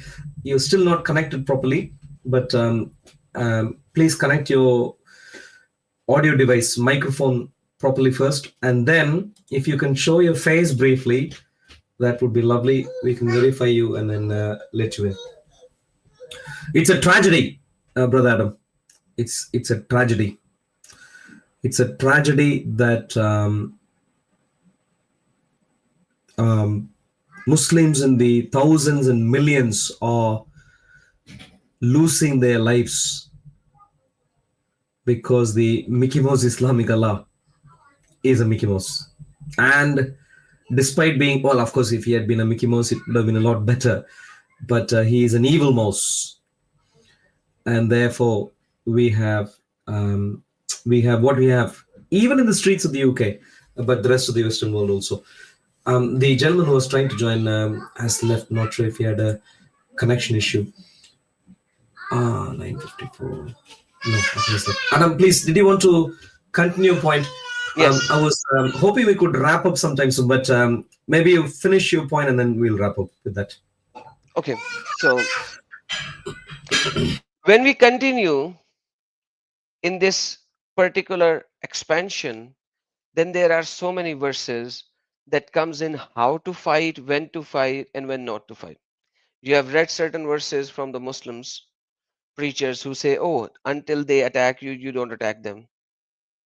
Yes, there are certain verses in the Quran like that, because Muslims were minorities at that time. So Islam has 3 stages. When you are very little, very few, you don't fight at all. You are the most peaceful community at that time. That is so true. If you have less than 10% Muslim spread it around in your country, man, they are the most peaceful, most humane people in the world. They go to around 15 to 20%, they start fighting. They are more than 35%, bye-bye to your community, bye-bye to your culture, bye-bye to your family, bye-bye to everything, because this is how Islam teaches them to be. This is how Islam teaches them to be. You will actually consider when they are even further, they will not even say salam to you. And there was a chachaji in speaker's corner. So a couple of Jews came to him and they said assalamu alaikum, and he just said walaikum. And they're like, oh, why did you not say walaikum assalam? He said, because you are Jewish. That chachaji was saying you are Jewish, because Muhammad said, do not precede the Jews and Christians in salam. And if one of you meets them in the path, then force them to its narrow path. This is how they need to treat you in UK once they are in power. Once they are in power, this is what they need to do with you. This is Tirmidhi. Let me show you Sahih Muslim. Kitabul Salam. Do not greet the Jews and the Christians before they greet you. And when they meet one of them on the road, force them to go into the narrowest path. Back in those days, the narrow path is the one where the flood water, the rainwater, the sewage water is going through. These Jews and Christians need to walk through the sewage water, through the sewage. You cannot be the friend of the Jew and Christian. How can you be friend with Jew and Christian? If you be friend with Jew and Christian, you are fighting Allah. Quran chapter number 5, verse number 51. Oh, you who have believed, do not take the Jews and Christians as your friend. They are friends of each other. And whoever is a friend to them among you, then indeed he is of them. So if you have Jew and Christian as a friend, you are also Jew and Christian. You are not even a Muslim at that time. You're not a Muslim. What if you make Jew and Christian a friend? It is Quran chapter number 3, verse number 28. If you make them a friend, you're going to burn in hell. Let not believer take disbelievers as friends or allies, depending on the translation, rather than the believers. And whoever does that, nothing with Allah except when taking precaution against them in precedence. So you can only make them friends when you are taking precaution. I want to live in this country. I don't want to show myself to be a very bad person. I'll treat them nicely. I'll show them that I'm their friend, even though that I'm not. That is the only time you can do that. This verse is also called the verse of taqiyya. So that is the only time you can make them friends. And we already seen that you can't even do that with your parents if they are not. You can't even call them brothers if you can't even call them friends. And then comes Quran chapter number 47, verse number 35, when they are the uppermost. My favorite verse. It clarifies everything. Every single verse we have to see according to the eyes of this centralized verse. Do not weaken and call for peace while you are superior, and Allah is with you and will never deprive you of your deeds. This is how you need to do that. The only way to do that is through these verses. You are not superior in numbers. Peace, peace, peace, peace, peace. You are superior in number. Pieces, pieces, pieces, pieces. So everything what Arul was saying today, showing today, this is when you are superior in number and the pieces comes in instead of peace. The pieces comes in instead of peace. That's how it works. That is how it works. This verse has abbreviated so many verses. Yes. We have Amir in the backstage. Amir Khusro, we're glad that you're here. Could you please show your face briefly so we can verify you and then get you on stage? Amir Khusro, please show your face briefly before we can let you on stage. He won't show his face. Amir Khusro will be Khusra. He won't show his face. Amir, hello. Hello, Amir. You're next in line. We'll get you in. I say next in line. We'll get you in soon after verification. Please show your face.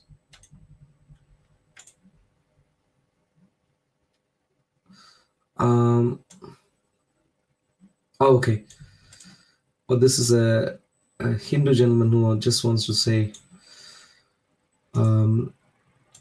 just want to give some compliments, I think. Maybe we'll bring him briefly in and then, Adam, what do you think? Or did you want to finish your point before we bring him in? No, I have this, that Messenger of Allah is the biggest terrorist after Allah, and then everyone else is the secondary terrorist, and it just says Muhammad's hadith in Sahih Muslim, I have been helped by terror according to Allah, and I have been given words which are concise but comprehensive in meaning. So Muhammad's God made Muhammad a terrorist by helping him through terror. Imagine, Brother Arul, how can somebody say that Islam has nothing to do with terrorists when there are verses after verses of terror and their prophet is helped by Allah to spread terror into the hearts of the enemies? And who are the enemies? Every single person who does not accept Islam. What will you do? And so when we see all that the terror networks are doing, Al-Shabaab, Boko Haram,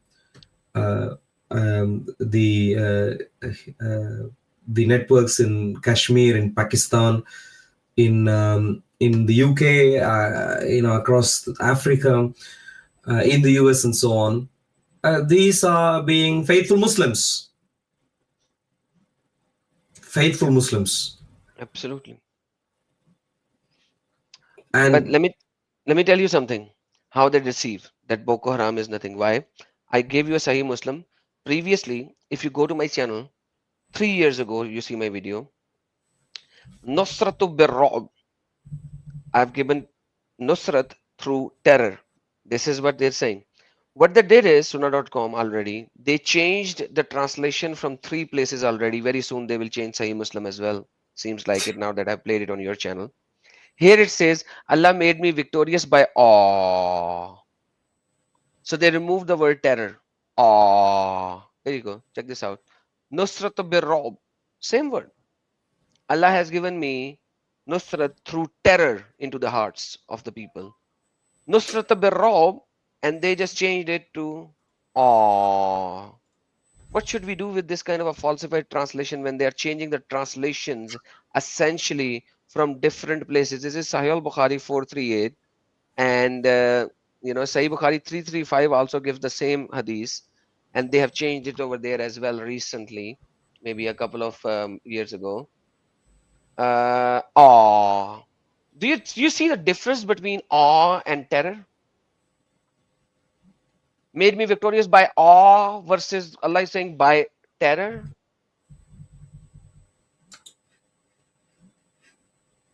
How How do you reconcile that deception? Same hadith, same hadith, same. Nusrat bil-Ru'b. It is just here that they are saying the right word, Nusrat bil-Ru'b. The For rest they're now. changing. And every single verse that I've shown you from the Quran which says terror, terror, terror, terror, terror, terror, terror, terror, every single word is this word in Arabic, bil-Ru'b or Ru'b. Through terror or terror. Every single verse of the Quran. Ru'b means terror in Arabic, simple. And they are changing the meaning in Sunnah.com so that it won't look that Muhammad is a terrorist.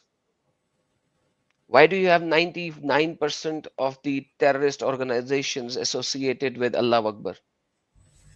Because of these things, because of Quran, because of Hadith, and Muhammad is the biggest terrorist in the history. According to their own Hadiths, according to the statements of Muhammad. You are saying violence in Islam? I'm saying terrorism in Islam. Violence, terrorism. Think about it. Choice is yours. Thank you, sir, for giving me time to speak. If there's somebody who wants to say something, Yeah, let's I'm get open. Amir. Let's get Amir on stage. Hello, Amir. Hi, can you guys hear me? Yes. How are you Okay. doing? Hey, great. Thank you, Earl, for giving me the mic. And hello, Adam. Hi Of there, course, brother. Earl, I've been listening to you for a while, and Adam, I've known him from even much longer, from Jaipur Dialogues and Sanjay Dixit and all that. Maybe he may know of those names. I'm not sure, Earl, you may have. I love the work that you guys are doing. It's just fascinating. I can't even compliment you guys enough.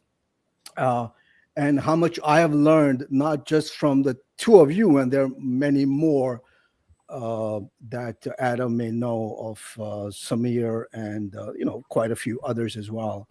I can't emphasize enough what you guys are doing. And one thing I do want to just mention, that or ask and play that conversation to help understand people on the Western Hemisphere, that what is the source of all of this? What is a source of funding that funds these ground level jihadis, I guess, if I can say that word, these ground level individuals or these people? There has to be something that must be funding this, right? And I do have an answer, because I do have my own analysis and research onto this, but I want to ask you guys, throw this back at you guys. Chapter number 9, verse number 122. Sorry, I'll play. What exactly is that? Chapter number 9, verse number 122. You have to fund jihad movement. If you don't, you exactly. are. Thank you very much. Number What is the 9, funding verse of that? number 122. There you go. I have Thank it's you. on the screen. This is the funding. You want to go to Jannah? Fund them. Stay Thank back. you. Fund them. This is why I love both of you guys. You know why?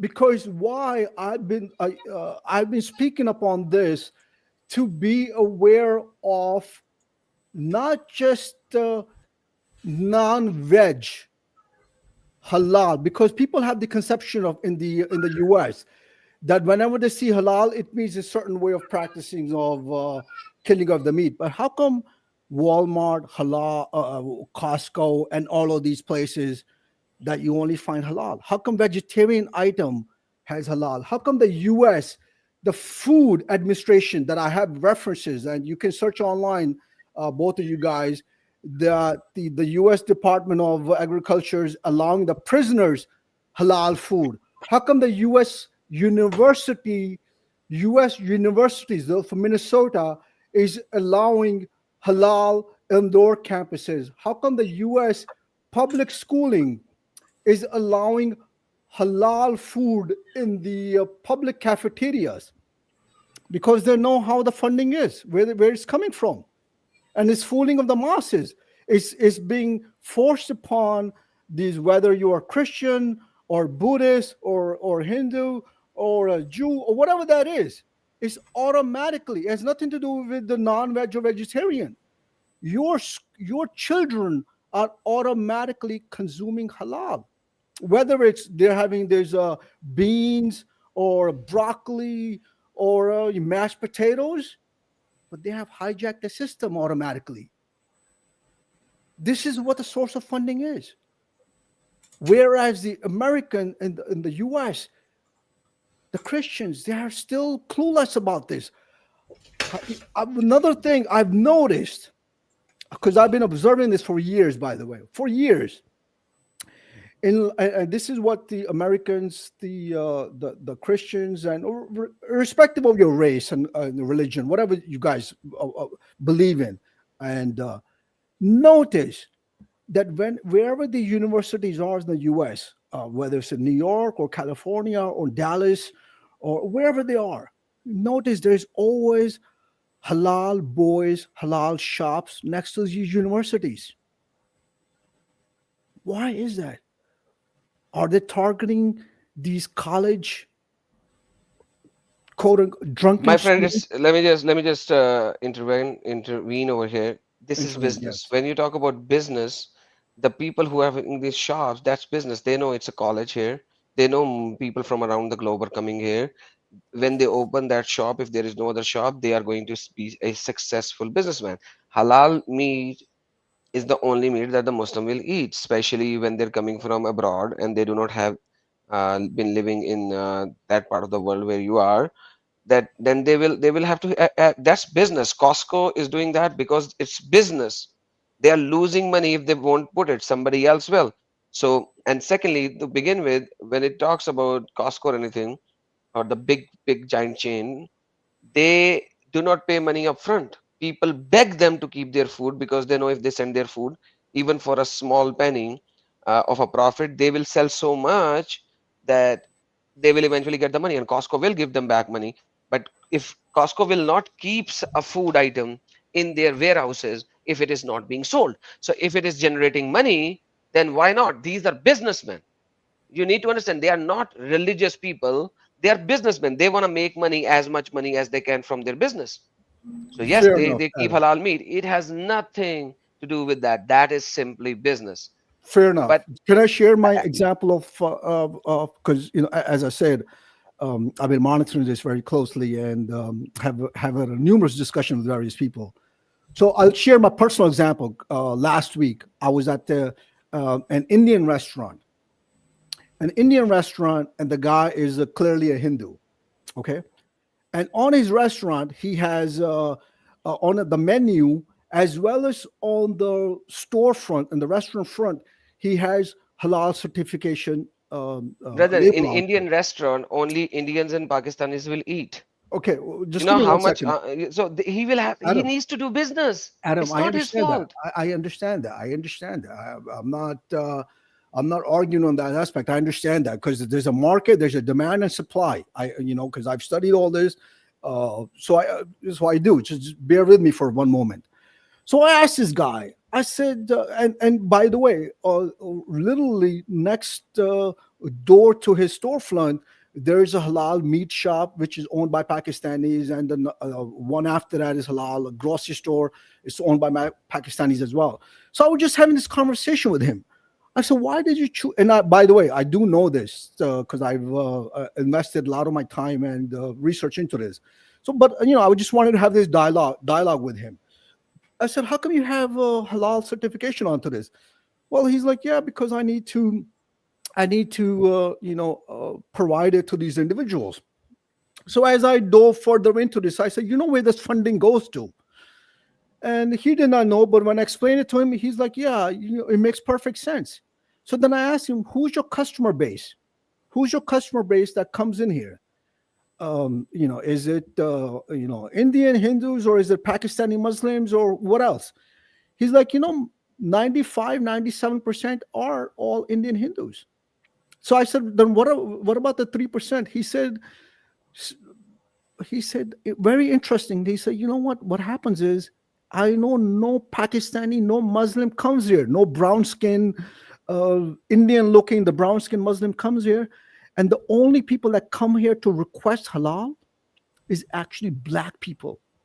The blacks are sent to me again and again on week after week. They come to me, and they ask me, is your food halal? We can only consume halal.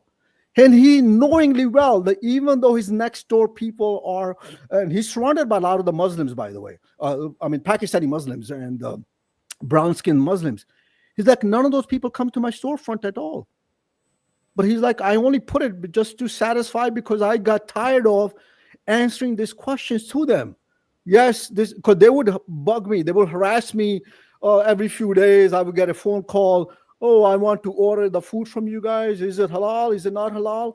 This is how the demand got created to boycott other businesses. My friend, it has nothing to do with harassment. If you have opened a business, you will receive call. If you have, it's not a personal phone call. It's a business number call. And they are not harassing him. Hey, if you don't put halal food, we are going to kill you. No, that's harassment. No, if I it is understand. saying, if it is, let me finish, brother, now, please. I allowed you to finish even when you said. Sorry, go ahead. So, please. So, yes, there are a lot of Ethiopian blacks who are Muslims in the West, especially in the US. So they will eat halal food, and Ethiopian, especially, their food taste is out like ours. They like to eat spicy food as compared to American food. So what do you expect? Like, that's not, I won't call that harassment. Where the criticism is due, I do criticize, but where the criticism is not due, I do not do that. Maybe Arul has a different point of view. In a business, if you're getting calls for what type of food you serve because you have a business of food, I would definitely not call it a harassment, brother. Harassment is, according to me, is very different. But that's what my point of view is. Maybe Arul is different. That's brother Arul. Yeah, in relation to halal, I mean, it's at least in the UK, it's an area which hasn't been studied properly. Essentially, in public services, hospitals, schools, prisons, everywhere it's halal. It's an area where not much study is happening. Now, quick response to you, Amir, and maybe a comment to Brother Adam also. Very simply, yeah, I mean, normal capitalism won't help. But thankfully, in the US and in the UK, essentially, we have regulators. Regulators deal with making sure there is no monopoly practice in industries, and I think that's where we need to get to. Essentially, we need to study in detail how the dynamics play out. Eventually, long story short, what we have is we have Muslims who prefer to have only this, and you have non-Muslims who don't mind. Currently, now if we can, there needs to be teaching, there needs to be education on this front, where people are explained essentially what it means to eat something halal, what the implications are. That needs to be studied in detail, and I think so that needs to happen, which would impact demand directly. And then we need to also look at regulatory framework. I need to study this in detail. It's one of my pet projects in journalism, through God's grace, at some stage in the future. Having said that, Amir, let's deal with it. So you are a Hindu yourself. I am a Christian, and I'd really like to. I'm glad that you are here in our stream. Ultimately, of course, we need to deal with our existential crisis at the moment, which is a very real problem. We have to deal with that. But can I please ask you also, if at some stage it'd be lovely to have a conversation about our worldviews also. We know which will have implications on eternity. What do you think? Well, yes, we can certainly have that dialogue. But the topic of your stream right now, the reason why I joined is because I've been observing and following both of you guys, and the topic of stream is Islam is violent, and prove me wrong. That's why I joined on. And I think if you want to have the conversation of eternity, that could be much longer discussions, and you guys have the control of the muting, non-muting, and all that, and we can have a healthy conversation with the right individuals. But that is that shouldn't be the goal of your stream, Arul. And I think that's the reason why I kind of joined here, because just to compliment on what you guys are doing, and combine that those lending a hand per se. Yes. Yeah. But first we need to go attack, not attack it, just to help people aware, make people aware of it, and let people make their decisions on of their own, obviously. And another thing, Arul, just so if you want to write something down on a person's name is called Ramesh Shinde, R-A-M-E-S-H, Ramesh, S-H-I-N-D-E, Ramesh Shinde. He's written a book on halal and what he's explained on Haman. He's the spokesperson of halal. Their halal banking, financing, communities, and the whole. In the U.S., there's an actual in the epic city in Dallas, Texas, is called Halal Cities.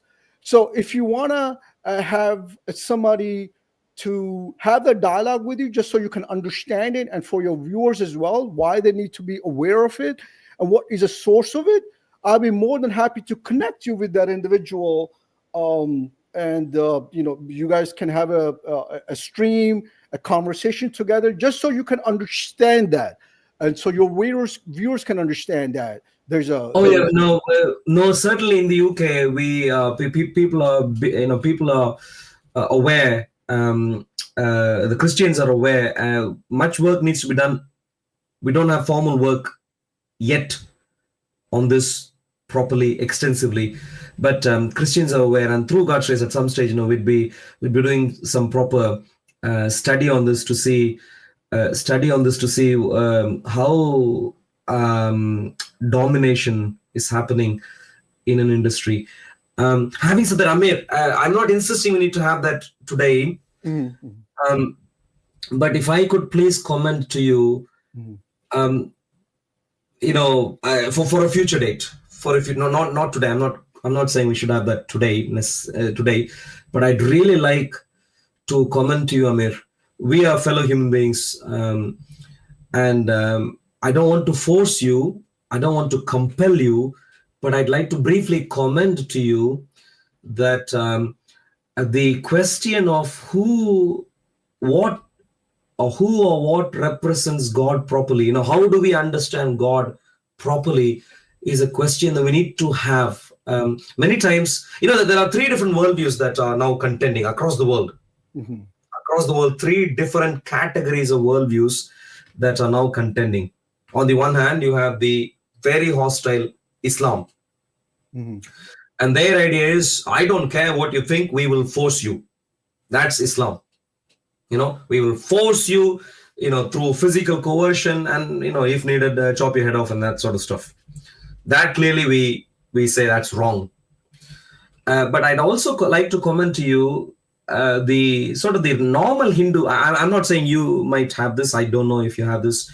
There are some among Hindus who have at least some. I would be very. I'm sorry to interrupt. I would be very careful. We can have a separate dialogue in that, because if you're going to generalize, I can speak on Christianity as well, and the Old Testament, New Testament. Please hear me out. Please hear me out first. Okay. There's another worldview. I'm not saying all Hindus do this, I am saying there are some who have this mindset, and I'd like to make sure anyone who is watching, including yourself, but anyone who is watching also, gets to know that is not a good mindset also. And I'll tell you what that is. That is really a mindset which says, hey, look, I have my ideas. You can't come and discuss your ideas with me. And in India, if you're familiar with Indian politics, for a long time now, maybe... Arul, I'm going to interrupt.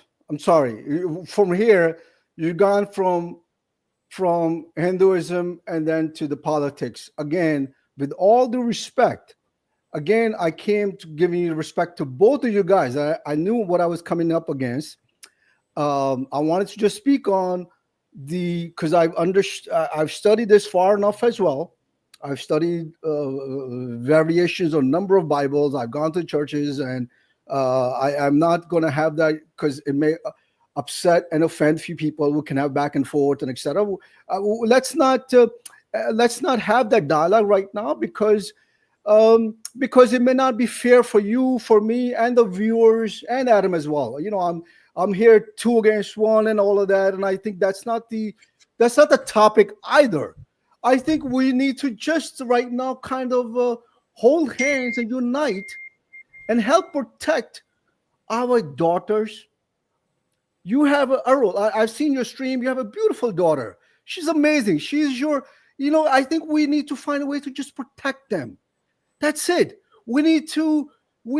I don't care what whatever you believe in, because I know what Islam teaches. I've seen enough videos. I've seen enough evidences. I don't care who or what you are, because I see the beauty and the love you have for your daughter. I will do whatever in my power to defend the little girl, because she's precious. I'm not looking at what you believe in and what the Bible is and whether you're converting me or this and that. Let's put that aside for now, right? I just want to come and unite with you as let's just hold hands. Let's tackle what we have in front of us. We'll have that dialogue some other time. I'd be more than happy to have that dialogue. I'd be more than happy to invite others as well. We can have that healthy conversation. But I think for now, we just need to make our viewers aware, in the Western region, because what we are up against and how strategically and creatively they are infiltrating the system. Okay, let me say something over here. Can you ban halal food? I'm not banning it. Okay, so no matter what somebody has written, that they are giving zakat to the terrorists, they are giving their dues to terrorists. When I earn my money, I can give it to anybody I desire. It's a business. Fair enough. There is no way to stop that business. If there is a demand for somebody to eat certain thing, and then the shops will have it, because shops as a business owner needs to sell to make money. At the end of the day, no matter how many books you read, when there is a demand, there is a supply, and the one who is supplying, he can use his money from profit anywhere he wants to, unless the government sees him doing terrorist activities and they stop him. Then he might be selling pig. It doesn't matter. If he is funding some terrorists, then he will be put to jail. The whole problem is that what you're describing, how you actually came up to begin with, and I wanted to say something in the beginning as well, and I said something, but you were pushing into this narrative of halal food being associated. It might be, and it is, but so what? You can't do jack about it in the West. You can't. Nobody can. It's a demand and supply rule. If something is in demand, it will be sold. You cannot stop it. Otherwise, the Muslims will say your country is biased, and it is not pure secular, and it is not allowing us to eat what we need to eat, and hence you can't do that. That's the end of discussion, brother. No matter which book you read, look at it from the holistic point of view and the values of the Western countries. You can't stop that.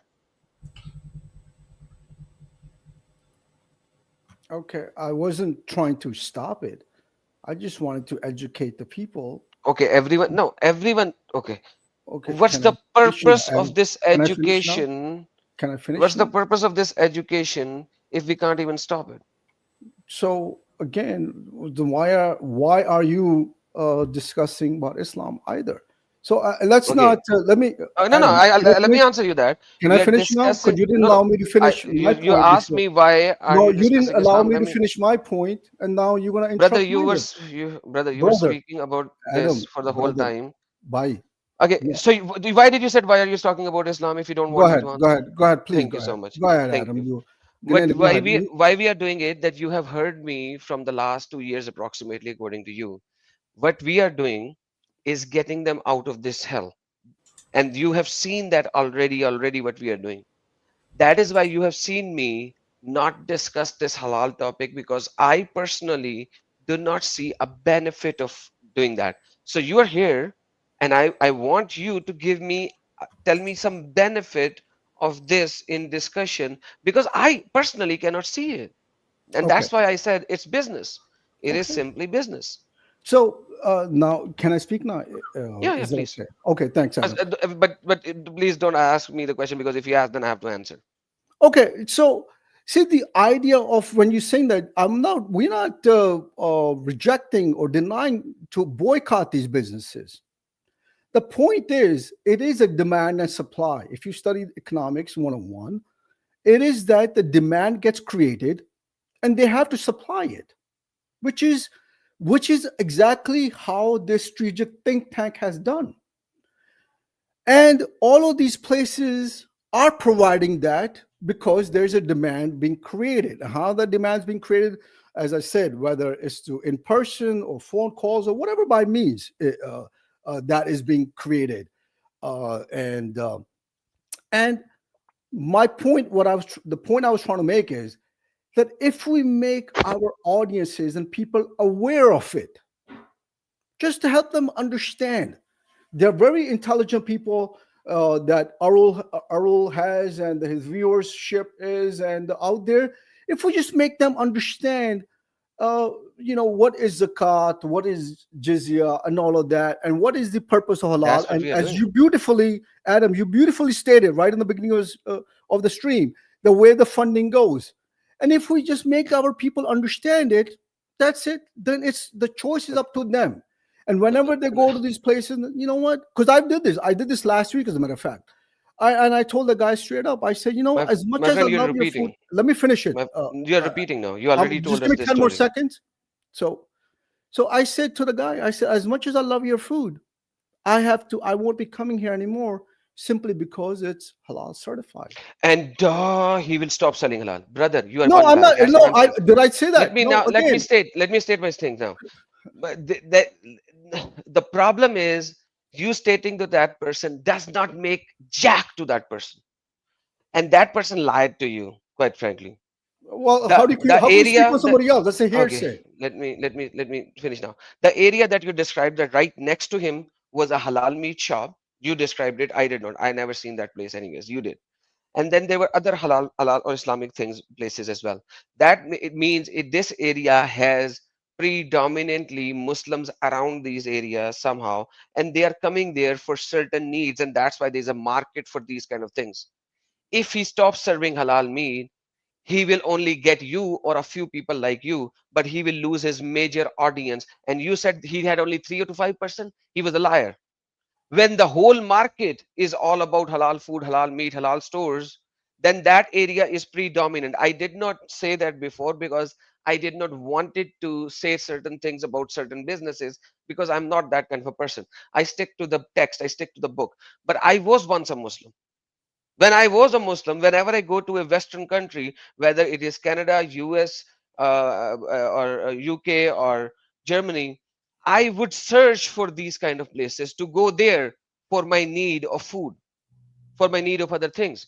And those places are usually united in a single location, in a single strip mall or 2 or 3 strip mall around each other. They are united because that area is predominantly Islam following area. Otherwise, if you open a shop where there are not predominant Muslims, your shop will not work. The Western people do not eat like food of ours, our type of food. They rarely eat it, but not normally. They normally do not eat it.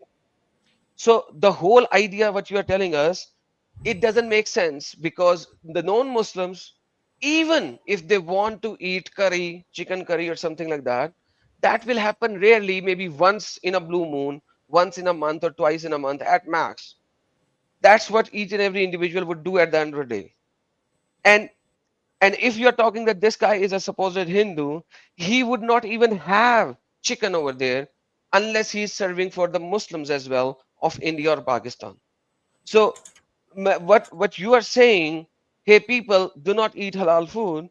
Let me tell you, 99.9% aren't even eating halal food. They don't. They don't. The problem is how to stop this monopoly, and that's the answer that none of the books have written so far.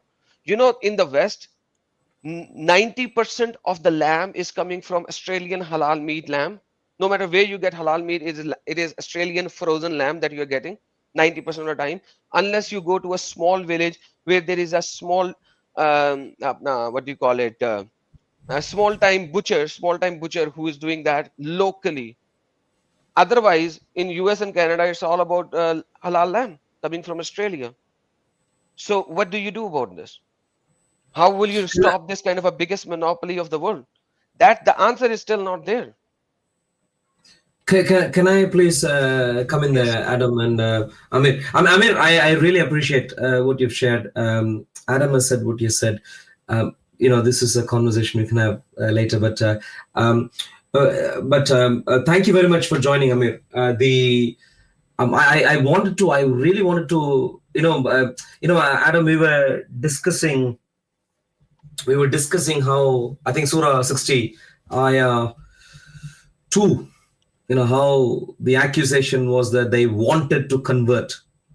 The non-Muslims wanted to convert Muslims, and that was seen as a crime by the Muslims. And I'd like to just point out to the fact that actually in certain sections, among certain sections of Hindus or Sikhs, the same mindset exists. Yeah, here is a gentleman who is currently live in the live chat. And this is what he says. Arul also hates Hindus, he says. I don't know why he says I hate Hindus. Arul also hates Hindus. And he clarifies, I'm assuming, who doesn't agree with him. His clarification is based on agreement, apparently. And then he goes on, his ultimate aim is to convert. You see, he has figured out my ultimate hate agenda. My ultimate hate agenda is to convert Hindus. I'll be very open and I'll be very, very honest. Look, I am a Christian. I genuinely think Jesus and God of the Bible is the true God. I'll openly agree any number of times as needed. And to me, what we do at in Operation Stephen and at Speaker's Corner and so on is to have genuine conversations. You might have seen only many conversations I have with Muslims currently. In the future, through God's grace, we'll be doing more. Engage with the Hindus, engage with people engage with atheists, agnostics, and so on. So ultimately, I'll be open and honest. I want to convey to the world the truth that I have found. One of the worldviews with which I engage is Islam, and they have a very hostile agenda. That's true. Having said that, my point is, I know, and Adam knows the truth. We know Jesus, and we'd like to communicate about Jesus to others. If you think this is hatred and this is some sort of a serious crime, wake up. Wake up. Your ideas to somehow make us not speak about God alone, when you would speak about everything else under the sun, maybe food that you eat and whatever else, that's arbitrary and that's dictatorial. Mr. Charanjit Singh, I might as well call you Mr. Hitler. If you're going to dictate arbitrary boundaries between human beings, if we know each other, if we're having conversations with each other, we should be able to have conversations about God also. It is hypocritical. It is hypocritical if you talk about Islam, but you cannot talk about my belief system or your belief system. It is hypocritical if we can only talk about one belief system. So I have the freedom of speech for anybody to ask me, and I give the answers. I certain times run non-Muslim streams, and it doesn't matter who comes in, and he can say whatever he wants to say. And by the way, when you said that there are certain extremist type of people, they are there in every single religion, and including Hindus as well. I've been called the worst of the worst names by Hindus, and I have been loved by the most Hindus as well. So if somebody says that, oh, you, because you called out certain people, you are a hate preacher, then my friend, then you are a useful idiot, because you Singh, I debated a Singh who wanted to create another India from India and call it Khalistan, and I exposed him, and I said, you are a hater of the country India. I am more Indian than you, because I had a fight on my channel when I fought with a Khalistani Sikh. So don't be a useful idiot in playing in the hands of some useful idiots. So don't do So that. Yes. Hindus who are watching, have consistency, have decency, have friendliness.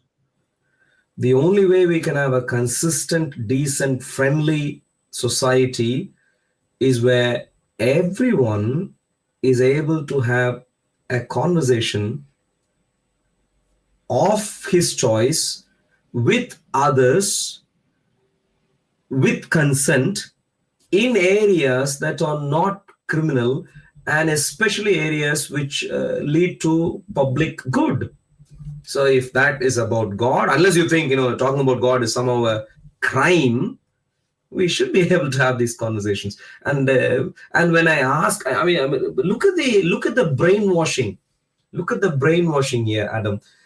His ultimate aim is to convert. So he has figured out my ultimate aim, based on which he says I am hateful. Why am I hateful? Because his ultimate aim is to convert. MashaAllah. Quran chapter number 60, which we were reading, verse number 2. You already associated. So he's not even a Hindu, right? He's not even a Hindu. He's a Sikh, by the way.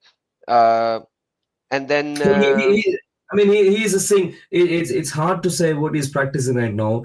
But what I would say is this: I don't know if you're aware of this, Adam. There are many Hindus of the same mindset.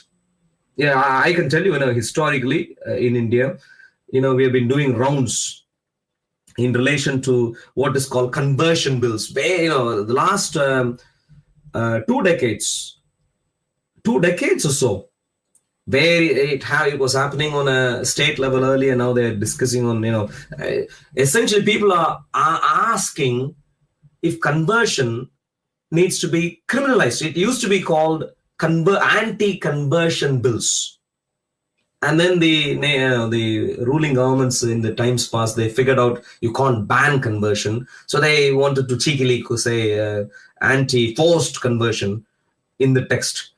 And their idea of saying forced conversion is, hey, these Christians are helping. And you might have come across this rise back convert. I don't know if you've come so across many that. times. So many times. Every time I go live, even today, there was a guy who said rise back Christians, and I banned him. So it happens. Like I said, I have the best followers and best friends who are Hindus, and I have the worst enemies who are Hindus as well. So I have both parties. I've seen both parties. And once again, both of them are there. Very simply, most of Hindus in India are really not Hindus. They don't even know this. thanks to some technical glitches of the past in the legal system. Today, there are many are categorized as Hindus. Most of them would have absolutely no clue about Ramayana, or no clue about Mahabharata, no clue about Vedas, no clue about any of these documents. They might have done something in their village and they suddenly clubbed together. But anyway, the problem is this is same everywhere as well. So if I need to be fair over here, there are a lot of Christians who has never read the Bible as well. So I need to be very fair on that. No, but to be clear, and here is where when we discuss this more, you will know. Most people don't know Ramayana, Mahabharata, not because that's not for the same reason as many Christians not reading the Bible. Both of them are not the same reason. As a matter of fact, most Hindus don't know Mahabharata, Ramayana because Ramayana and Mahabharata was never part of the Hinduism that they followed. Do you see what I'm saying? It was never. Ramayana and Mahabharata comes from Brahminism. But whereas these people might have followed some village god, which has nothing to do with Brahmins, nothing to do with Sanskrit. It was a village deity who was, some sort of a protector in the village. But somewhere suddenly said, "Oh, both of you are Hindus," and so that's where they began being called as Hindus when they were never Hindus. Do you see what I'm saying? Hindu is the term Hindu is a very abused term. And that is where you would find people. For example, if you come to Tamil Nadu is a graveyard of Hindus, traditional Hinduism. In Tamil Nadu, for centuries, there have been discussions on how to resolve issues because of Shaivism and Vaishnavism and so on. Long history. But anyway, we will leave the complexities of this perhaps for a different discussion. Adam, I'll give you the last word to say what you wanted to say about this. But I just wanted to make sure people who are watching, if they are Hindus, or wake up to the reality that, as Adam said, you are hypocritical when you want to comment on, let's say, Islam. If you don't want to have a discussion on, I'm not saying that in relation to the gentleman who showed up here, he perhaps just didn't want to have that today, but maybe some other day he might have. So it wasn't about you. It isn't about you, dear friend who showed up in the stream. I'm merely trying to point out to the fact that there are many who follow, who say, who are of this mindset. I just wanted them to wake up, be bold, be strong. If your ideas are right, they'll stand up to scrutiny. If ideas are wrong, they won't stand up to scrutiny. You don't have to debate with us. It's merely a quest for truth. If what we bring out is true and you figure out it is true, we're not arguing against each other. We're trying to pursue truth together. And so any Hindu who is watching, I'd really like to invite you to consider exploring God of the Bible, consider exploring Jesus of the Bible. And as much as, of course, the discussion today was on the Islam being violent, eternities also matter. If I pass away tonight, I want to make sure, and similar for Adam also, we want to make sure every single conversation we have, we make sure that everyone is woken up to the reality that all of us pass away, and in Jesus we have an answer. And in Jesus, we have evidence for the fact that evidence for the eternal God, and it is important for every one of you to consider. We're not forcing, we're not asking you to do tonight. Take your time, but don't delay. Is the important point. Adam, sorry, I'll give you the last word on that. Sorry. No, it's good. I already said my piece already, and one of the major important thing is that most of the people think that Islam comes from the Abraham. Abraham had a religion which was Islam. That's what Islam claimed. When I read the Bible, I don't find any religion of Abraham. I don't find it. Islam believes that the Muslims are the descendants of Ishmael. I don't find any evidence for that as well. Neither do Muslims. Muslims by itself do not find evidence for that. It is stated in the Siratun Nabi by Ibn Kasir that when somebody said that Muhammad comes from the line of Ishmael, he said, who knows that? We can trace Muhammad's lineage all the way back to Adnan. Nothing before that. Between Adnan and Ishmael, there are 38 to 48 ancestry names. And all of the poets of Arab and the historians of Arab says that anybody who put these names have used conjectures. So at the end of the day, the Arabs has no lineage from Ishmael, neither biblically nor Islamically. It's a claim from thin air, literally, without any evidence. But when we read the Bible, we do realize that Abraham also married a woman called Keturah, and there were certain sons of Keturah, and the fourth son went south. I would say probably that is the son who gave the nation of Arabs, who eventually one guy after 2500 years, 2600 years came up and said, "Oh, I am the prophet." Yeah, that could be fair possibility according to the biblical historical account. But you will not find it through Ishmael. The problem with this guy who is coming out of nowhere claiming that he is a messenger of God and Allah has given him a covenant, that is absurd. Why? Because God never said that covenant can be established through anyone other than Isaac and his son Jacob.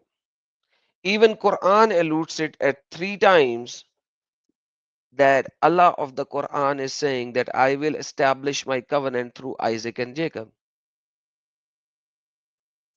So if the covenant is established through Isaac and Jacob, Ishmael is already a side talk.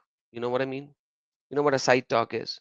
Side talk is something on the side. So why would you actually go for something on the side which you do not have any evidence? That's what I would like to say. Think about it, know the reality, and the reality is very simple. The reality is this is one guy who wanted to create a theology for power, money, and women. That's it. For power, money, and woman. And that's exactly what he did. He exactly did this. He gave you all the rules and regulations how to fight the non-Muslims, when to fight the non-Muslims, how to make money from the non-Muslims, and that's it. That is it. Nothing more, nothing less. Are you going to follow this guy? If you are going to follow this guy, man, I think you are blindsided. You are blindsided. Think about it, learn from it, get out of Islam, know the truth. That is in your own book. The covenant is to be established from Isaac and Jacob and their descendant. If you don't believe me, go read chapter number 2, verse number 136. When you actually bring in Jacob, then that's the end of it. That's the son of Isaac. Ishmael is sidetracked already. Thank you, brother Arul, for inviting me to your channel and having this talk. Appreciate it. I hope people learn a lot to get out of this cult of Muhammad. And God bless you, and God bless all the viewers and listeners. Take care. Absolutely. Just want to before we wrap up, I just want to pray and finish. But Adam, so what you're, I mean, based on what you were saying in the last maybe 3-4 minutes or so. So what you're saying is, unlike Islam, where they want to tie a chain around you and drag you, you are really asking people to think. Absolutely. Think and decide based on, look for evidence, think and decide, which I certainly would agree with and comment. Very important. I mean, I mean, what else do we have any better way rather than other than to think and decide? And so I completely agree with that. Don Adam, can we please pray and close? And close the stream there. All right. Did you want to Sorry, pray? please. Should I pray? No, please. Last time you gave me the opportunity. Please, you do that. Father, thank you for this time. Lord, you are a good God. You are a good God. You are the only true good God. The Islamic Mickey Mouse Allah, who is a desperate wannabe, is a fake counterfeit. He can't even hide his real character being a counterfeit. Destructive, hateful, violent. But you are a marvelous God. As your word says, you do not desire the death of even the wicked. That is God. Who, even the wicked person, you don't want him to die. You want him to be saved. As the Bible also says, John 3:16, God so loved the world that he gave his only begotten son. That's your love. You love everyone. Even those who reject you. Elsewhere, your word says, God does not desire, God desires that none should perish, but all should come to repentance. You are a marvelous God. We always delight in you. Delight in